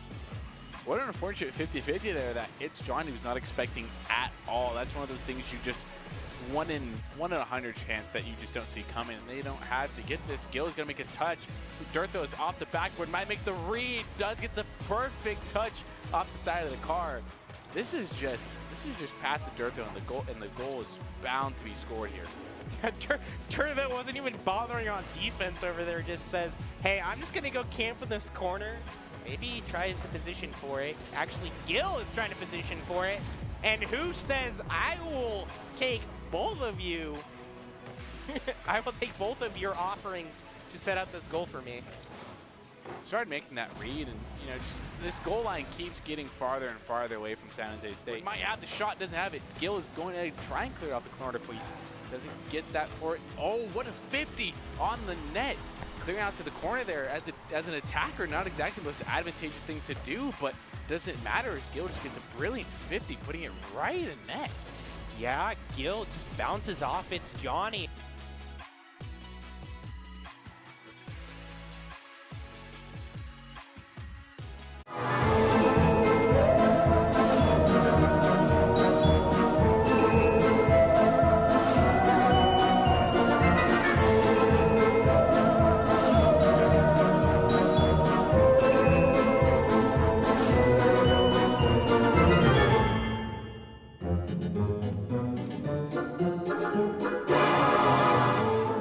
Welcome back to the Boise State Esports Arena. You are currently in the progress of watching Boise State compete in the Mountain West Rocket League tournament. Boise State has had a great night so far, just picking up a win against the Trojans, but now they go up against Utah State, so we'll see if they can continue their winning streak, or will there be any potential pitfalls. I'm your host, Jacob Palmer, joined by our own Doc Haskell to call all of the action for you tonight. And Doc, the Mountain West is a tournament that carries a lot of significance for Boise State. I mean, they are defending champions in it. But as you know, even the best cars can sometimes show a check engine light, if you will. And you've been watching Boise State's gameplay. What's flashing for them right now? What do they need to work on? You know what? And it's an old car that used to do this, but they show the amps on the battery. If the amps get a little bit too low, it's going to have trouble starting. It's going to have trouble revving. And right now, our check battery light is on. We've got to stay focused and continue all the way through. Well, for this particular match, Boise State versus Utah State, we are going to continue in the format that we have been used to tonight. Just the standard car ball, soccer, golden goal, overtime, everything that you know and are used to in Rocket League. And speaking of tips to help these players do good at Rocket League. Let me. Okay, good. Honestly, you got to kind of understand a set play style. How are you playing? Are you playing that deep third rotation, or are you really trying to play defense? You have to play for the follow-up. Good teams like Utah State will be able to get that first turn away, second, and you've got to stay connected in comms. We talk about that battery. Our players have got to stay sweaty in comms. They all have to be like Gil, who is the sweatiest communicator ever. I'm going to take that as a compliment that you gave to him, and it's brought to you by Drop-In Gaming, the premier online platform for gamers who seek competition. Play your favorite games to win cash and prizes through free and paid entry matches and tournaments. Whether you're new to the scene or a seasoned veteran, Drop-In Gaming has the right games and competitions for you. So now the Broncos set to face off against the Aggies in the Mountain West. We can see the players up there on stage. They're in a good mood. They're in a good mood, and just a good chance to highlight the players themselves. It's Durtho, Hoosh, and Gill is your lineup, brought to you by Count Identity Trust Global Network, delivering real-time fraud prevention, account protection, and enable personalized customer experiences more than 9,000 leading brands and payment providers. Count.com. You know what, Jem? There's not a single player right here who's from the state of Idaho. That's Emiliano Flores, of course, from Rancho Cucamonga, California. From Palmer, Alaska, the pride of Palmer, Alaska. That'd be Jesse Hushauer. Hoosh! And, of course, from some tiny mining town in Minnesota, I think, is where Gabriel Reynolds is from. That's interesting. Yeah. I was about to think that all of them were still kind of in the western region of the United States, but the Minnesota kind of throws a wrench in that. It does. And you know what? We like him an awful lot, but he is a Vikings fan, and that may be a character flaw. But we'll address that at a different time. So, Jem, Utah State, a fantastic opponent for many, many years. They were the first to come down to our arena here and play us in person. Polch, one of their players who's moved on now, is a bigwig at CCA and is involved in Psionics, Rocket League, and Epic at a high level. Utah State continues to turn out great players and a really competitive team.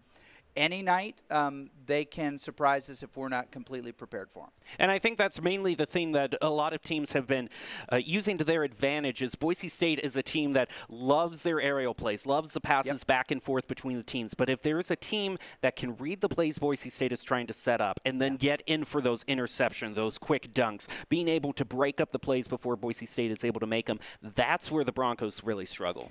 So you'll see Utah State, sometimes they go into this mode. I mean, lots of Rocket League teams do this from time to time. But if they start bumping aggressively early, it's an indication that they respect what aerial plays can be made. If they're bumping Durtho, they've done their homework and they know who they need to disrupt. He tends to be a fantastic finisher. He's kind of a striker in every sense. But we'll see. We'll see how they come to play, and if Boise State can get some good first touches, and honestly, that first 5 seconds of every kickoff is anybody's game. If you can if you can get good control early, you can strike a dagger in the heart before they have a chance to even set up. Yeah, oftentimes Boise State, to make those great aerial plays, they need boost, and sometimes teams capitalize on that. They see that Boise State is going for boost, and so they come in. And I also just wanted to touch on what you were talking about with Durtho. He really is good not only at just making a very great showy plays, but the thing that makes him stand out so much is how he can shoot from backfield, like how he does in the other half of the field. It's like clears just turn into shots on goal often when Durtho is getting those double, triple touches in the air. Well, and that's a product of really great communication because they are calling that there's nobody back, that it's an empty net, and those calls and comms, because you've got eyes on it, can really just help them set those up. They're not going to shoot it blindly down a goal so that it get boomed back. It only comes when you have a good communication and you're ready to take advantage of that. Well, we've laid out all the possible scenarios, but the only way to truly tell what is going to be going on tonight is going to be to get in the game itself, and we're just about ready. The players are ready. You can see Gil, very characteristic. Starting the wave of one. Yes. Starting the wave of one, directing attention to himself. We saw earlier this week, Gil might have let all that attention go to his head. Like, the players lifted him up. They did. And I don't know if he's come back down from the clouds. I'm not sure that he has during game 1,000. Win number 1,000, actually game 1,447. But yes, that was. I was looking at our chat just a little bit ago on Twitch, and hey, everybody on Twitch, we noticed that there's a very interesting account name watching tonight. Oh, and I wonder who it is. Is it? It's named Gil's mom. Mm-hmm. It's not just Gil's mom, but we've had a couple of moms kind of come in and really support this team. And that is one thing that's really stuck out to me about this particular team is always our teams have a bit of family support behind them. Right. But Durtho, Gil, Hoosh, especially this team, we had families coming in early. Even when we weren't planning a schedule and broadcast, if they knew the players were playing, they would come in to cheer them on. Yep. And that's one thing that we really love is having those family members be in chat showing their support. Yep, and when they can be here in the space with us directly, that's pretty amazing too. The cowbells came from Ace Pocket's mom. Oscar's mom was the one who started that, which was really cool. We don't have any cowbells in chat. Actually, we have a cowbell emote. Yeah, emote. for Okay, subscribers. bring those cowbells. I haven't seen a Stabobo tonight, but no. I suspect we're going to find one. Which might be normally if a Stabobo comes out, though, it's if the players make a mistake. So the players are kind of hoping they don't see a Stabobo, but us for entertainers, we always like seeing a bit of Stabobo, especially you who have had your face added to the actual graphic in Immortality. the John Kreese. Yeah, that's sometimes ridiculous. You just gotta stare into the center of their souls if they mess up. But we will see how these teams do. We are just about ready to head into the first match. Once again, this is the Aggies versus the Broncos in the Mountain West Rocket League Championship. Boise State, no stranger to the Rocket League in Mountain West because they have gotten multiple championships. We are going to be ready to see if they can continue on that streak or if the Aggies, as if Doc said, a very formidable team that surprises us multiple times. Yeah, so Jem, and for you folks at home, one of the things that's really developed at Utah State in the last year is the development of their esports space. We've seen a number of their faculty members come down here, team members. They have a brand new director at Utah State. Hopefully he's watching tonight. Say hi in chat so that everybody can get to know you. And have done a great job building out the infrastructure to have a real competitor to Boise State. And Utah State is able to do that. San Jose State's put together a space. The Wyoming Student Union now is going to have a big, essentially, land center in their student union, specifically for their esports teams. Everybody's coming along, but Utah State has been leading the way the last little bit, just getting those spaces together. And that really helps bring in a whole community aspect to it. I mean, Utah State already a school that has definitely proven themselves in terms of raw skill, but having, I think you can attest, actually being in an arena, being in a battleground, having those fans cheer you on, it just adds a little extra something, a little extra purpose to your esports mission. It does. And when you have that space, and we've learned this ourselves, when you can walk somebody in and say, this is what we do, and this is the place that we do it, when they get a chance to see it, it makes a huge difference. I remember when Jesse Hushauer came down with his family to visit the space, to get to see it for the first time. He's acting all cool now. Sure. But he lost his mind when the first time he was here. Drool came out of the side of his mouth. It was pretty exciting. Well, he's not the only one with drool coming out the side of his mouth. We also saw Durtho getting a little bit sleepy up on stage, which kind of what the best remedy to that is to get into some good old-fashioned Rocket League action. That's right. He's getting sleepy a little bit here. We won't let that stay. So, as we get ready to go here, I think the indicator is what happens on the first kickoff. If they look ready to go, they get good touches, Utah State that is, and get good shots early, it says that they're ready and able to go. The nice thing about Friday nights is that everybody has 2 matches. We pushed our Fresno State match to tonight, so we actually had 3 with Fresno as part of that matchup. But so they're not coming into this cold. They're coming into it warm. They had a match before. They've been doing really well in the league so far, so it'll be interesting. Now, Boise State hasn't dropped to a single opponent yet, but we've never run a perfect regular season. So history will tell you that the Broncos could get beat by Utah State tonight or somebody else. Now, the players will tell you differently, but it's always, you want to kind of just block out those Right. inconvenient parts of your history. You know, yeah.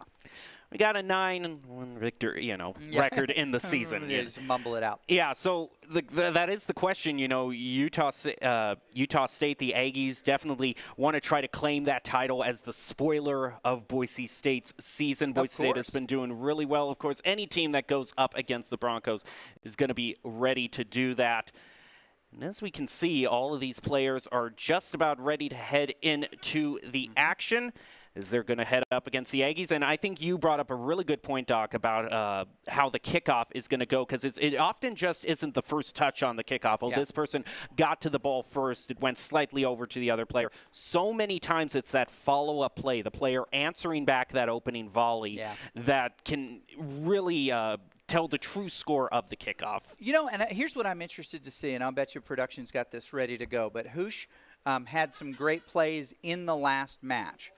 And what I'm hoping we can see, we're just calling them out here, is to bring up a couple of these replays. Let us take a look, because Hoosh is not the normal third in this group. It's Instinct. It's Kyle 80. And so whenever you bring somebody else in, you hope that the communication is the same. You hope that the understanding is the same. But you never know. So I know he had some good plays and great connections before. And here we're taking a look at Hoosh here just a little bit against San Jose. That was a nice follow. Yeah, that's exactly what we're talking about with Durtho. Is so often he is his own follow-up. He is. And he says, I've got first, I've got second, I've got third, I've got fourth. I can go.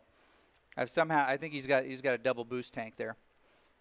Can see Gil setting it up just off, and that's what we were looking for. We were wondering if Hoosh had that coordination with the team to be able to play with them, and you can see it right here. And not only that, but it isn't just the people making the shots on goal, but you see Durtho kind of flying in horizontally. That's kind of the crucial third keystone, if you will. That disruption as we're ready to head into the game.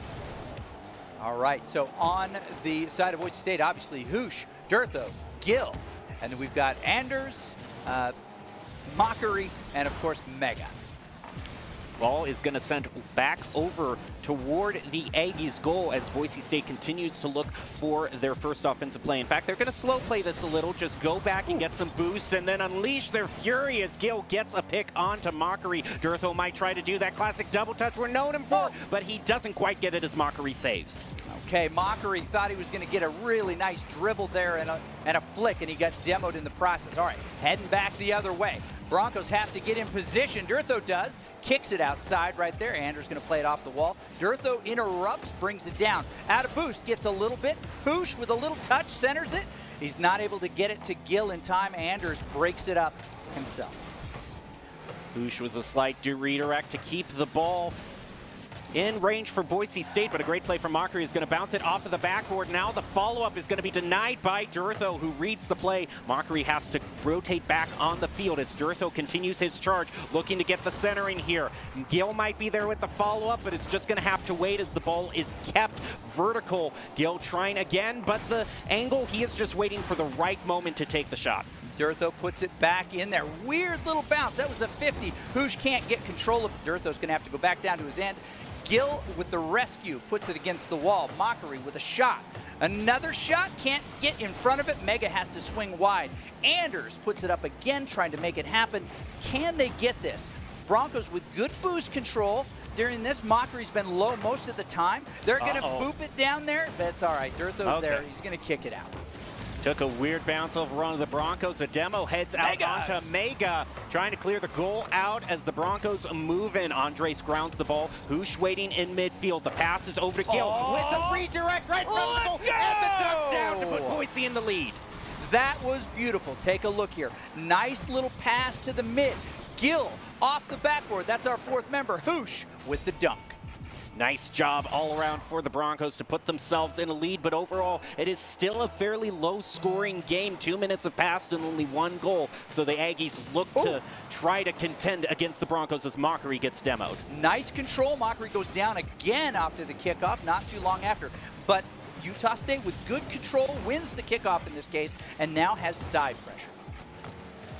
Still in midfield, Durtho with a very accurate redirect, setting up beautifully for Gill, who scores on the open goal. Beautiful touch right here, plays the rebound just perfectly. Stolen by Durtho, thinks he's going to take it. Gill, perfect position to tap it right back in. I am continually amazed by somehow how Durtho can redirect the ball, and you're thinking, how did he even get that angle? But he finds a way. But Utah State keeping the Broncos at just a 2-goal lead. They are still in this match as Mockery is ready to make the first play, trying to play it around Gill and Hoosh. Gets a nice shot toward the goal. Mega is waiting for the follow-up, deflected to the side by the Broncos. 2:15 left to go in this 2-0 lead to Boise State. Utah needs to get a score on the board here real quick, and Mega with a chance right there. They've got great side pressure on Boise State. Mockery takes it off the wall. Another shot. Anders in the middle. Mockery trying to get in position in that third position. Mega keeps it on the side. They're going to get another shot here. Gill turns it away, but still, this is still under the control of Utah and the Aggies. Mega demoed again. That's the second time he's been demoed, and it might give Durtho the opening he needs here to try to dunk it down. Both Mockery and Mega try to commit on the save. Now the breakaway shot, and the Broncos rotate up too far, get punished. Utah State taking advantage of a man out of position right there. They get that big clear. Mega with a touch, and those can be tricky because when you have an open net, it's really hard to hit the open net. That's one of the moments where you know we have some good teams here, is if even if it's a clear from the clear other side of the field, you always count them in. All right, 1:35 left. Utah needs that equalizer and almost goes in to put the Broncos up 1. Gill with a little bit more control, a little bit boost left. Now he's empty. He's going to get out. Hoosh tries to get it closer to the goal, setting up Durtho. Durtho up. He taps down. Nice job by Mega to clear that sucker. Gill's going to recenter it. Hoosh can't get position on it. It's going to go all the way down to the blue end. They're going to have to try to get control again. Durtho trying to wait for the play. Gill is able to intercept the ball at near post. It heads across the center of the field with a demo on top of that onto Mockery. Boise State has definitely been bringing out the explosions onto the Aggies, but it hasn't phased them too much. The Aggies looking for their clear right here. Durtho's going to play it at a narrow angle, almost gets the goal, but Boise State is still left looking. 43 seconds left. Gill, the killer, with 3 demos so far, making Mockery watch more game than he's playing right now. Okay, with Durtho, he's getting a nice little flick. Mega with a nice tap out of the way. Still the control of Broncos. Gill's going to try to get another touch. Hoosh can't get quite the shot on it. They're looking for a big clear. Utah State is, but Durtho trying to get the dunk. Can't complete it. They're a little bit low. Everybody's low right now. They got to get that boost and get it down to the other end. This could be a breakaway for Mega, is setting it up. The ball's almost centered. Shot on goal from Anders. Ties it up with 10 seconds. Beautiful job by Anders here. Hoosh can't quite get in position. I don't know where he maybe got bumped right there. Anders with a little whoop, hip check into the left corner of that goal. The Aggies really a team that's kind of lying in wait, if you will, because they've got so many saves, turning them into goals. Tied up with just Gill, the buzzer beater to put the Broncos back in the lead. Yep, Gill, great little play off the wall here. He can take it himself. Nice. Mega went out to get some boost, did not get back in time. You can tell a team is hot when I'm just trying to get through a sentence and they don't let me finish it. No. Wow, great demo play on by Anders. Mega. Yep. Can the Aggies answer this back, keep the ball in the air for the remainder of the match? They've got one more chance to try to keep it alive. Mega is actually going to fail in that pass, but the Aggies showing a lot of promise as they go up against the Broncos. Broncos win in that first match 3-2. First one 3-2, but the difference was 4 demos to no demos, really. They created opportunities just like they did at the very beginning, just to create a little opportunity. I mean, it seemed to be all the kickoffs. There was another bonus one there near the end, but Gil, the killer, taking folks out and just creating that short-term power play that allowed them to get pressure. Now, sometimes those can really haunt you. If you're putting yourself out of position, you're not taking a good rotation because you're hunting demos, you can create problems for your team. But if you do it at exactly the right time when the opportunity is there, the opportunity allows you that power play. I think the phrase that you just said that sums it up best is creating opportunities, because that's what you were looking at for the Broncos. You know what, that should be a key. I think create opportunities. All right, there we go. I mean, the Broncos were just constantly pelting shots left and right onto the Aggies, and major credit to the Aggies for defending as much as they did. You know, we saw players with kind of the defensive hat trick, if you will, getting 3 goal saves in the same round, but ultimately, I think it was the Broncos who had the better side control, the fundamentals of keeping the ball in the other side of the field to make themselves have more chances to get the goal. As we head into Game 2, ready to see if the Aggies can mount a rally. They have kept these games pretty darn close. Just 1 goal separating these teams. Boise State looking to play a bit of defense to start things out. It's going to leave it up for Mockery. It gets played off the wall. Durtho to dunk down right under the crossbar. What a play. A little bit of a hot switch here. I am calling joking. I've recently been here, and just already that touchdown off the pass from the sidewall to Gill. It's perfect little teamwork they got there going for him. Yeah, he just barely missed the side of the crossbar. We go into the next kickoff. Ball is sent off to the side as Mockery chases after it. Hoosh is going to try to set it up around the corner to center it. Durtho is waiting in the wings. Look at Gill with the shot. It's going to be denied by Anders, who gets credited with the save. Good little defense coming out from Anders there. Mega's going to look for the pass out mid. Durtho setting off the ceiling. Looks to get the second touch. Doesn't quite get it. Anders is up. Do get beat, but does get the demo on Durtho. Might create an opening for the Utah State here. Gill getting the side, getting the clear off the corner. Guy might get a read. Durtho's going to reset it off the sidewall. Durtho looking for his next play. Mockery unsuccessful in taking the ball away from him, but he's going to rotate farther out the field. He's going to make lemonade out of lemons, trying to get a shot on the goal. It almost heads in, but Boise State manages to recover. Now here they are on the counterattack. Hoosh unable to center it thanks to some interference from the Aggies. Boise State has to rotate back again.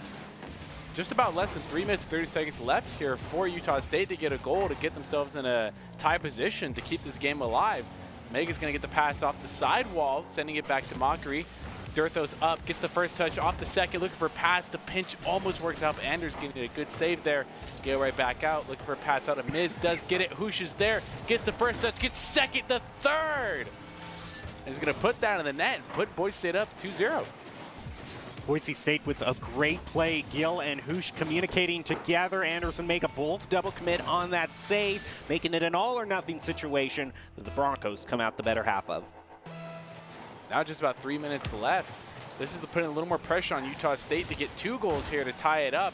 3 to win the series if Boise State doesn't do anything else about it. Gill now playing off the mid, plays it off. Playing off the touch of Mega, does get one off the sidewall, does get blocked up at Mockery. Mockery got a second touch. Hoosh is going to make the miss, and Anders with the shot on net and going to score it.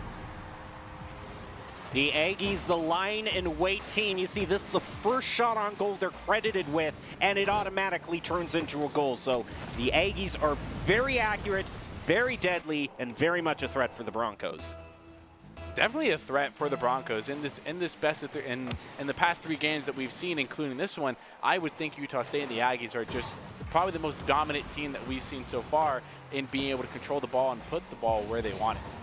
Now Boise State, Gill is going to try to go up and beat Mockery to the punch. He is able to get a touch on it, but the clear does not go through. Hoosh passes to Durtho. Durtho now looking to center or take it to the goal himself. He gets a triple touch on it, and it's deflected by Mockery back over to the corner. Gill comes up the field. Who's it left for? It looks like Hoosh, who gets a shot on the goal off the post. And Boise State is now left fighting in midfield.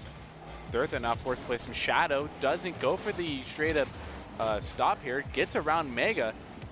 Now the touch out to mid. doesn't quite get it for the teammate. Anders is up, sets off the backboard. Gil does get the clear off. Dortho making the first touch off the sidewall, looking to follow up off the corner. Does get the 50 off the ceiling, does set up the Broncos for a potential goal.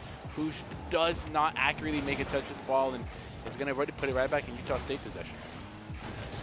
Gil passes over to Durtho off the backboard. Hoosh with the follow-up. Might try to get a double touch. He's spending a lot of boost, but can't quite get it. And the Aggies are keeping the Broncos at bay, and Mockery shot back toward the goal. Durtho has to defend. Is going to ping-pong it back to the center. Now we get to some fighting in mid over possession. Or Gil just shot on goal, and the demo to try to clear it out. Durtho almost gets it off the near post, and it finally trickles in to put the Broncos 3-1. Wow, just this three-pronged series coming out here. Each attacker from Boise State making a dedicated touch here. Mockery, unfortunately, not able to make the clear. And that's what Boise State's looking to really put themselves in a decisive lead here, going back to that 2-goal lead with about 1:17 left. Kickoff, Anders gets the better of it. Durtho to answer back. It's going to head to Mega above the goal. Mega now pushes it toward the corner, going up the field for the Aggies. Gonna try to dribble it himself, play around Hoosh. He runs right into him. Mockery takes it to try to get the center. Anders unable to get a shot on goal as Boise State deflects it. 1 minute left for the Aggies to make up 2 goals. Durtho now up, getting a touch off the ceiling. What a creative little play there. Gil not having touch, does use the flip to get it off the sidewall. Hoosh now having control off the sidewall again. Durtho was up for that pre-jump. Now Anders has a lot of control of the ball, sends it out mid. No boost to really follow this up. No boost on the side. That doesn't matter. No boost, and Mega's going to put it in. That continues the general trend of the Aggies only having 2 shots on goal, but hey, their shots on goal that matter. So nicely aimed into the corner, lining it up perfectly. Difficult for the Broncos to defend against. 36 seconds left here. The game is getting down to the wire here. Utah State's going to look for 1 more goal here to tie it up, or the Broncos have got to put 1 more on the board to secure their lead.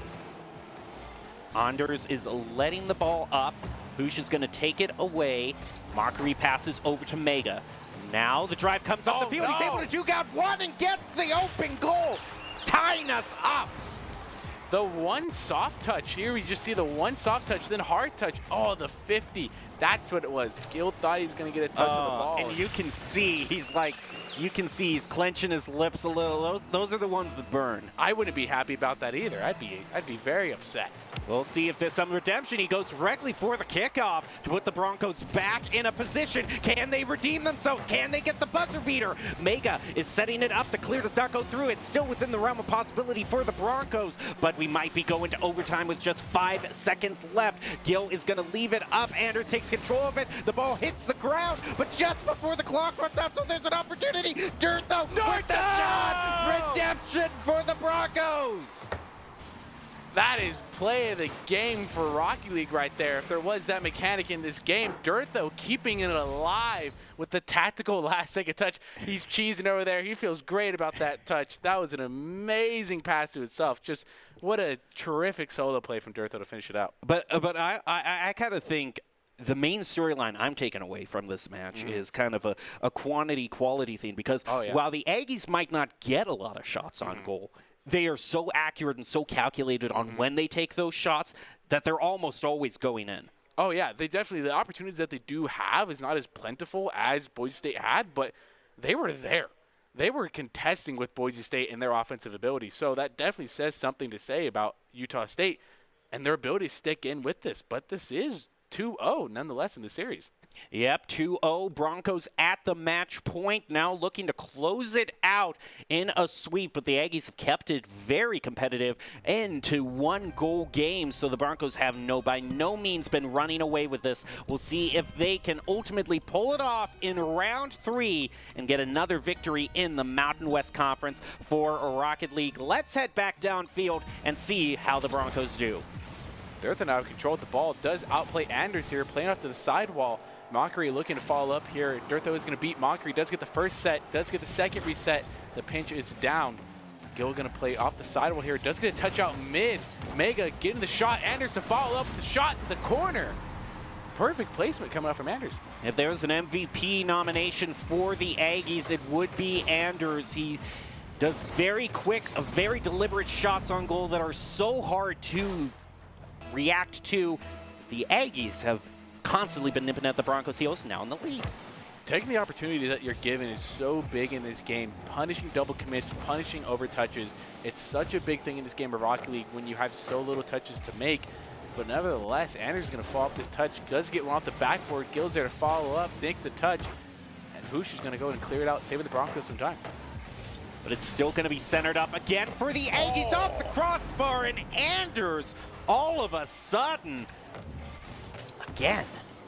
I thought this was a surefire clear here for Gil, but Anders is just that tad bit faster and getting that top-down goal.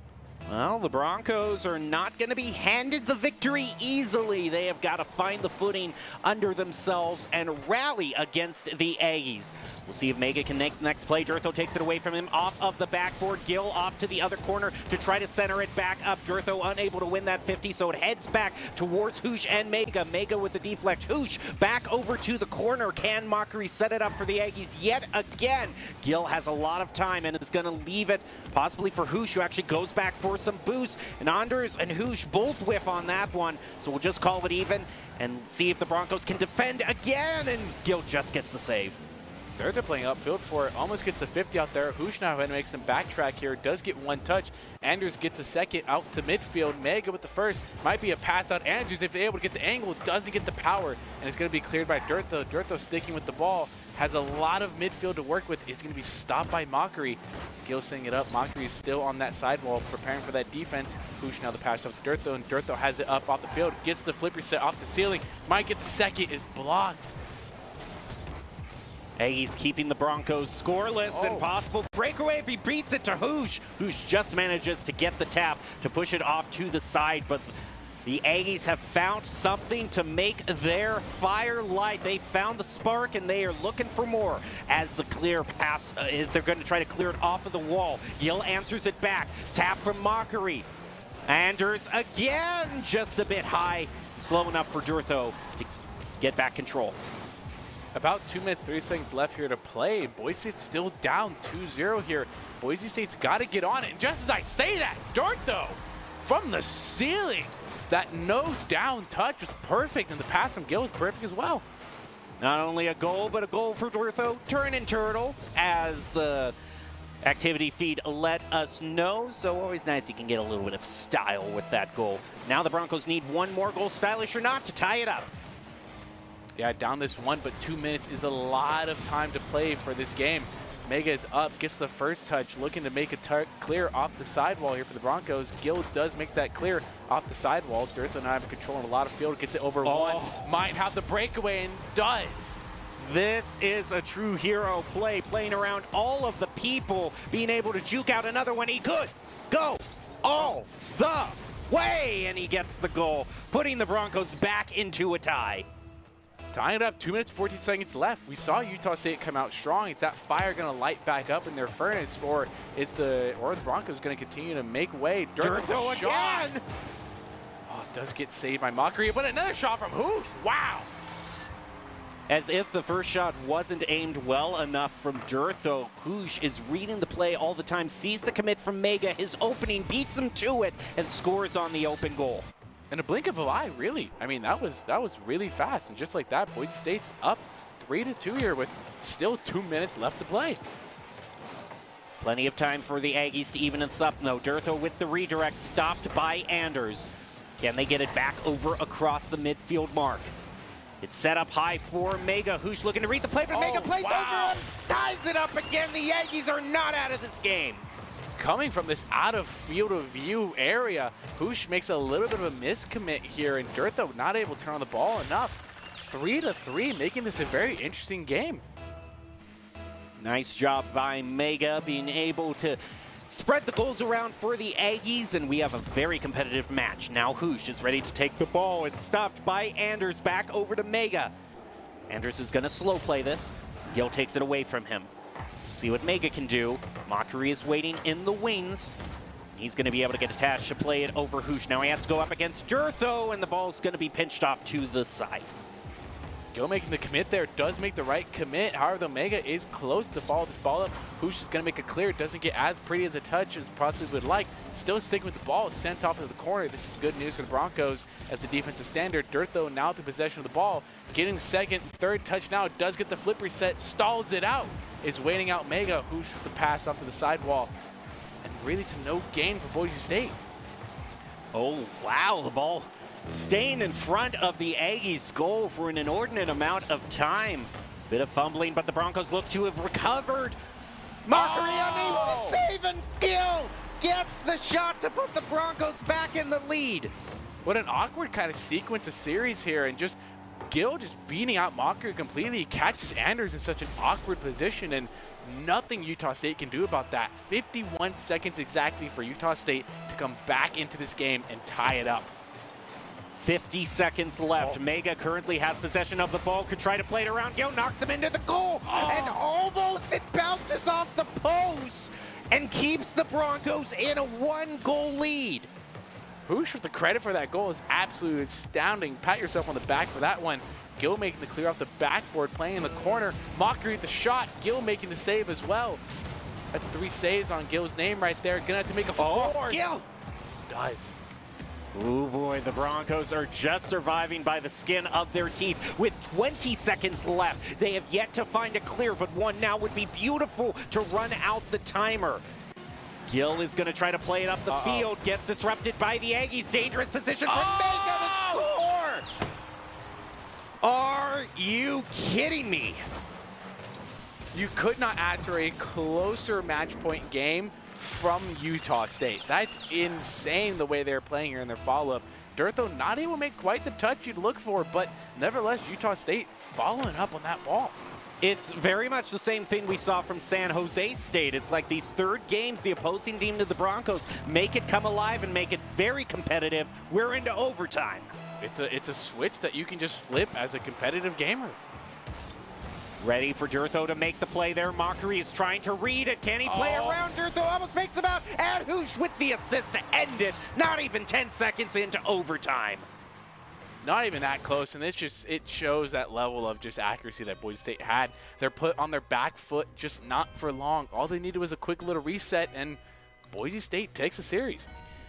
And I got to say, I am so happy for Gill in particular, having that crucial goal to put the Broncos in the lead 4-3. You know, he had a couple of unfortunate plays earlier on. You can sorry I was disappointed with him, so I'm always glad when the player finds that redemption arc. Even when they're disappointed, they focus on the plays ahead of them and make it happen. Oh, yeah. It was definitely a great little series. Honestly, from every single player in that match, all 6 of them had some part to do with making that game so close and exciting. Not only as us as casters, but I imagine people watching as well. And more likely the players playing the game themselves. So it was a great match to end the series out on.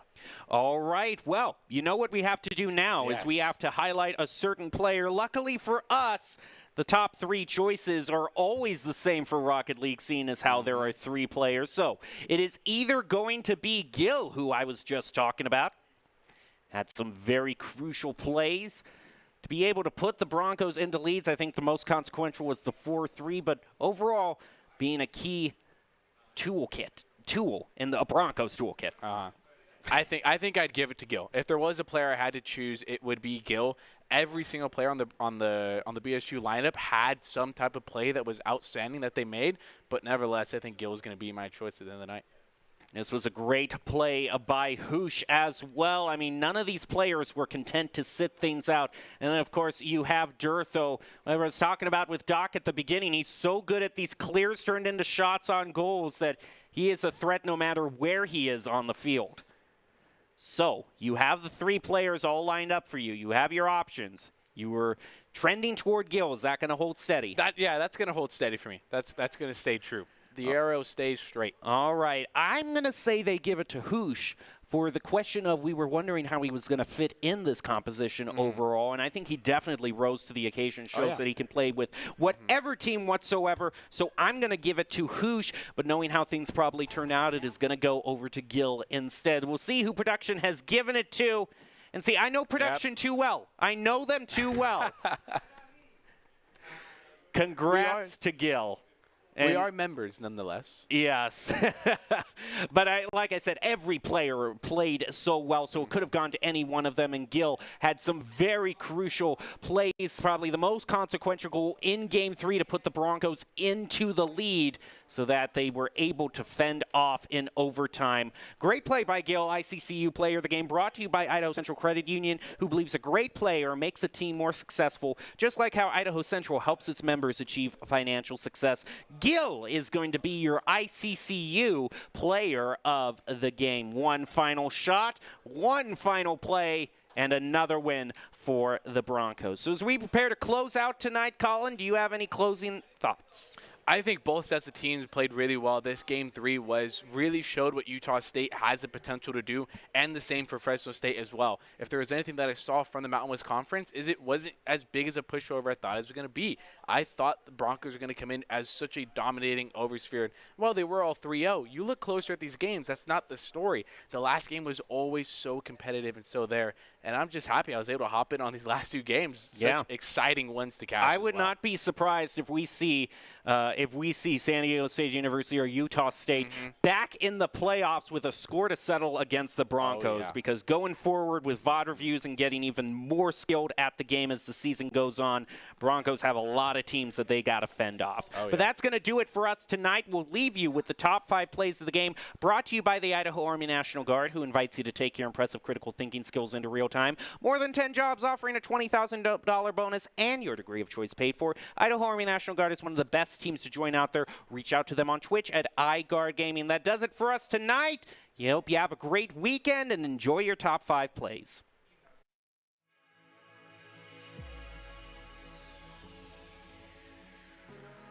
Trying to clear the goal out as the Broncos move in. Andres grounds the ball. Hoosh waiting in midfield. The pass is over to Gil with the redirect right from the goal. And the duck down to put Boise in the lead.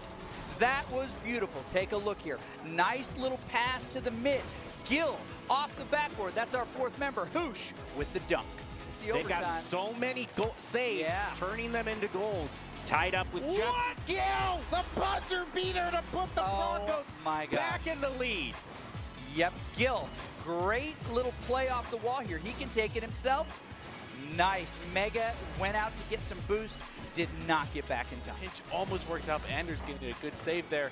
Gil right back out. Looking for a pass out of mid. Does get it. Hoosh is there. Gets the first touch. Gets second. The third. And he's going to put down in the net. Put Boise State up 2-0. Boise State with a great play. Gil and Hoosh communicating together. Anderson make a both double commit on that. Gets it off the near post, and it Finally trickles in to put the Broncos 3-1. Wow, just this 3-pronged series coming out here. Each attacker from Boise State making a dedicated touch here. Mockery, unfortunately, not able to make the clear. And that's what Boise State's looking to really put themselves in a decisive lead here, going back to that 2-goal lead here off the sidewall here for the Broncos. Gil does make that clear off the sidewall. Dirtha not having control in a lot of field, gets it over one. Might have the breakaway and does.